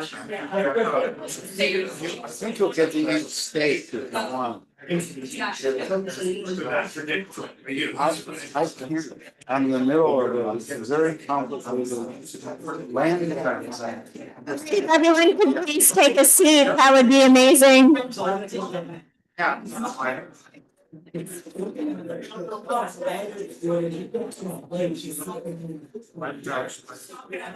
to sit down, fellas. Take a seat.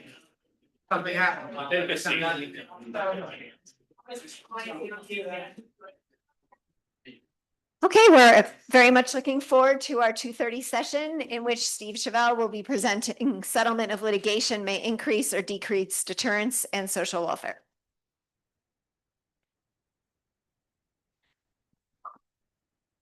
Thank you, Christine. Okay, let me see if I know how to work this.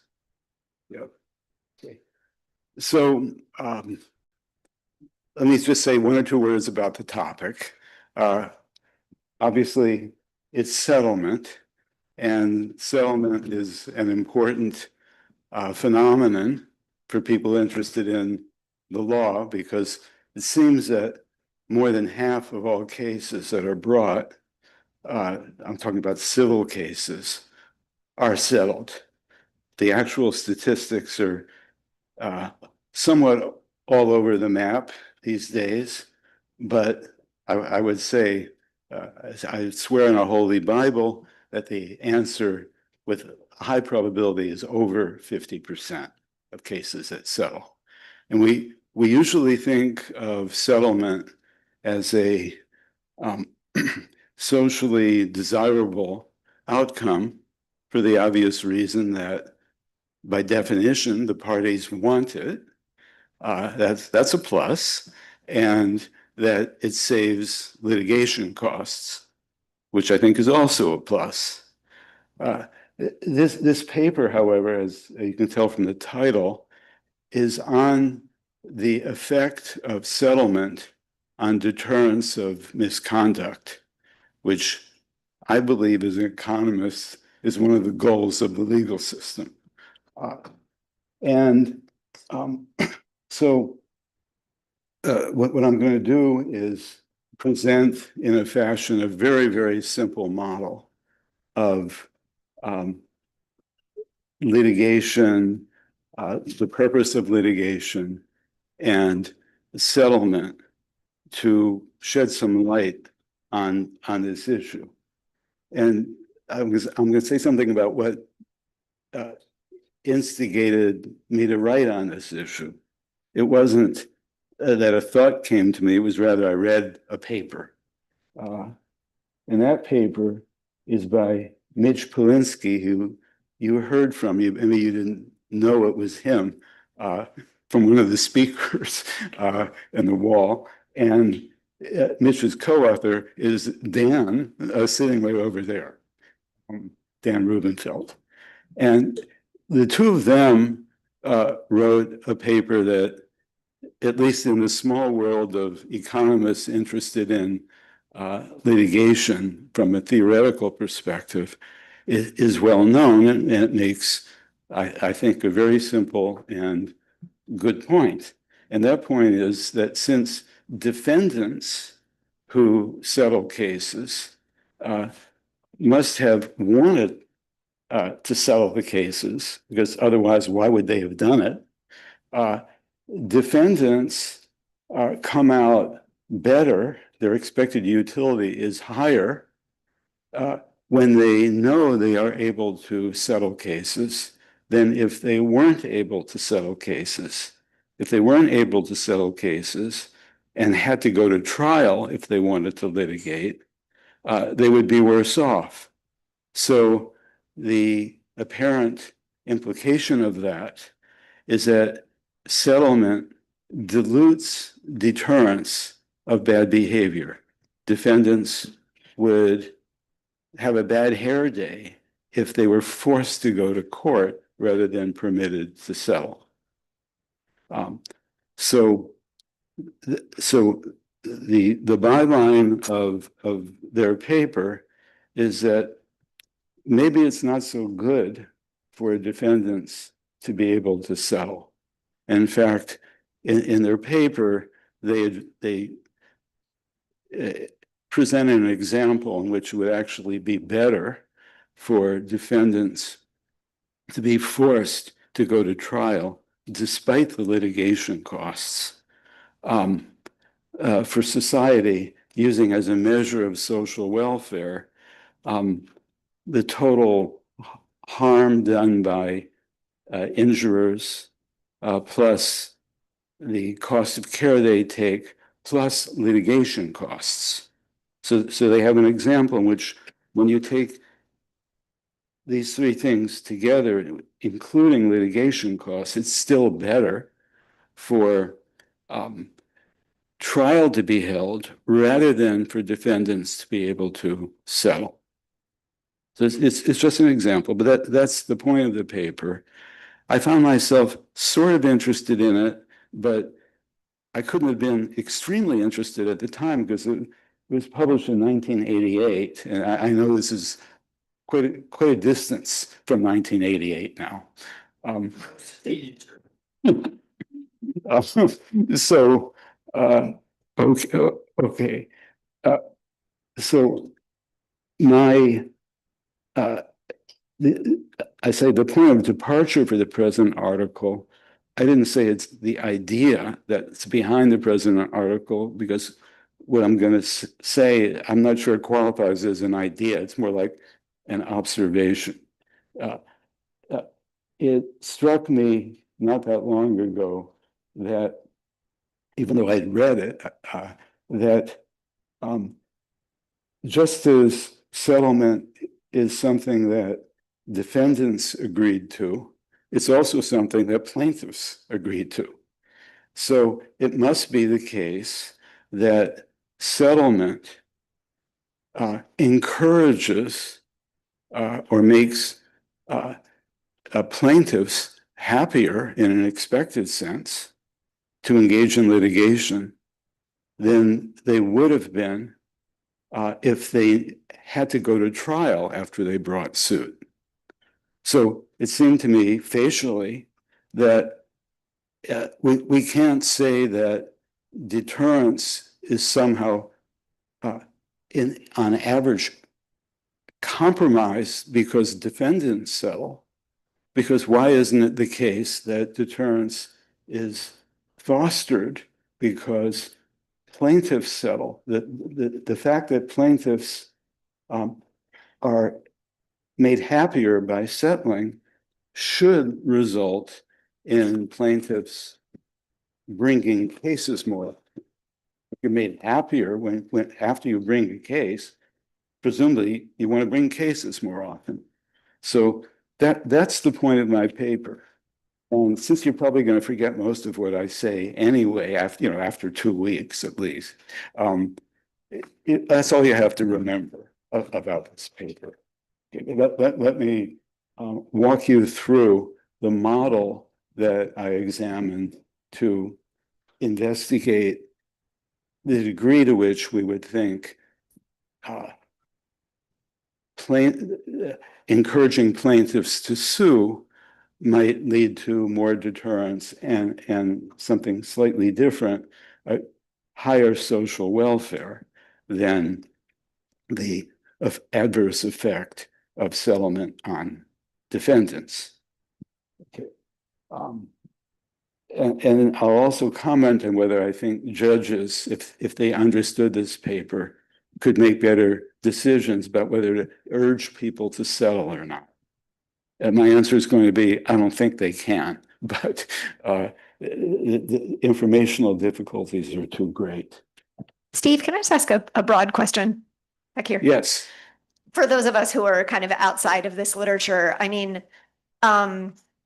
the settlement effect would apply, I think, only to defendants, which I guess was the kind of orientation of the Polinsky and Rubenfeld paper, if the assumption was that the surplus of settlement would go to defendants, I think. And so like, is there like a general, has there been an evolution in the literature? Like as an outsider, I've always wondered, and I'm sure there's work on this, like, you know, you have a whole settlement range and a lot of things are going to turn on how that settlement range is divided. And so if the defendant is going to get the full surplus, then your effect here, I think doesn't, if I understand right, isn't there. So like, what is the general take in the literature? Is it like, there's an accepted bargaining model, or you consider all possibilities, kind of like here, or can you situate us in how people think about that aspect? Yeah. So, one comment, the quick answer to you is, I don't know. Okay, but another answer is I've read very little about the division of the surplus. And the third comment I would make is I think there's very little information available about settlement because it's usually, the parties usually try to keep it secret. And I also don't know whether, or the extent to which settlements are made without filing cases. In some of the literature that considers the question, how often does settlement occur? The point is made that since we don't know how frequently cases that are settled without having been filed, and there might be a ton of those cases, and you know, we don't know what their settlement rate is. It's probably very high. So this is why I said, like, I don't know, 2 minutes ago, that I'm not really sure what the probability of settlement is. I'm certainly not, I know very little about what fraction of the surplus the defendant would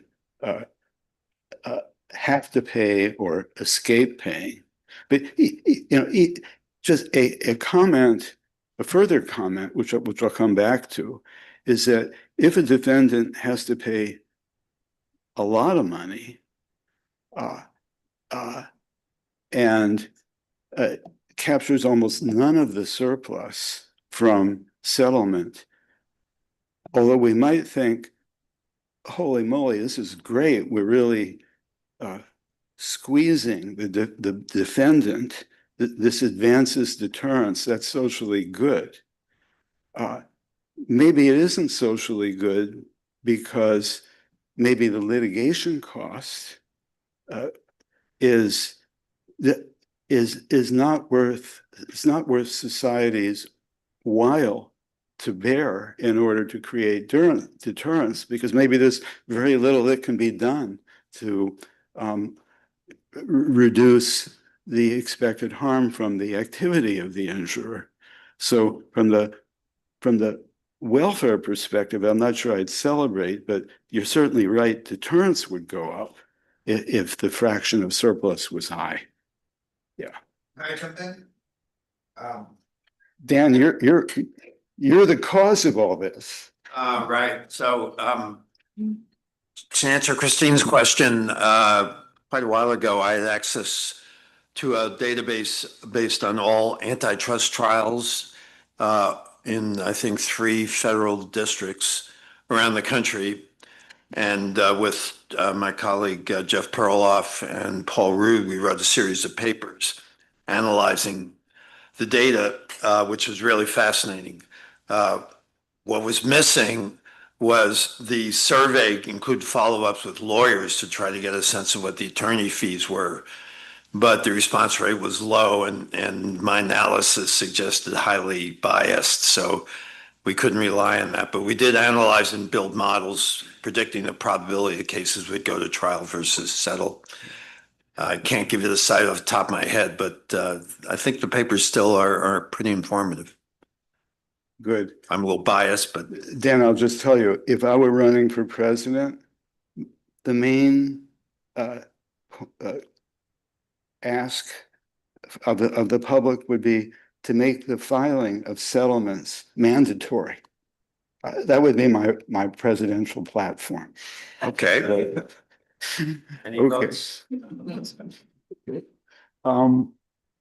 Okay. So just to give you a preview of what I'm going to do, I'm just going to mumble a few words about the model, and then we're going to go through two examples, and they're almost identical to each other. So it won't be too painful, I guarantee you. Steve, I think Mitch is feeling a little left out and has a question to follow Dan's question. It It's was feeling just, awkward that I'm the only one who's asked a question who's not an author here yet, so somebody else better ask a question. so Steve, can you hear me? Mitch, you're sort of coming through. Yes, I can hear you. Okay. To answer Christine's question about how the surplus is divided, as you know, that there are lots of different models of settlement, trial versus settlement, and in some of the game theoretic models, if you assume arbitrarily that the plaintiff gets to make a take it or leave it settlement demand, then the plaintiff gets, the defendant gets none of the surplus, and if the defendant makes a take it or leave it settlement offer, the defendant gets all the surplus. And then there's some more sophisticated models of back and forth. And if Kathy Spear is there, she's the one who should answer Christine's question as well, because she's contributed to the more sophisticated versions of settlement than either Dan or I have. But in any case, there is no, as far as I know and recall, there's no established agreement about how the division gets split between the plaintiff and the defendant, and it all depends on the initial assumptions, which are usually arbitrary. Thanks, Mitch. Yeah. By the way, a plug for Mitch. He holds about half the United States records for certain classes of glider flying. So yes, Mitch. Steve, if you're going to embarrass me, I'm going to ask you a question. How come you're the only one on the program today and tomorrow without any co-authors? Is there something about working with you that people don't like?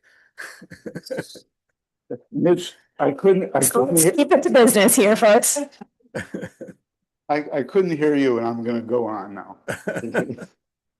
Okay, so the model involves two groups of people, injurers and victims.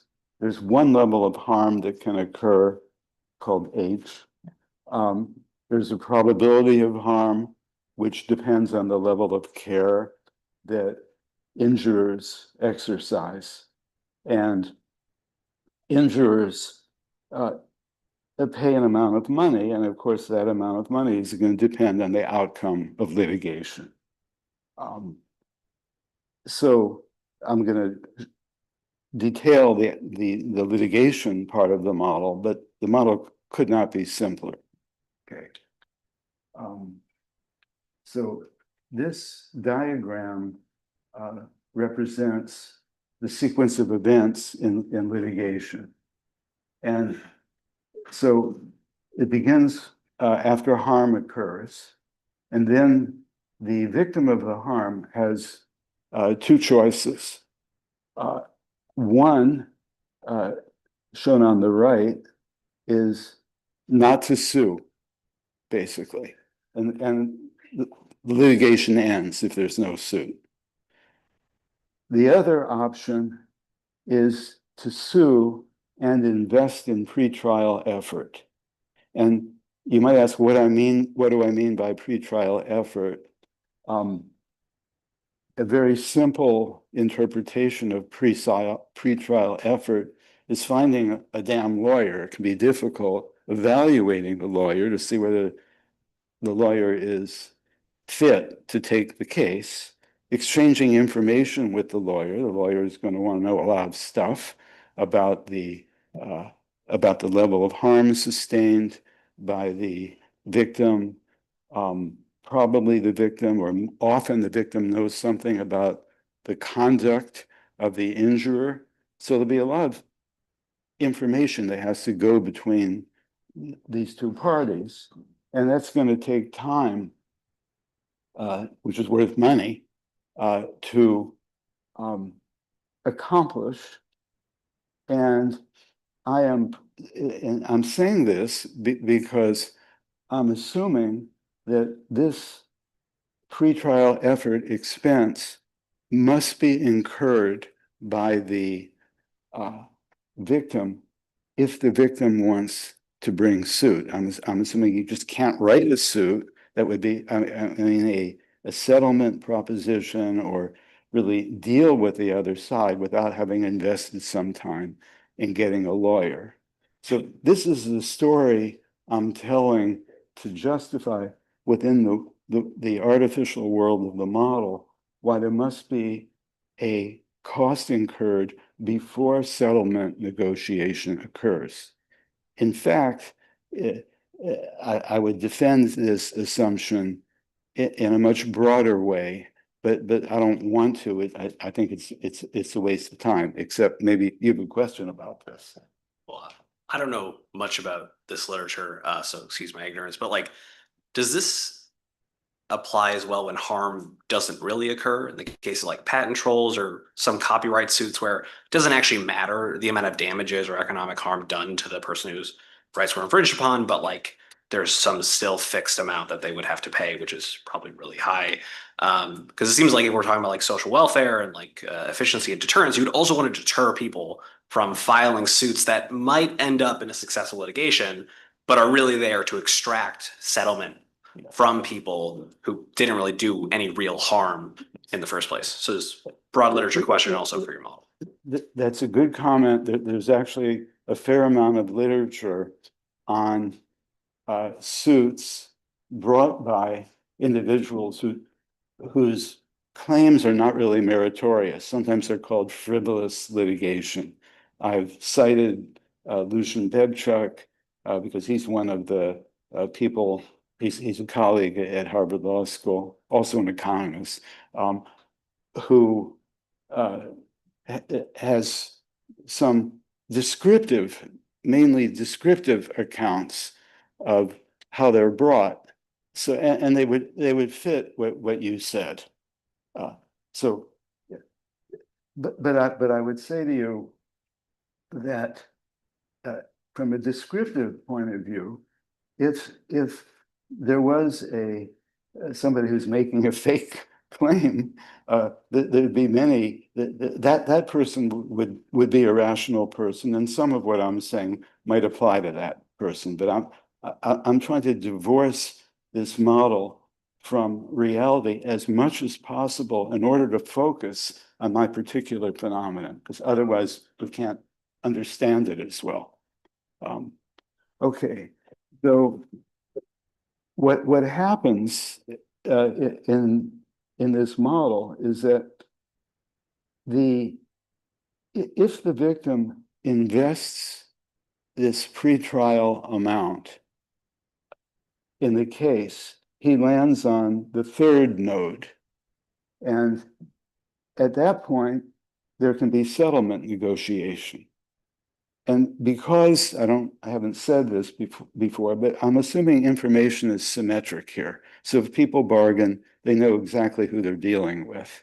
And therefore, I'm assuming, I won't justify it here, but people who study bargaining, when they make the symmetric assumption, symmetric information assumption, often assume that a settlement will occur, and it will occur between two numbers. It will be between the minimum amount that the plaintiff would demand, which would be what the plaintiff could obtain if the plaintiff went to trial, and the maximum amount that the defendant would pay, which is the amount of damages that he would have to pay at trial plus his legal expenses. So the key point about this model, and I'm about to go to example one, which will illustrate this, is that the victim is not going to go ahead and bring suit just because the victim says, if I get to the third point, I'll have a credible threat to sue. That won't be enough to get the victim to decide to sue, because the victim is going to say, if I have a credible threat to go to trial, and I'm going to make some amount of money if I do go to trial, what if that amount of money that I'm going to make is not sufficient to cover both my litigation costs from trial and my pretrial costs? I'm only going to engage in this enterprise called suit if what I get out of it is enough to pay for any litigation costs and my pretrial costs. Now, just to add one more very important point about this story before I illustrate it, is that since there's in this model, there are never going to be any trials as long as settlement is permitted. So any person, any victim who gets to the third node is going to settle. So will not incur any litigation costs. So there will be settlement when and only when the amount of settlement that's anticipated will be greater than the pretrial costs. So if the amount of settlement is large enough, the victim will sue. And if it isn't large enough, the victim won't sue. So this is a preview of the model. So let me, I'll skip that because I just said it. So let's look at example one. I'm just going to walk you through it. $45,000 is the pretrial cost for a victim. Harm sustained is 100,000. The trial costs that the victim would incur if he went to trial are 60,000, which is to say, if the victim went to trial, the profit would be 40,000, 100,000 minus 60,000. So the fact that the victim will get a profit of 40,000 if he goes to trial means that he has a credible threat to go to trial if he has already brought suit. However, the cost of bringing suit in this model is $45,000. The only way you, again, to repeat, I'm assuming the pretrial costs have to be incurred before settlement can be negotiated. So, what will happen, shown in the next slide, is that wait a second.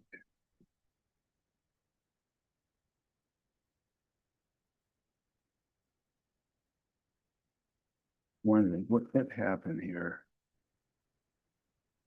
Okay. So the victim here is going to say, I am going to sue and wield my threat to go to trial. And the reason is, if I wield my threat to go to trial, I'll get a settlement, and I'm going to show you that the settlement is going to, in this example, pay for, it's going to be larger than $45,000. That's the condition that must be satisfied for the suit to be brought.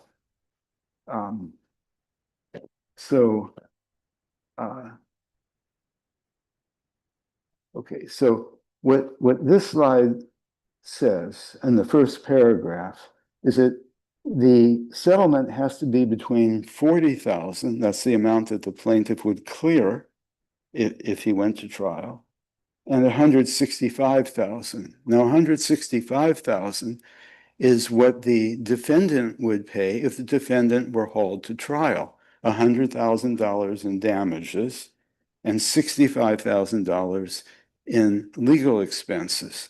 So if there's a settlement, it's going to be in this interval. Any point in that interval is an amount of money that's more than what the plaintiff would have obtained from going to trial and less than what the defendant would have paid had he been forced to go to trial. And so I'm going to assume that $90,000 is the settlement amount. Now, I just picked it out of the air, but I could pick any number out there. I'm picking this one just to illustrate. So, and I'm also assuming that the settlement amount is anticipated by the plaintiff initially. I could make it that he couldn't anticipate it, but again, I'm after simplicity. So I'm just going to assume there's an anticipated amount rather than an expected amount.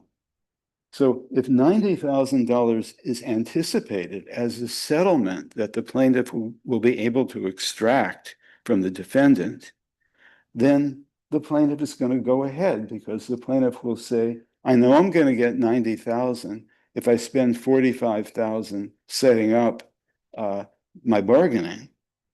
And so I'm going to go ahead and do that. So in this case, in this example, suit is brought, it will result in settlement, and total litigation expenses would be $45,000, just the pre-trial expenditure, because the settlement will avoid trial costs. Okay, now we come to the question: what's the effect of settlement? I've said what the effect of the ability to settle is in this model, but I haven't said what difference settlement makes relative to a situation in which there isn't settlement. I mean, to understand what the effect of settlement is on outcomes, we have to ask a hypothetical question, which is, what if settlement were not permitted? Occasionally, courts bar settlement, but usually they don't. Okay, so this is a hypothetical question. So I'm using the same numbers, and I'm going to explain to you on these numbers, if settlement were not permitted, the plaintiff would not bring suit. And the reason is as follows. The plaintiff would say, hey, if I spend $45,000, then where am I? I can threaten suit. And if I get that far, I will threaten suit, but I can't settle. I don't have an opportunity to extract from the defendant money from him to capture some of the surplus. So what the plaintiff, what the victim would say is, if I spend the 45,000 and then have to go to trial, and I will go to trial because I'll have a credible threat and I'll have to carry it out, I'll make 40,000. Well, $40,000 from going to trial doesn't cover the $45,000 that I would have to incur to wield this threat. So I'm not going to sue. So so this demonstrates in this example that the existence of the opportunity to settle is what instigates the bringing of suit. Because without that ability, there would be no suit. So now we can reflect on that and ask what it means for deterrence. Just reciting what I said, that if there's the ability to settle in this example, there'll be a suit, it will settle, the defendant will have to spend $90,000 to settle the case. So deterrence, in effect, will be whatever $90,000 does, which is to say, if the injurer knows, hey, I have to spend $90,000 every time I cause harm, I'm going to take some level of care, and that will result in some reduction in the probability of harm. If, on the other hand, there were no ability to settle, then on these numbers, the defendant would say, I'm never going to be sued, because the plaintiff is not going to want to spend $45,000 only to make $40,000 in a trial. So in this example, two things are true. The ability to settle results in litigation, and it ends in settlement. It creates positive deterrence to the tune of $90,000. If there were not the ability to settle, then suits would not be brought, and there would be no deterrence. So this suggests it's socially better to have the ability to settle than not. But actually, that's not necessarily true, because one has to compute social welfare, and I'll say something about that. But you have a question. Does any of this matter about that it's a static game instead of repeated? Where in reality, like usually the victim or the state, which is usually the person bringing suit. I didn't quite hear the state, like prosecutors, et cetera, are usually the ones bringing the suit, and they can credibly show that they will bring suit, even if it's a net loss for them because they're playing a repeated game against the public, basically. So would that change at all? The implications of this model, if it's a repeated game where you can have a reputation, or would this hold either way? Well, people certainly study, and it does happen that a motive for suit is not the immediate motive of that suit, but creating a reputation. So again, I abstract from that because I'm focusing on this. But if it were true that somebody could make a viable threat that would be believed, then I would incorporate that in the model, and of course it would change the conclusions. But I have to it would vastly complicate the inquiry, because then I have to incorporate, like just thinking about what social welfare is, I have to think about what's the social value of this reputation creation and so forth. And this would be worse than a bad hair day. It would be a nightmare because there would be too many things going on. Thank you. When I speak to empiricists, I keep getting empirical questions. I shouldn't be surprised. Yes. I have a question about the timing. So timing in trial is endogenous. So the resilience of the parties will be important to determine the bargaining payoff. So if you have like a lot of asymmetry in the resilience of both parties, like it's often in these situations, you will have a world that looks a lot more similar to just to just have a world where like you need the suit, so you need to go all the way to trial to actually have any deterrence. If the asymmetry in resilience in both parties is very different. Of course, if you have a resilience that is similar in both parties, then we're closer to the world you're presenting. So it would be like an asymmetry on where do you actually have deterrence, depending on the resilience of the parties. Yeah.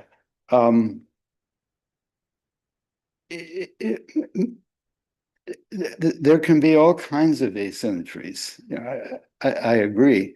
But my sense is you're talking about asymmetry in bargaining power? Exactly. The trial, when do you settle is endogenous. So you have endogenous timing in negotiation. That's the Catherine Spear paper, for example, talks about that.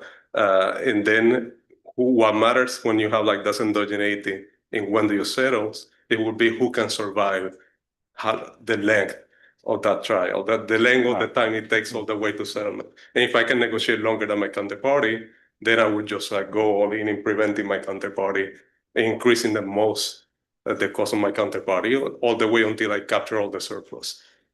I'm not hearing everything you're saying, but because I have hearing aids, so it's literally not hearing everything. But the types of things that you're referring to are just far afield from the central point that I'm investigating, which revolves around the fact that the ability to settle gives the victim more money than the victim would otherwise get. And that may translate into a higher probability of bringing suit, which means more deterrence of the injurer. So that's the central point. And so to make that point, I don't want to think about what happens during trial very much at all. I just want to isolate the main point. And how do you think about the extensive margin versus the intensive margin? Like you have more suits, but you don't have, the suits have a lower intensive margin. Well, so in this model, that's not an issue because I have one type of victim, one type of injurer.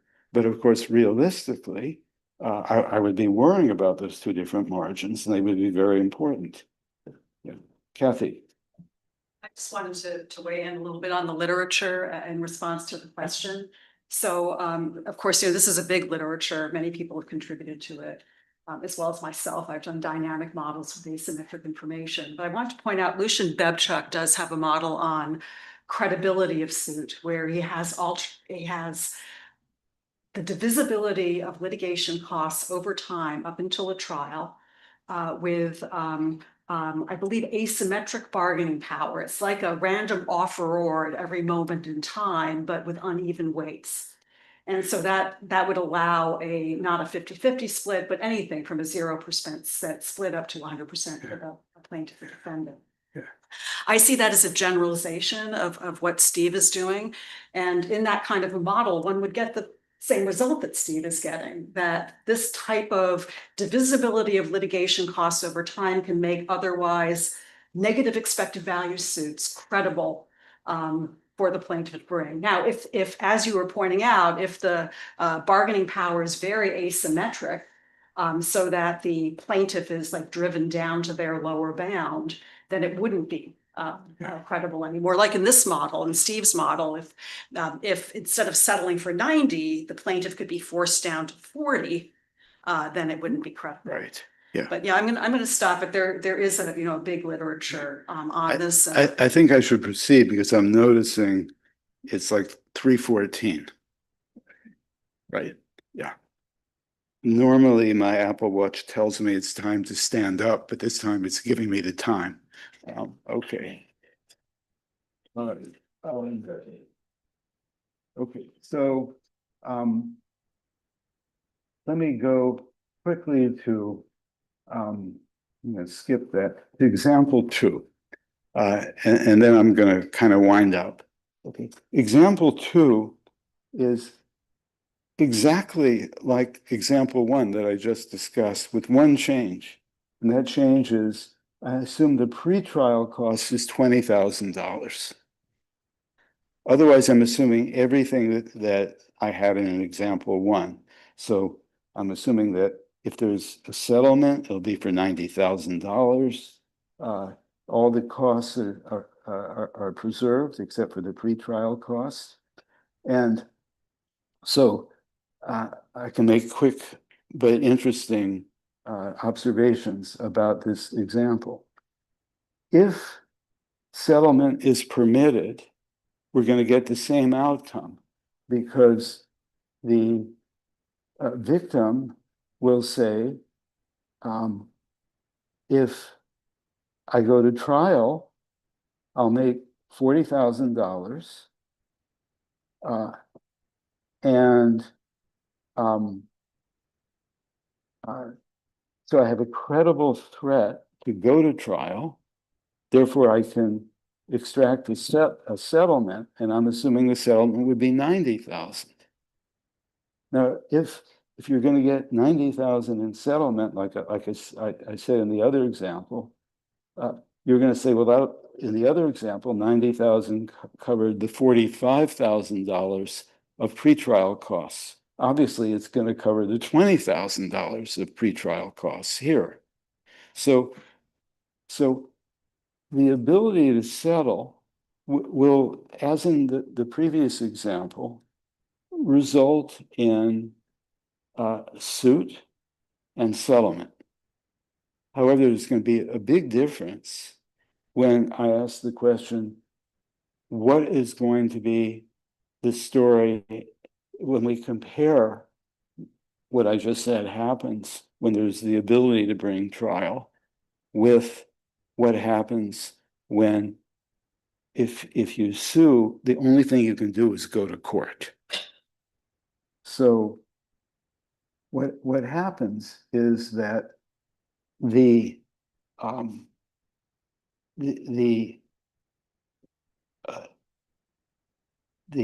victim would say, if the only option was to go to court, that he's going to bring suit. And the reason is that if he brings suit, even though he knows he's forced to go to court, he's going to make $40,000, and that's enough to pay his $20,000 in pretrial costs.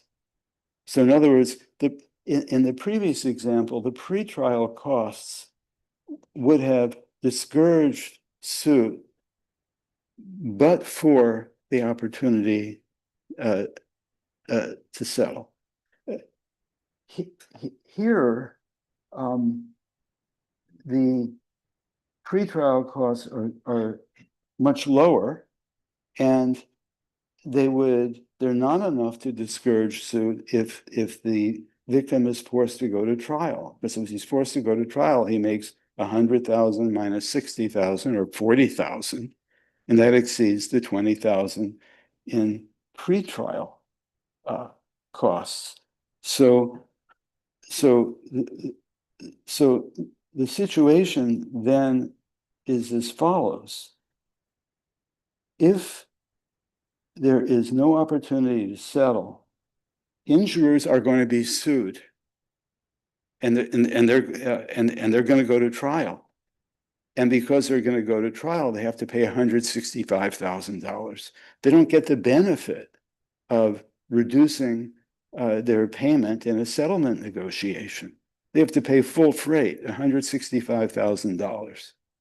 So this is the Dan and Mitch may not recognize it, but it's their situation because the opportunity to settle doesn't increase the probability of suit. It's the same either way, and the amount that the defendant pays is reduced when the amount the defendant has to pay is increased if he pays $165,000 because he can't go to trial, So he's better off when there's settlement. It's a reduced amount, 90,000 instead of 165.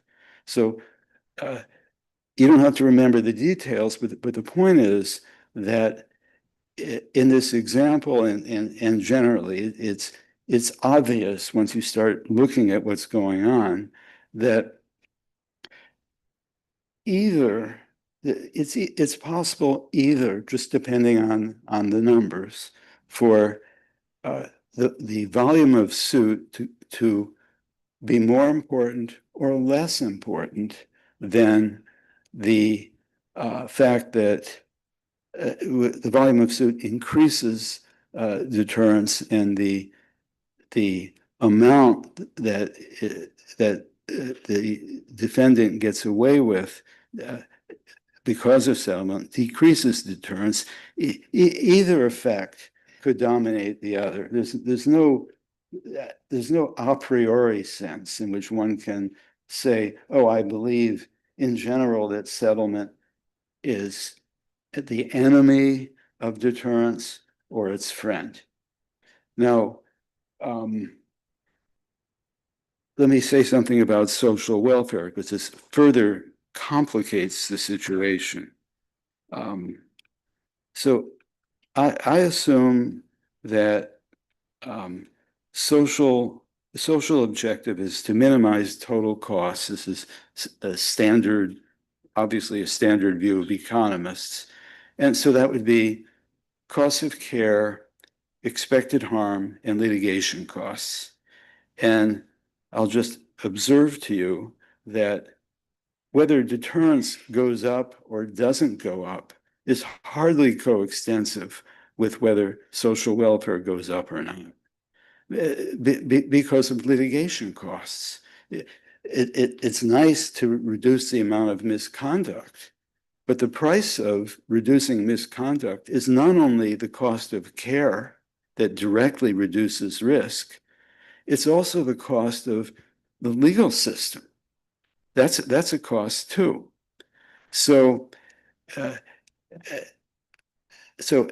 a parallel plane in this paper, which is too long, and I do not encourage you reading it in detail, because I've told you what the punchlines are. I finished it just because, you want to finish something. Once you get on the logic train, you can't get off. But I don't even like rereading it because the results are just all over the map, and there are all kinds of conditions that lead to different results. I can understand all of them for a while, and then I have to review my paper to re-understand them. Okay, but a comment that I can make is that one of the reasons for the lack of alignment of what happens when deterrence goes up, and I discover that social welfare doesn't necessarily go up. One of the reasons is that the actors in this phenomenon don't care about social welfare per se. When a plaintiff and a defendant settle, they only care about themselves.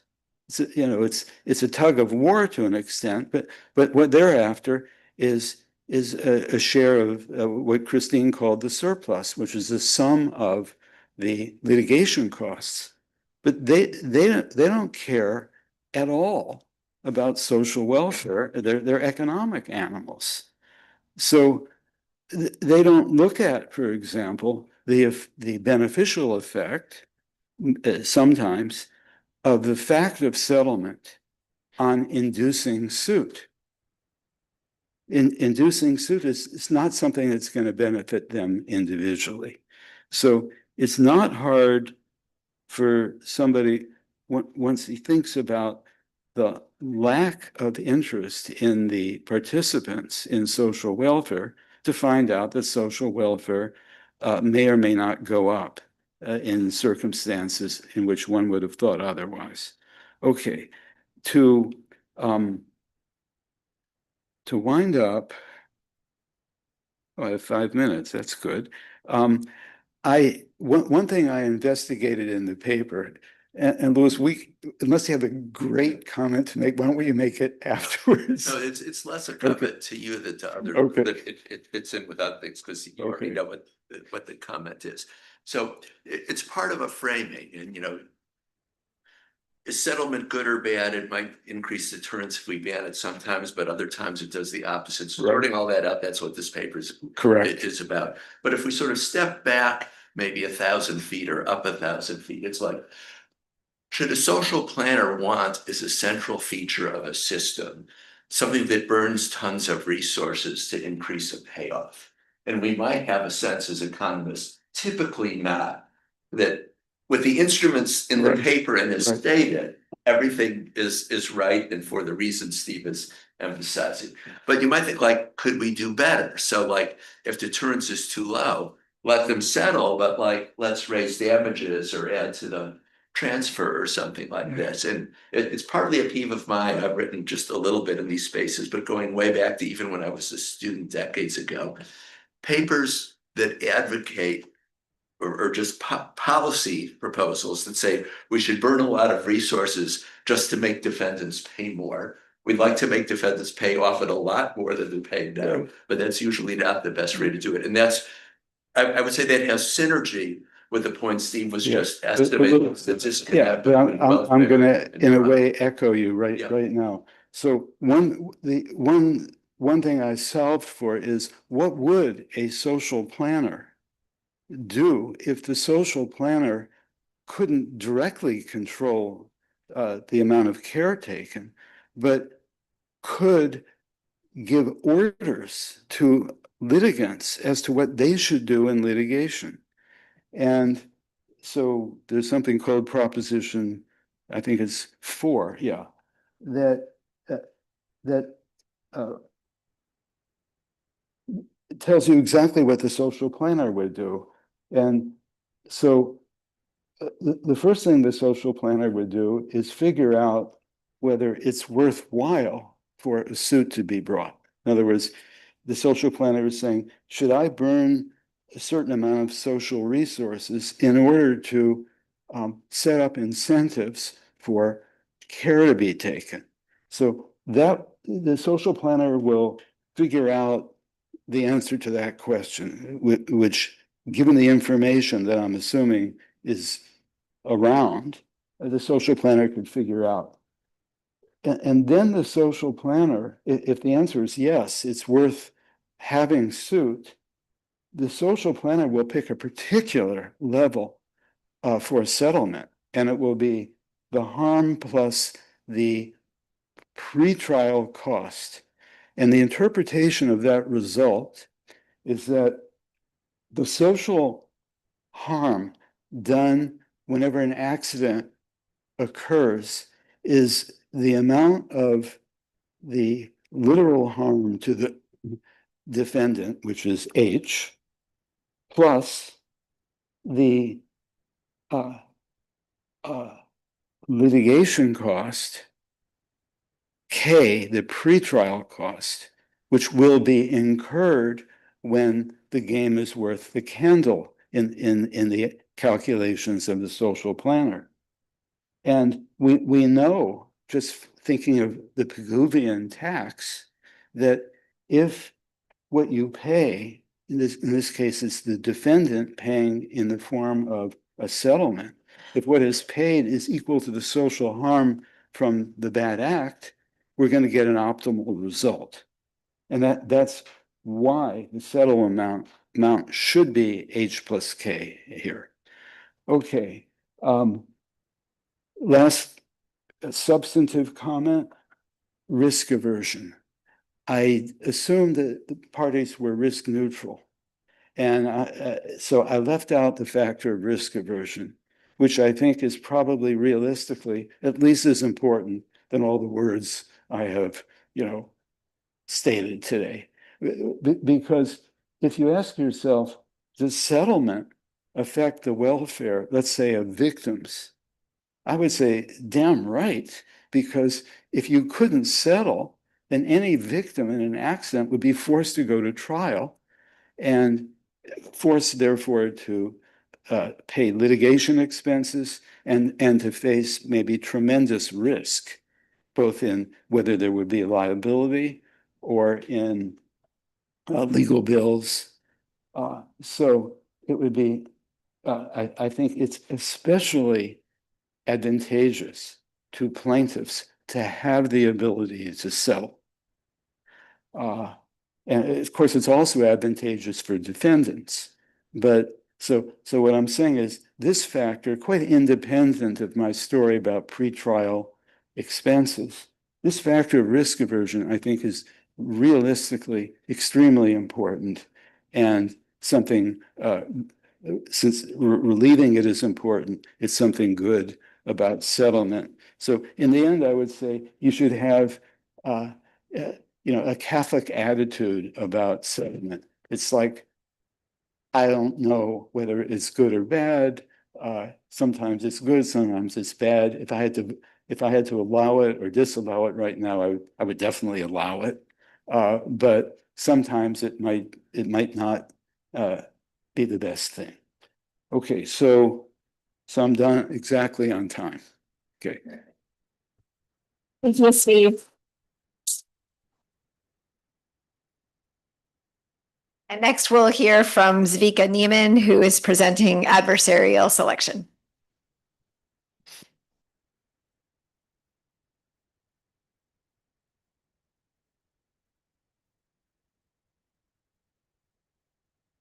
No, it's not the right.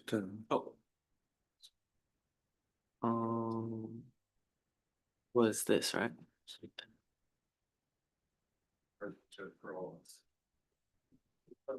Yeah. Let me.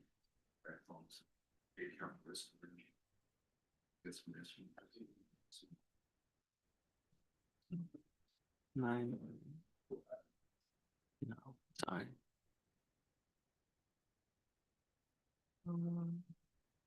Yeah. Clicker. Yeah, right. Let me get it for you.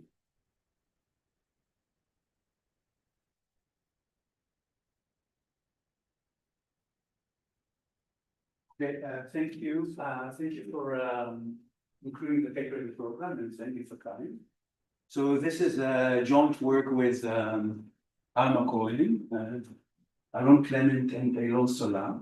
So Alma is an applied economist. Alon is a law professor, and Eylon is a mathematician, and I'm a microeconomic theorist. And our specialty is, not to say our expertise, is going to feed into different parts of the paper, as you will see. So the issue is the following. So in many institutional settings, they require the selection of a small representative subset from a large population under conditions of conflict.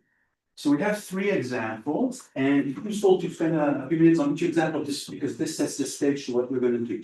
The first one is the case of jury selection. So people who stand on trial are supposed to be evaluated by a jury that is composed of their thinkers.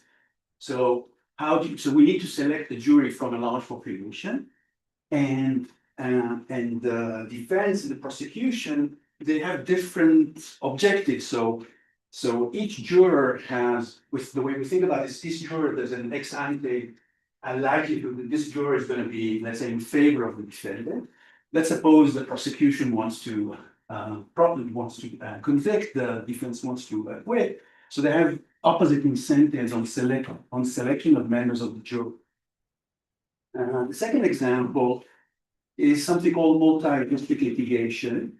So this is something that, if you're not into it, this is the application that actually provided the motivation for this study. So it turns out that in the US, sometimes there are thousands or tens of thousands of suits that are brought against the same defendant. And administratively, these suits are all put and are handled by one judge for the purpose of preliminary hearing. So this judge wants to have a sense for how strong is the case against the defendant. And for this, they want to identify a bellwether trial. So what is a bellwether trial? So bellwether is the name of the sheep that has the little bell that's supposed to lead the flock of sheep. But what the judge wants is that I'm a judge, I have 10,000 suits ahead of me. I cannot litigate all 10,000 suits, obviously, but I want to know if I could only litigate 5 or 10 or maybe 15, I want to know which 5 or which 10 I should litigate in order to get a good sense for how strong the case is against the defendant, and that would also provide guidance for the different parties when they do negotiate and when they do settlement negotiation and other things. Finally, the third example, and obviously, sorry, I didn't say, obviously in the case of multi-district litigation, the defendant and the prosecution have totally different objectives, opposite objectives on what cases are selected as the bellwether case. Finally, the third example, instead of citizen assemblies, so in the last couple of years, a few books have appeared that express dissatisfaction with democracy. So one recent book the title is Politics Without Politicians. The idea is that when you have important questions to discuss, immigration policy, tax policy, environmental policy, the idea is that you want to select a panel of ordinary citizens, 30, 50, 150. This panel would debate the issue at hand, would form a recommendation. Sometimes these recommendations have some binding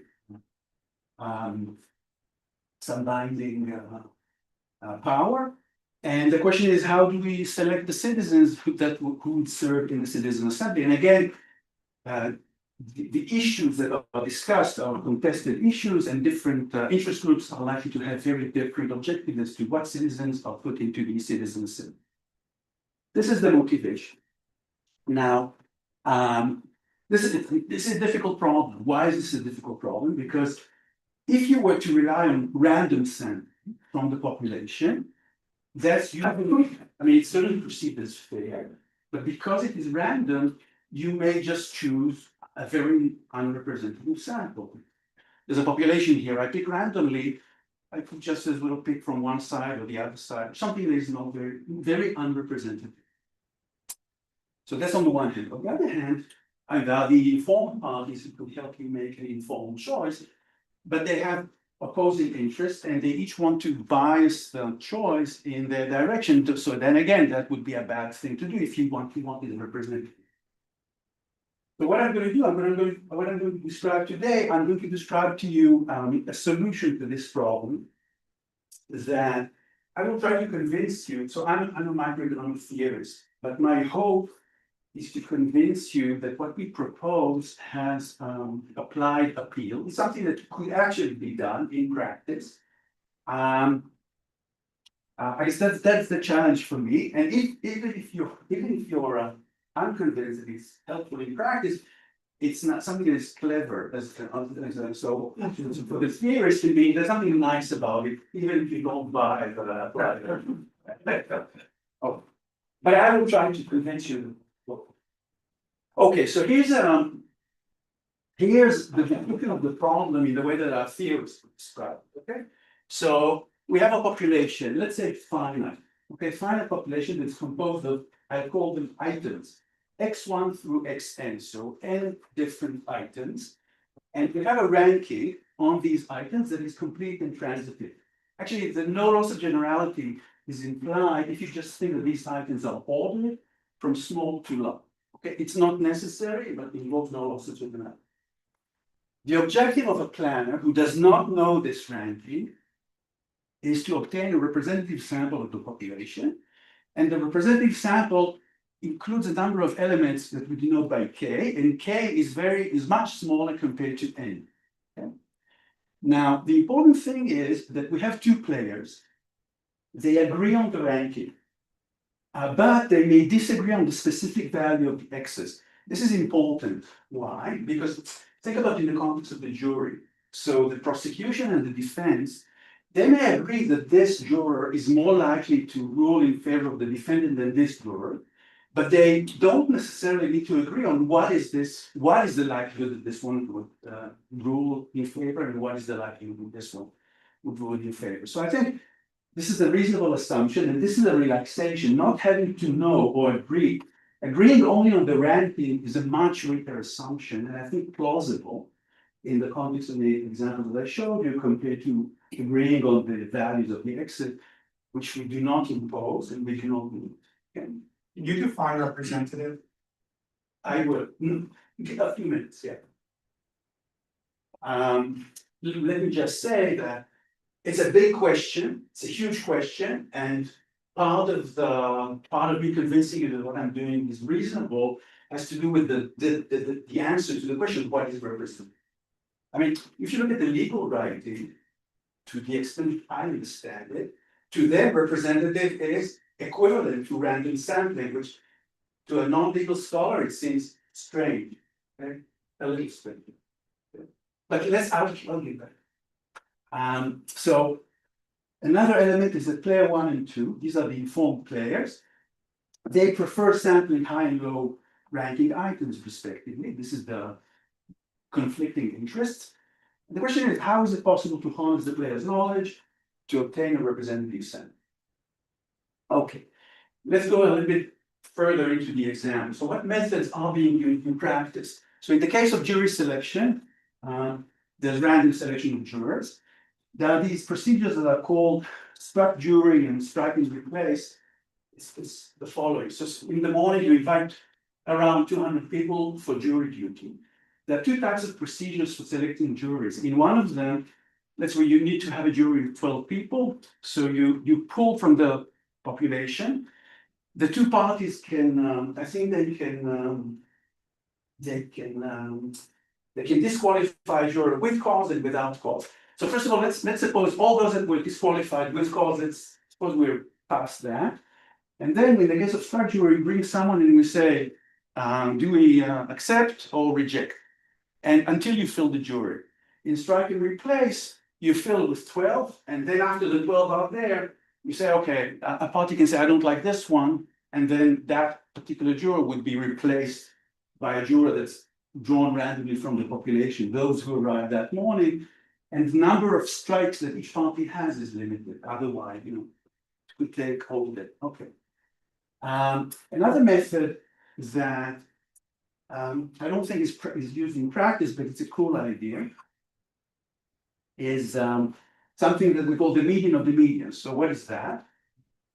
Let's suppose you pick randomly different panels of 12 jurors each, and then you let each party, let's suppose we have let's say 5 different panels of 12, and you let each party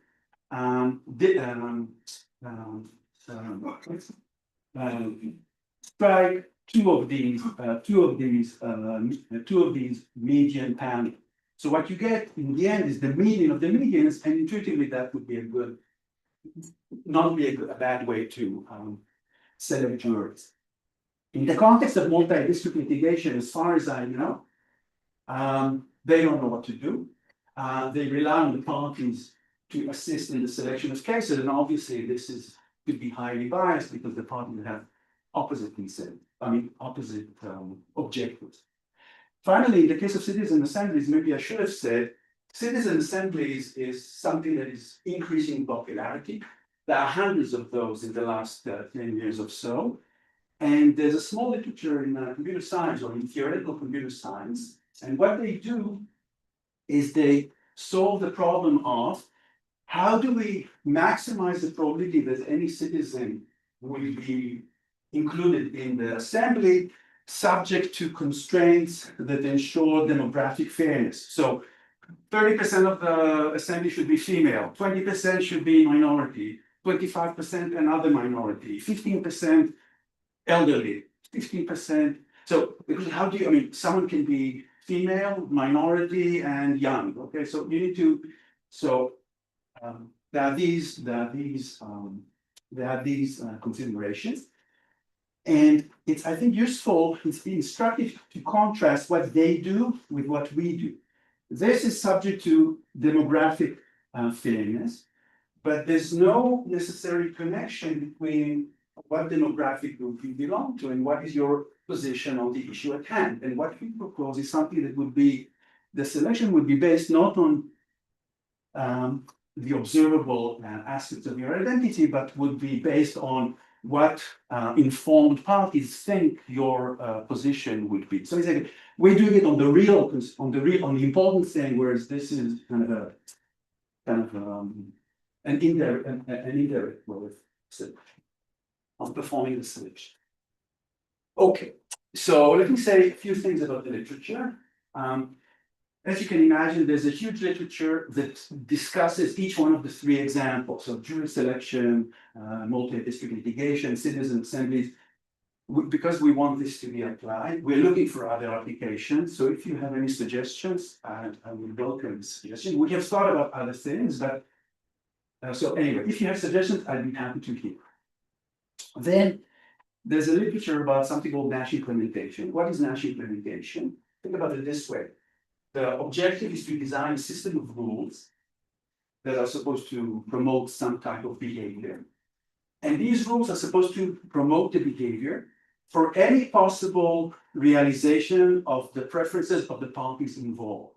When we design the rules, we don't know what the parties' preferences are. The rules, if the rules are good rules, they should work regardless of what these preferences are. And but the assumption is that when the parties will interact through these rules, they will already know each other's preferences. There's actually a surprisingly small list of papers in mechanism design. These are theoretical papers.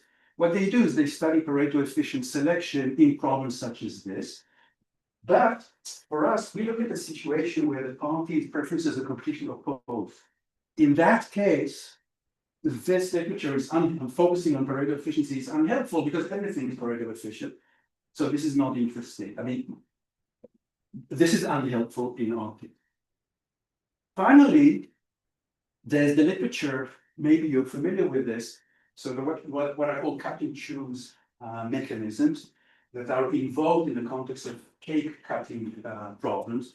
So I think cake cutting started out as a diversion for mathematicians. So the problem is this: you have two children. You have one cake that you need to divide between these two children in a way that would be fair, efficient, attractive, whatever objective you want. How can you do this? So the idea is that, well, one way I propose to you is one of the children will cut the cake into two pieces, and the other child will pick which of these two pieces they want. So mathematicians have taken this and have run with it. So the cake, you can imagine that you can embed this cake in a very abstract space, and then you have moving knives, and you can have more than one knife. But where's the frosting? The question is whether the cake is homogeneous or not homogeneous. What we do, in a way, our solutions belongs to this family of cut and choose. Oh, so here's the model. In order to A quick question before the model. I'm just thinking through the parties. I understand for litigation and like the jury selection that there's interested parties, but with a citizen assembly, can you explain more about so if the issue, so it depends on the issue. So if the issue is environmental policy, and the question is, do we want to allow, let's say, nuclear energy or not? Yes or no on nuclear energy, then you would have interest groups. Some of them are in favor, some of them against. It's true that for the model we will have two interested parties with opposing interests. And in the case of citizen assemblies, maybe you have more than two. Maybe for our model, we think of the policy space as one-dimensional. Maybe for the case that is discussed by citizen assemblies, it's not one-dimensional. But then I would say, fine, project that onto one dimension and we'll work from there. Yeah, okay. Okay, so in order to do whatever it is that we want to do, That's two just clarifying questions. The first is I just wanted the domain of the problem. Like for the jury selection, are you talking about the pool or once you have the pool, the selection within, it seems that your examples are selection within the pool. So that's the way I see it. Suppose you have a town, the town has 10,000 eligible jurors. You need to select 12 and they should be representative of the 10,000. But how do you do that? Okay, because like the way it works, at least in New York, is that you have a random selection from the population of 50, 60, and from there you kind of whittle down to the 12. And I thought you were talking about whittling from the pool to the 12. So at the level of the theoretical model, it doesn't matter. I Doesn't can matter. start with 100,000 and whittle to 12, or I can start with the 200. I thought it was 200 that are invited in the morning, whatever. I can start with the 60,000, with the whatever, 2 million. I can start with the 60,000, whatever. For me, as a theorist, it doesn't matter. Everything goes. Okay, the reason I asked is just that, and this may go with the question of representativeness, is that I think in the law, and I'm no expert on this, but I thought with respect to pool, we're talking about demographic representativeness, like age, race, genders, things like that. But with respect to the 12-person pool, there it seems to be that the lawyers are trying to get maybe representativeness or some sorting on preferences. I don't know if like I guess like the question I'm asking, is there a distinction between representativeness on preference ordering or representativeness on these other dimensions? So I would argue that the thing that the parties want is representativeness. I mean, in terms of my understanding of justice for the defendant, is you want to do representativeness on the likelihood of a conviction. This is the choosing of demographics is an indirect way of ensuring that you represent preferences correctly. That's my understanding. Yeah, I don't know. I mean, as a matter, I Now, hadn't thought about it in those terms. I mean, that's it the way I seems like think about it. And in terms of whether it's out of 50 in the morning or at 200 or whatever, for practical considerations, maybe it's better to think about, I invited 100 people in the morning, they should be, whoever I choose is representative of the 100, because I don't want to get, it's too complicated to invite to the courtroom, I don't know, 50,000 people, and the procedure that I will propose is difficult to apply with 50,000. Okay, so in order for everything that we work, everything we do is within the framework of standard economic theory. So we have players who are expected utility maximizers. So I need to define their preferences. And I don't need to get into the details. The important thing is that we said that player one prefers items that are high on the ranking.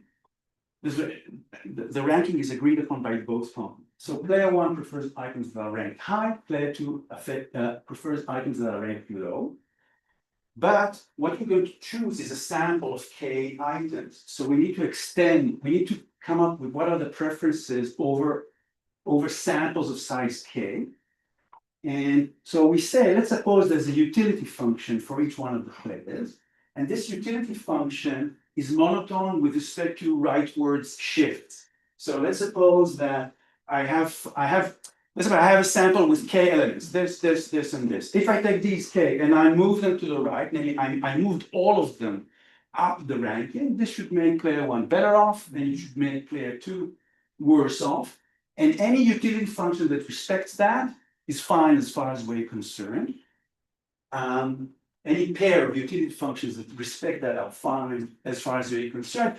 This is what shifted to the right means.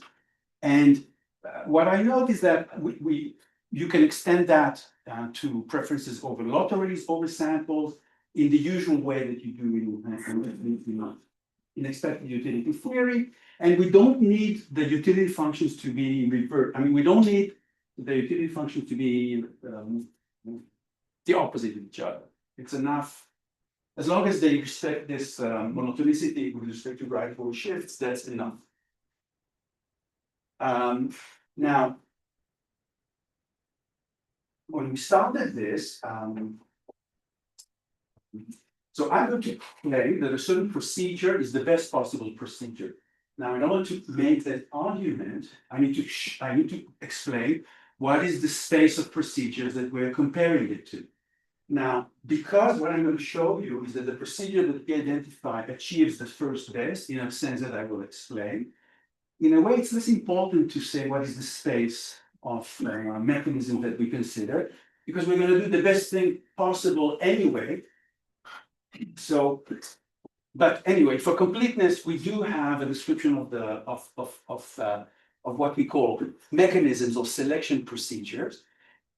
To be fair, I cannot imagine anything that is not covered by what we define to be this mechanism. Anything that I can imagine, it falls under the category of what we call a selection rule. And in any case, as I said, because we have the first best result, it's less important to be precise about it. But of course, I'm a theorist, so we do problem. Now, there are all the mechanisms that selection rule I described earlier: strike jury, strike and replace, random, etc. A mechanism that you may not be familiar with, what is something we invented for this problem, is something that we call cut and choose. So what is cut and choose? So think about it this way: one player partitions the set of indices. We have n indices. One player partitions the set of indices 1 through n into k disjoint subsets, not necessarily of equal size, it could be of different sizes. And the other player selects one index from each subset. So because we have k subsets and the other player chooses one from each subset, this will give us a sample of k indices. And these are the indices that the judge, if you like, these are the cases that would go on trial. These would be the bellwether cases. Now there are two properties that cut and choose mechanisms satisfy that are important for us. The first one is that what I call no overlap. So let's suppose that the items are 1 through 8 and they are ranked. The ranking is from the higher number is ranked higher. Okay. Let's suppose you need to divide it into two sets, one with 5 indices, the other one with 3 indices. You don't want the indices to overlap. So here you have 1 through 5 and 6 through 8, they don't overlap. Here they do overlap. So the 7 is not here but here, and the 3 is not here but here. You can see, it's immediate to see that for the player who divides into the two subsets, who decides what items to put in what subset, this is better than this, because this would generate a selection of 1 and 6, whereas this would generate a selection of 1 and 3, because the player who chooses prefers lower ranked items, and the player who assigns items to these sets prefers higher ranked items. So it turns out this no overlap property is general.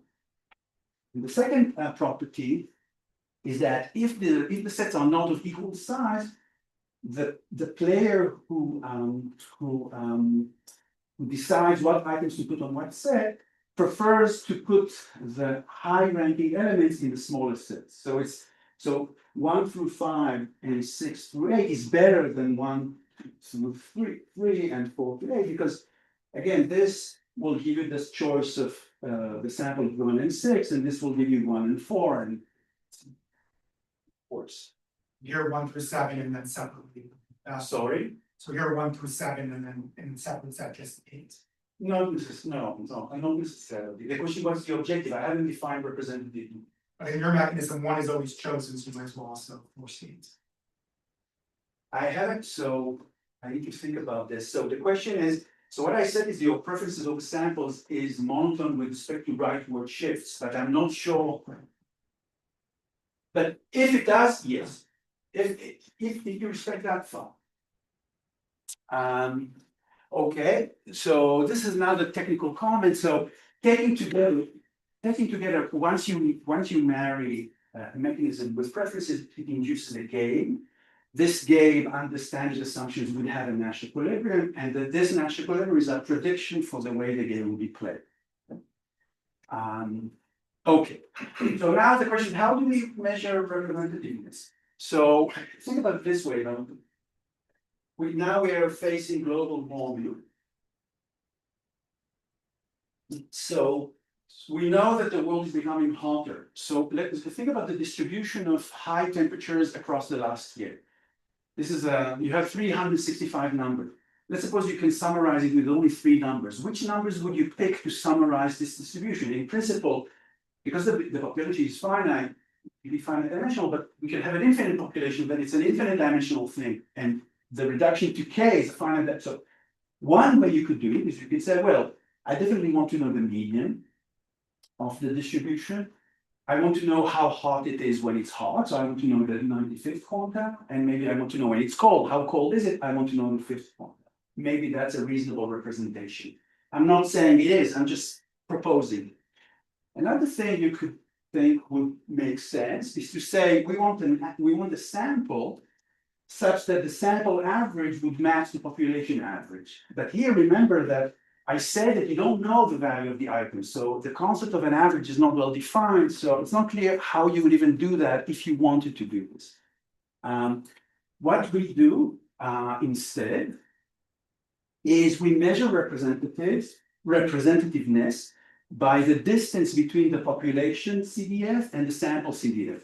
So once we have a population, I can see what is the cumulative distribution function of this population. I have a sample, I can see what is the cumulative distribution function of the sample, and I can measure representativeness by the distance between these two CDFs.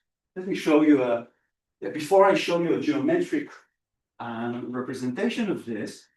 So we only have ordinal information. So when I talk about this is the CDF of the population. What is it? It gives you the answer to the question. For any item in the population, how high is it on the ranking? This is what essentially what the population CDF gives you is it tells you for every item how high is it on the rank. For the sample, what is the CDF of the sample? For every element in the it tells you for each element in the sample how so for every item in the population, it tells you how many items in the sample are smaller than that item. If I plot this, so the blue line gives you the CDF of the population. It's just the step function. And here, if we have a sample, if the sample consists of, this is too small, you don't see, but the x's go from x1 to x30, and the sample is concentrated. I think it's a 6 point. It's a sample with 6 items, x3, x8, x13, x18, and so on. So you see the CDF of the population is the red line, and intuitively, a representative sample is a sample that minimizes the distance between the red CDF and the blue CDF. A question. So this is a general comment. It's triggered by the representative statement before. I thought this would be a better place to ask it when you had this up. So it's very aesthetically appealing in many ways. And this is like from the model builder perspective. But always whatever our criteria would be normatively generated by the application in principle. So just to take two quickly, and I'll make contentious statements that I'm not even sure I agree with, but I think at least are plausible to agree with. So let's take the jury case. We might want lack of bias, but because we have a unanimity rule, we might want to kill the extremes on both sides because we'll just get one hung jury after another. So the striking system from the two sides really decreases the likelihood of hung jury, whereas this, which is going to get us things out of the end. This is like an objection, like a procedural objection. I'm not sure I agree, but fine. No, I'm just sort of posing. Yeah. If we have an objective that has to do with like system outcomes in finite time that plausibly match things, we might want to take a different, and that might be partly why we have the seemingly strange system now. And just to take one other example, this is again just suggestive. And let's say we're doing the MDL example, and let's imagine my objective as the judge was to produce something like the mean on the theory that maybe we would get. This will encourage a global settlement at the mean, and then they'll figure out how to divide it up. There, I would not want the CDF to match because since I know something about distributions, I know that a lot of the mean is going to be driven by the upper tail. So being off on the upper tail is going to crush my estimate of the mean, whereas errors at the bottom sort of wouldn't matter at all. So the only point of this comment, and I don't want to interrupt the flow too much, but The criteria, I think, for some uses would be normatively compelling. It's certainly aesthetically appealing and it has certain properties. But just taking I don't understand the citizen assembly, so I skipped it. But just taking two of the use cases, it's not obvious that this is the criteria that we would want. Fine, Yeah. okay, Yeah. so my answer to this is that actually, we can do whatever it is that you want. So if you, for whatever reason, you prefer to, let's say, if you prefer to, so what I'm saying is the input to you is the distribution. And the question is, and we have a ranking on the distribution. I mean, the distribution is a ranking. The question is, what elements of the ranking do you think are more, so let's say that the ranking goes from here to here. What part of this do you think is more salient? Let's suppose you think this one, I should focus on this part or this part or that part. Whatever it is that you want to focus on, I can adapt the procedure to capture that. I can capture it exactly. That's, I mean, Yes. I won't follow it up here, but I can do that, but what I do here, it's true that this is like, if without any additional detail, I think this is like, in terms of this is the theoretically cleanest way if you don't give me any more detail. But if you say, oh, the 95th percentile is crucial, the procedure would select it. I would need to modify it though too. But how I modify it would also become clear once I describe the procedure. Yeah, okay. Okay, so I said we need to measure the distance between the red and the blue curve. Turns out there are many ways to measure distances between distributions. And we focus on three. We focus on three here, I'll describe them to you. There are other methods. And for all the methods that are well known enough that they have a name that we know about, we can explain either why they cannot be used in this context or why they're less interesting, but I leave that aside. So we have three measures of distance. One is something called Kolmogorov-Smirnov. It's just the maximum distance. So it's the maximum difference between the blue and the red curve. The other one is L1. It's just the input, it's the area between the sum of the areas between the red and the blue. And the third one, I think, is called Kramer and von Mises. Wrong direction. The Kramer von Mises, it's the area, but where you square, it's the area where you square distance. Okay? And when do we say that a procedure is optimal? So this is a very strong definition of optimality. It's actually the strongest definition you can imagine.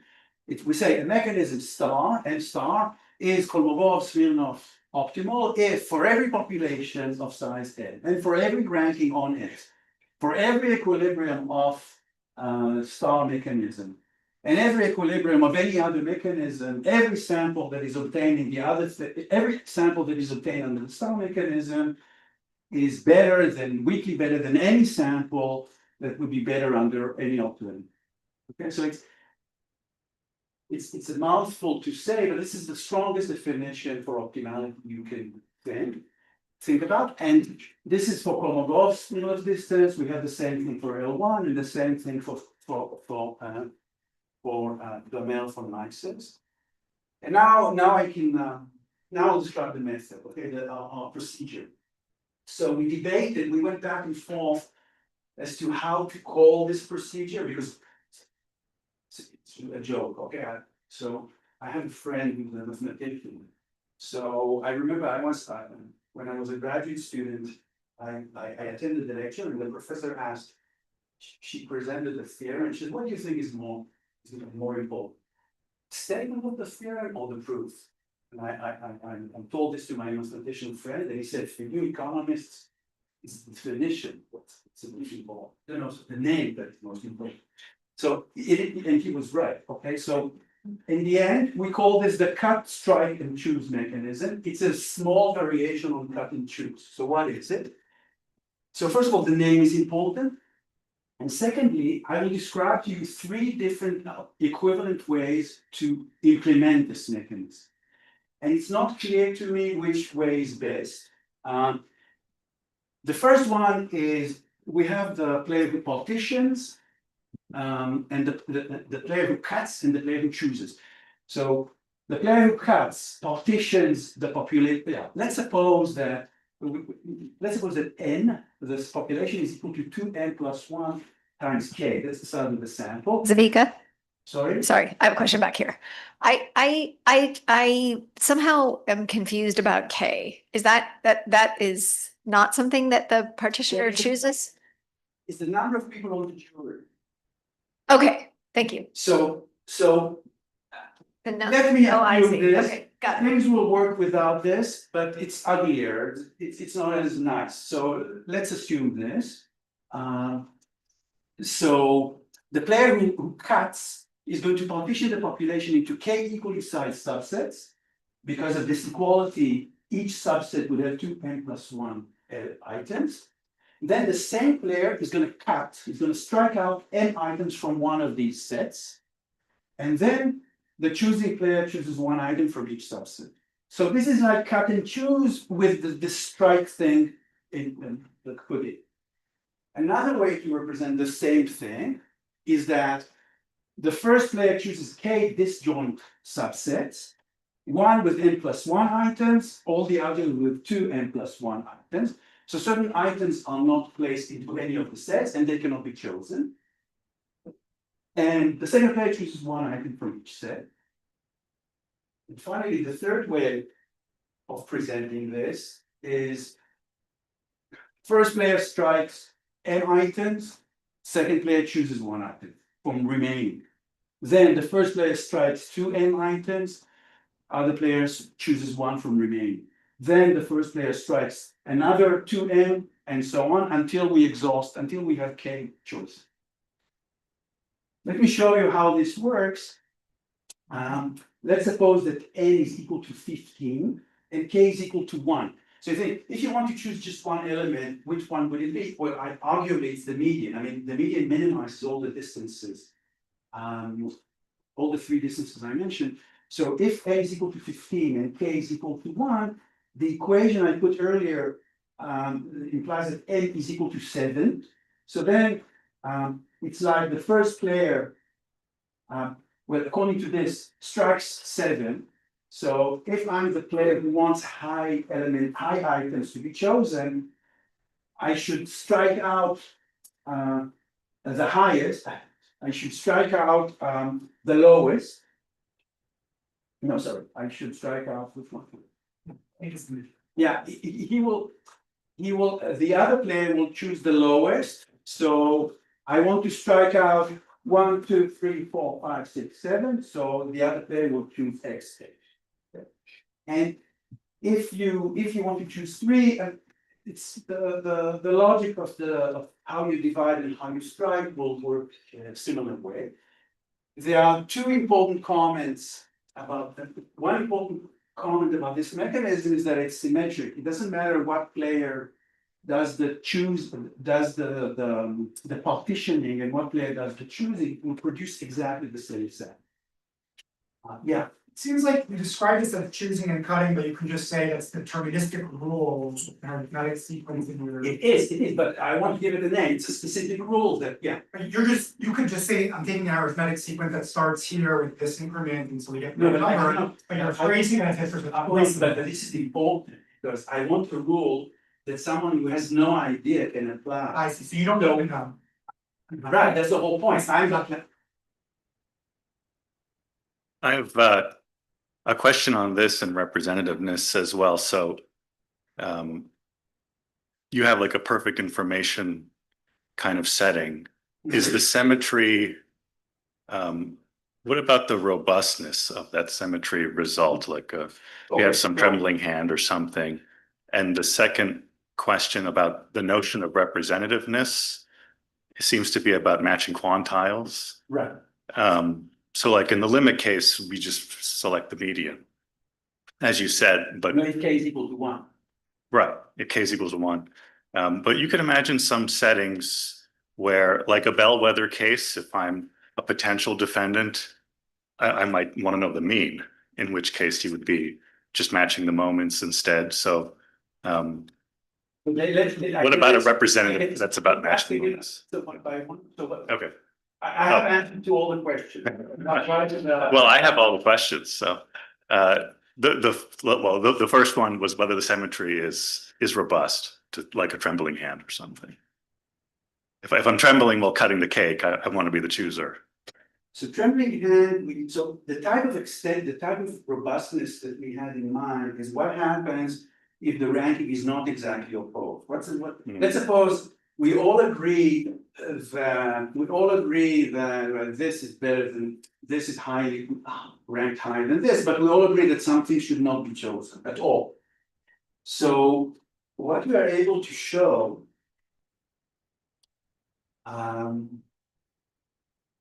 what we're able to show is the following, and it might be difficult to understand. So for you, if the ranking is not exactly opposed, for you, if I tell you you have your own rank, and if I tell you, look, if the other player has a ranking that is the opposite of yours, from your perspective, it's the worst possible thing, right? Because they are completely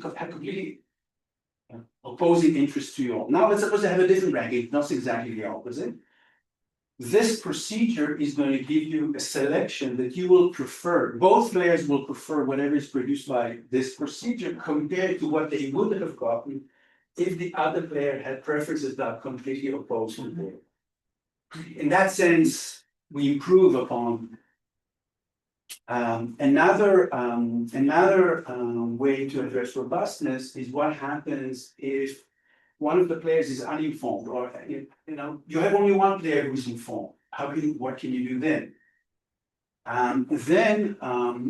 The mechanism that we propose is a variation of this. You ask one of the players to divide into k equally sized groups, and the planner would randomize. From each group, would choose an item randomly. We can show that in that case, if the strategic player wants to minimize the variance. First of all, this rule ensures that the average, the mean of the sample, is the same regardless of the way you divide into subsets. And second, if the objective of the player is to minimize the variance of chosen sample, dividing in a way that is ordered is optimal for the choosing. And there were other questions. The other question is if you have a concept of representativeness that's about matching the moments rather than the quantiles. Okay, so if you want to match average, then what we can show, then we have to revert to worst case analysis, and then we can show that this thing gives you the worst case optimal selection relative to compared to all other cases. But this we decided to not include in this paper. That would be in another one. Okay, so where was I?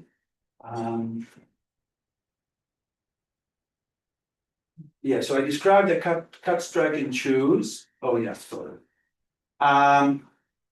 Yeah, okay, so here's the main result. The main result is that the cut, strike, and choose mechanism chooses the first best sample. What is the first best sample? The first best sample is what the planner herself would have chosen if she knew the. Okay, that's what we call the first best. So first best as in what would have happened if there was no asymmetric information, okay, between the players and the planner.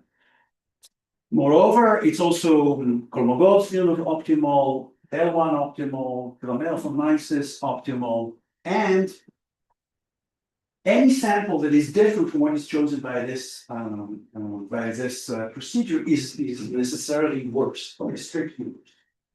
Let me show you some calculations that show you how this thing performs. Okay, so this is a drawing. This is a figure that shows the sample that's chosen by the cut, strike, and choose when n is equal to 972, k is 12, and it's just parameter is 40. You see that the step function traces the curve function pretty nicely. This is just a random sample. So it samples this one, this. Here there are 3. 1, 2, 3, 1. You see that if you choose randomly, there's not, I mean, it's this, I mean, it's very unlikely that the random choice would just happen to fall exactly on the right quantiles, the right, that these quantiles are what you want in order to represent. What we have here, this is an exercise where you have, let's suppose the population consists of 15 items, only 15 items, and you have to choose a sample that has a size of 3. So the cut, strike, and choose has an error that is here, 2/15. If you do it randomly, then this gives you the histogram. You choose randomly 1,000 times. This gives you the histogram. None of these, I think here you have 0. None of them hit the minimum, and some of them have a pretty large error relative to the cut, strike, and choose. Here we have a comparison of the cut, strike, and choose compared to just cut and choose, median, strike out, random. What is missing from this figure, and I should have added, is an interesting question is, I think it's a useful measure of how much more effective this is compared to random. So a sample of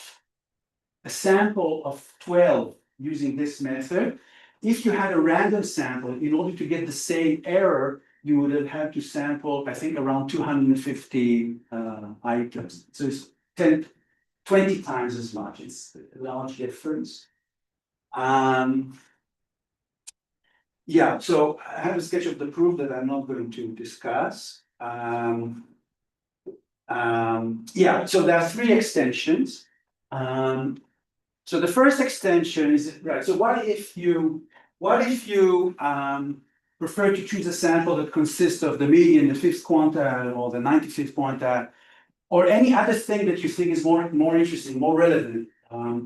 So this procedure, you tell me what quantiles you want, and I can adapt the procedure to give you exactly the quantiles that you want. But it's not so difficult. It's not difficult to see how this is done, because if you look at this representation,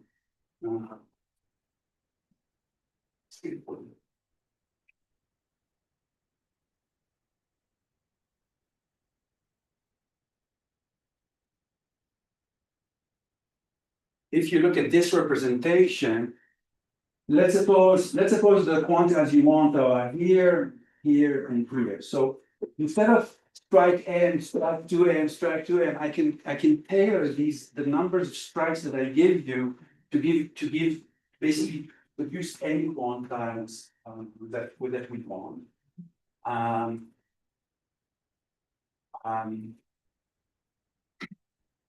So that's the first theorem. The second comment is about what happens if the players don't have rankings that are exactly opposed to each other. So then so what I explained earlier, but I think it's difficult to from the perspective of you yourself as a player, if the other player if the ranking of the other player is not exactly opposite to you, then it's bad. It's good news relative compared to the case where their ranking is exactly the opposite of your ranking. Then, if you apply this procedure, you get an outcome that you prefer to what you would have gotten if this procedure was applied when you had your own preferences and the other player has preferences that are the opposite of a ranking that is the opposite of yourself. So, if you like, that's a kind of robustness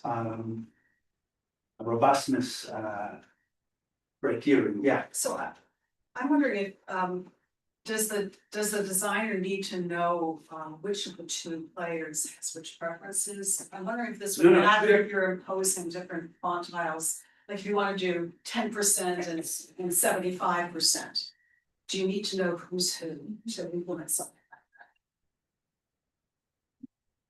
that? Yeah, you need to know who pushes to the right and who pushes to the left, because you need to. But I think that in all the applications, I think that would be easy to. That should be obvious. Yeah, I think that yes, but I think that's not a lot to ask for. then the next comment is what happens if there's only one player or if the players are very asymmetrically informed? So you might think that in the case of multi-district litigation, the defendant is well informed about the different cases, but each prosecutor knows only their case and there are thousands of cases, so how would you know to make the choice? So in that case, it turns out that I call this this is something that I invented yesterday, maybe it's not a good name. I call it the equal cut and random choice. So the idea is that you want the player who's going to perform the cut to cut into K equally sized groups.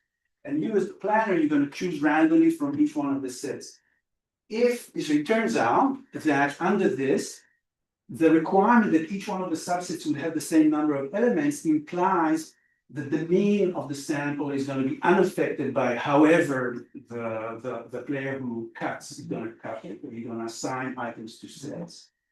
And second, if the objective of the player who chooses or who cuts is to minimize the variance of the chosen sample, they would want to assign items to sets in this way, according to this, all the highest in one set, the next highest in the next set, and so on. So what can happen is that the assignment of items to sets is going to be according to this, and then you choose randomly from here, choose randomly from here. So what you get is like it looks like what you get is like what you would get if you perform stratified sampling, where the stratification is on the location on the ranking, which is like well, something nice that you could hope for. And I think this is this is what I said. This is I was just gonna say, I don't know if this is on like the first lab applications, but it seems like this would extend very well to gerrymandering, solving the so before we like a pretty simple extension. Okay, so I'll tell you, so before we had the citizen, the example we had before citizen assembly was about appointment of members into committees that decide on gerrymandering. And I think it seemed to, we preferred the citizen assemblies because I like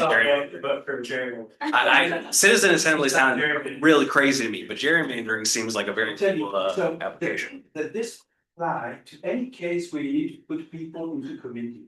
The thing about the university committee. Now, it's not clear to me that the university committee would have like two opposing. So I'm based in Tel Aviv. In Tel Aviv, that's what at the university there's the east side and the west side. The east side is exact sciences, the west side is the humanities, and it is one-dimensional. So and you need to appoint members to the university committee. This is actually a pretty good description. So this applies to any assignment of people to committees whenever it's a one-dimensional decision. But then assignment of people to committees is too abstract, and gerrymandering is too specific. So we replace it with the citizens. But my vote still goes to gerrymandering. All those who want gerrymandering, we can put it in another room. That was in the previous draft of the paper. Yeah, You started talking, I was like, wait, this is not the third example. I think I was pushing, it was because of me, so maybe it wasn't a good judgment on my. I'm not expressing an opinion. Just a small follow-up to our prior exchange, and the extensions really help a lot. So what's crystallized in my mind, and I think the different pieces really, create that, is this is a mechanism that works on ordering. And it's a mechanism that works on orderings. Because it works on orderings, one can adjust the numbers and the rules to hit the different places in percentiles because they're defined on orderings. Relating to my earlier comment about mean or about moments of a distribution, because those are on magnitudes, this kind of mechanism cannot recover those. So maybe what I could have said earlier now is that what this does is that it gives you a distribution that is actually a good, tracks the real distribution pretty well. Now, whatever moment that it is that you want from the original distribution, because we have an approximate distribution, calculate the moment from this approximate distribution. Yeah. It's not going to do such a bad job doing that. But we don't have a hard, but unfortunately, we don't have a uniform bound. We only have worst case results.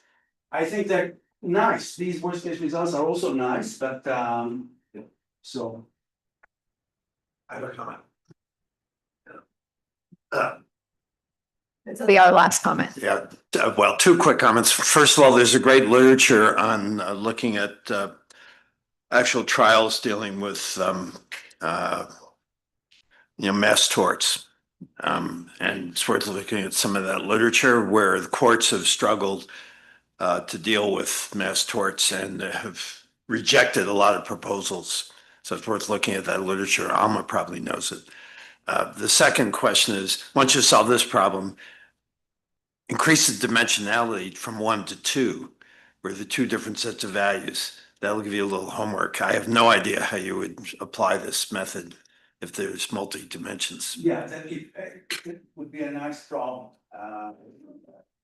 Yeah, I think, yeah, extending the dimension would be, it's a nice challenge. I mean, I think actually it would reduce the applicability. It would make it too complicated, but it's a nice geometric problem. Yeah. Zvika, thank you for ending us on such a stimulating note.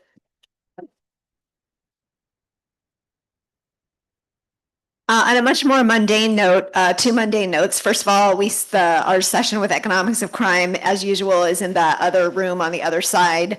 And that starts at the same time tomorrow morning, 8:45 as today.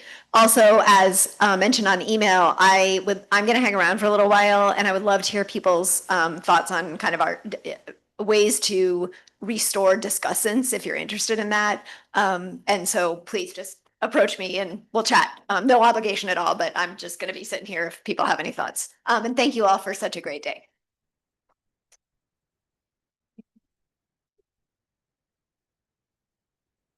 Are you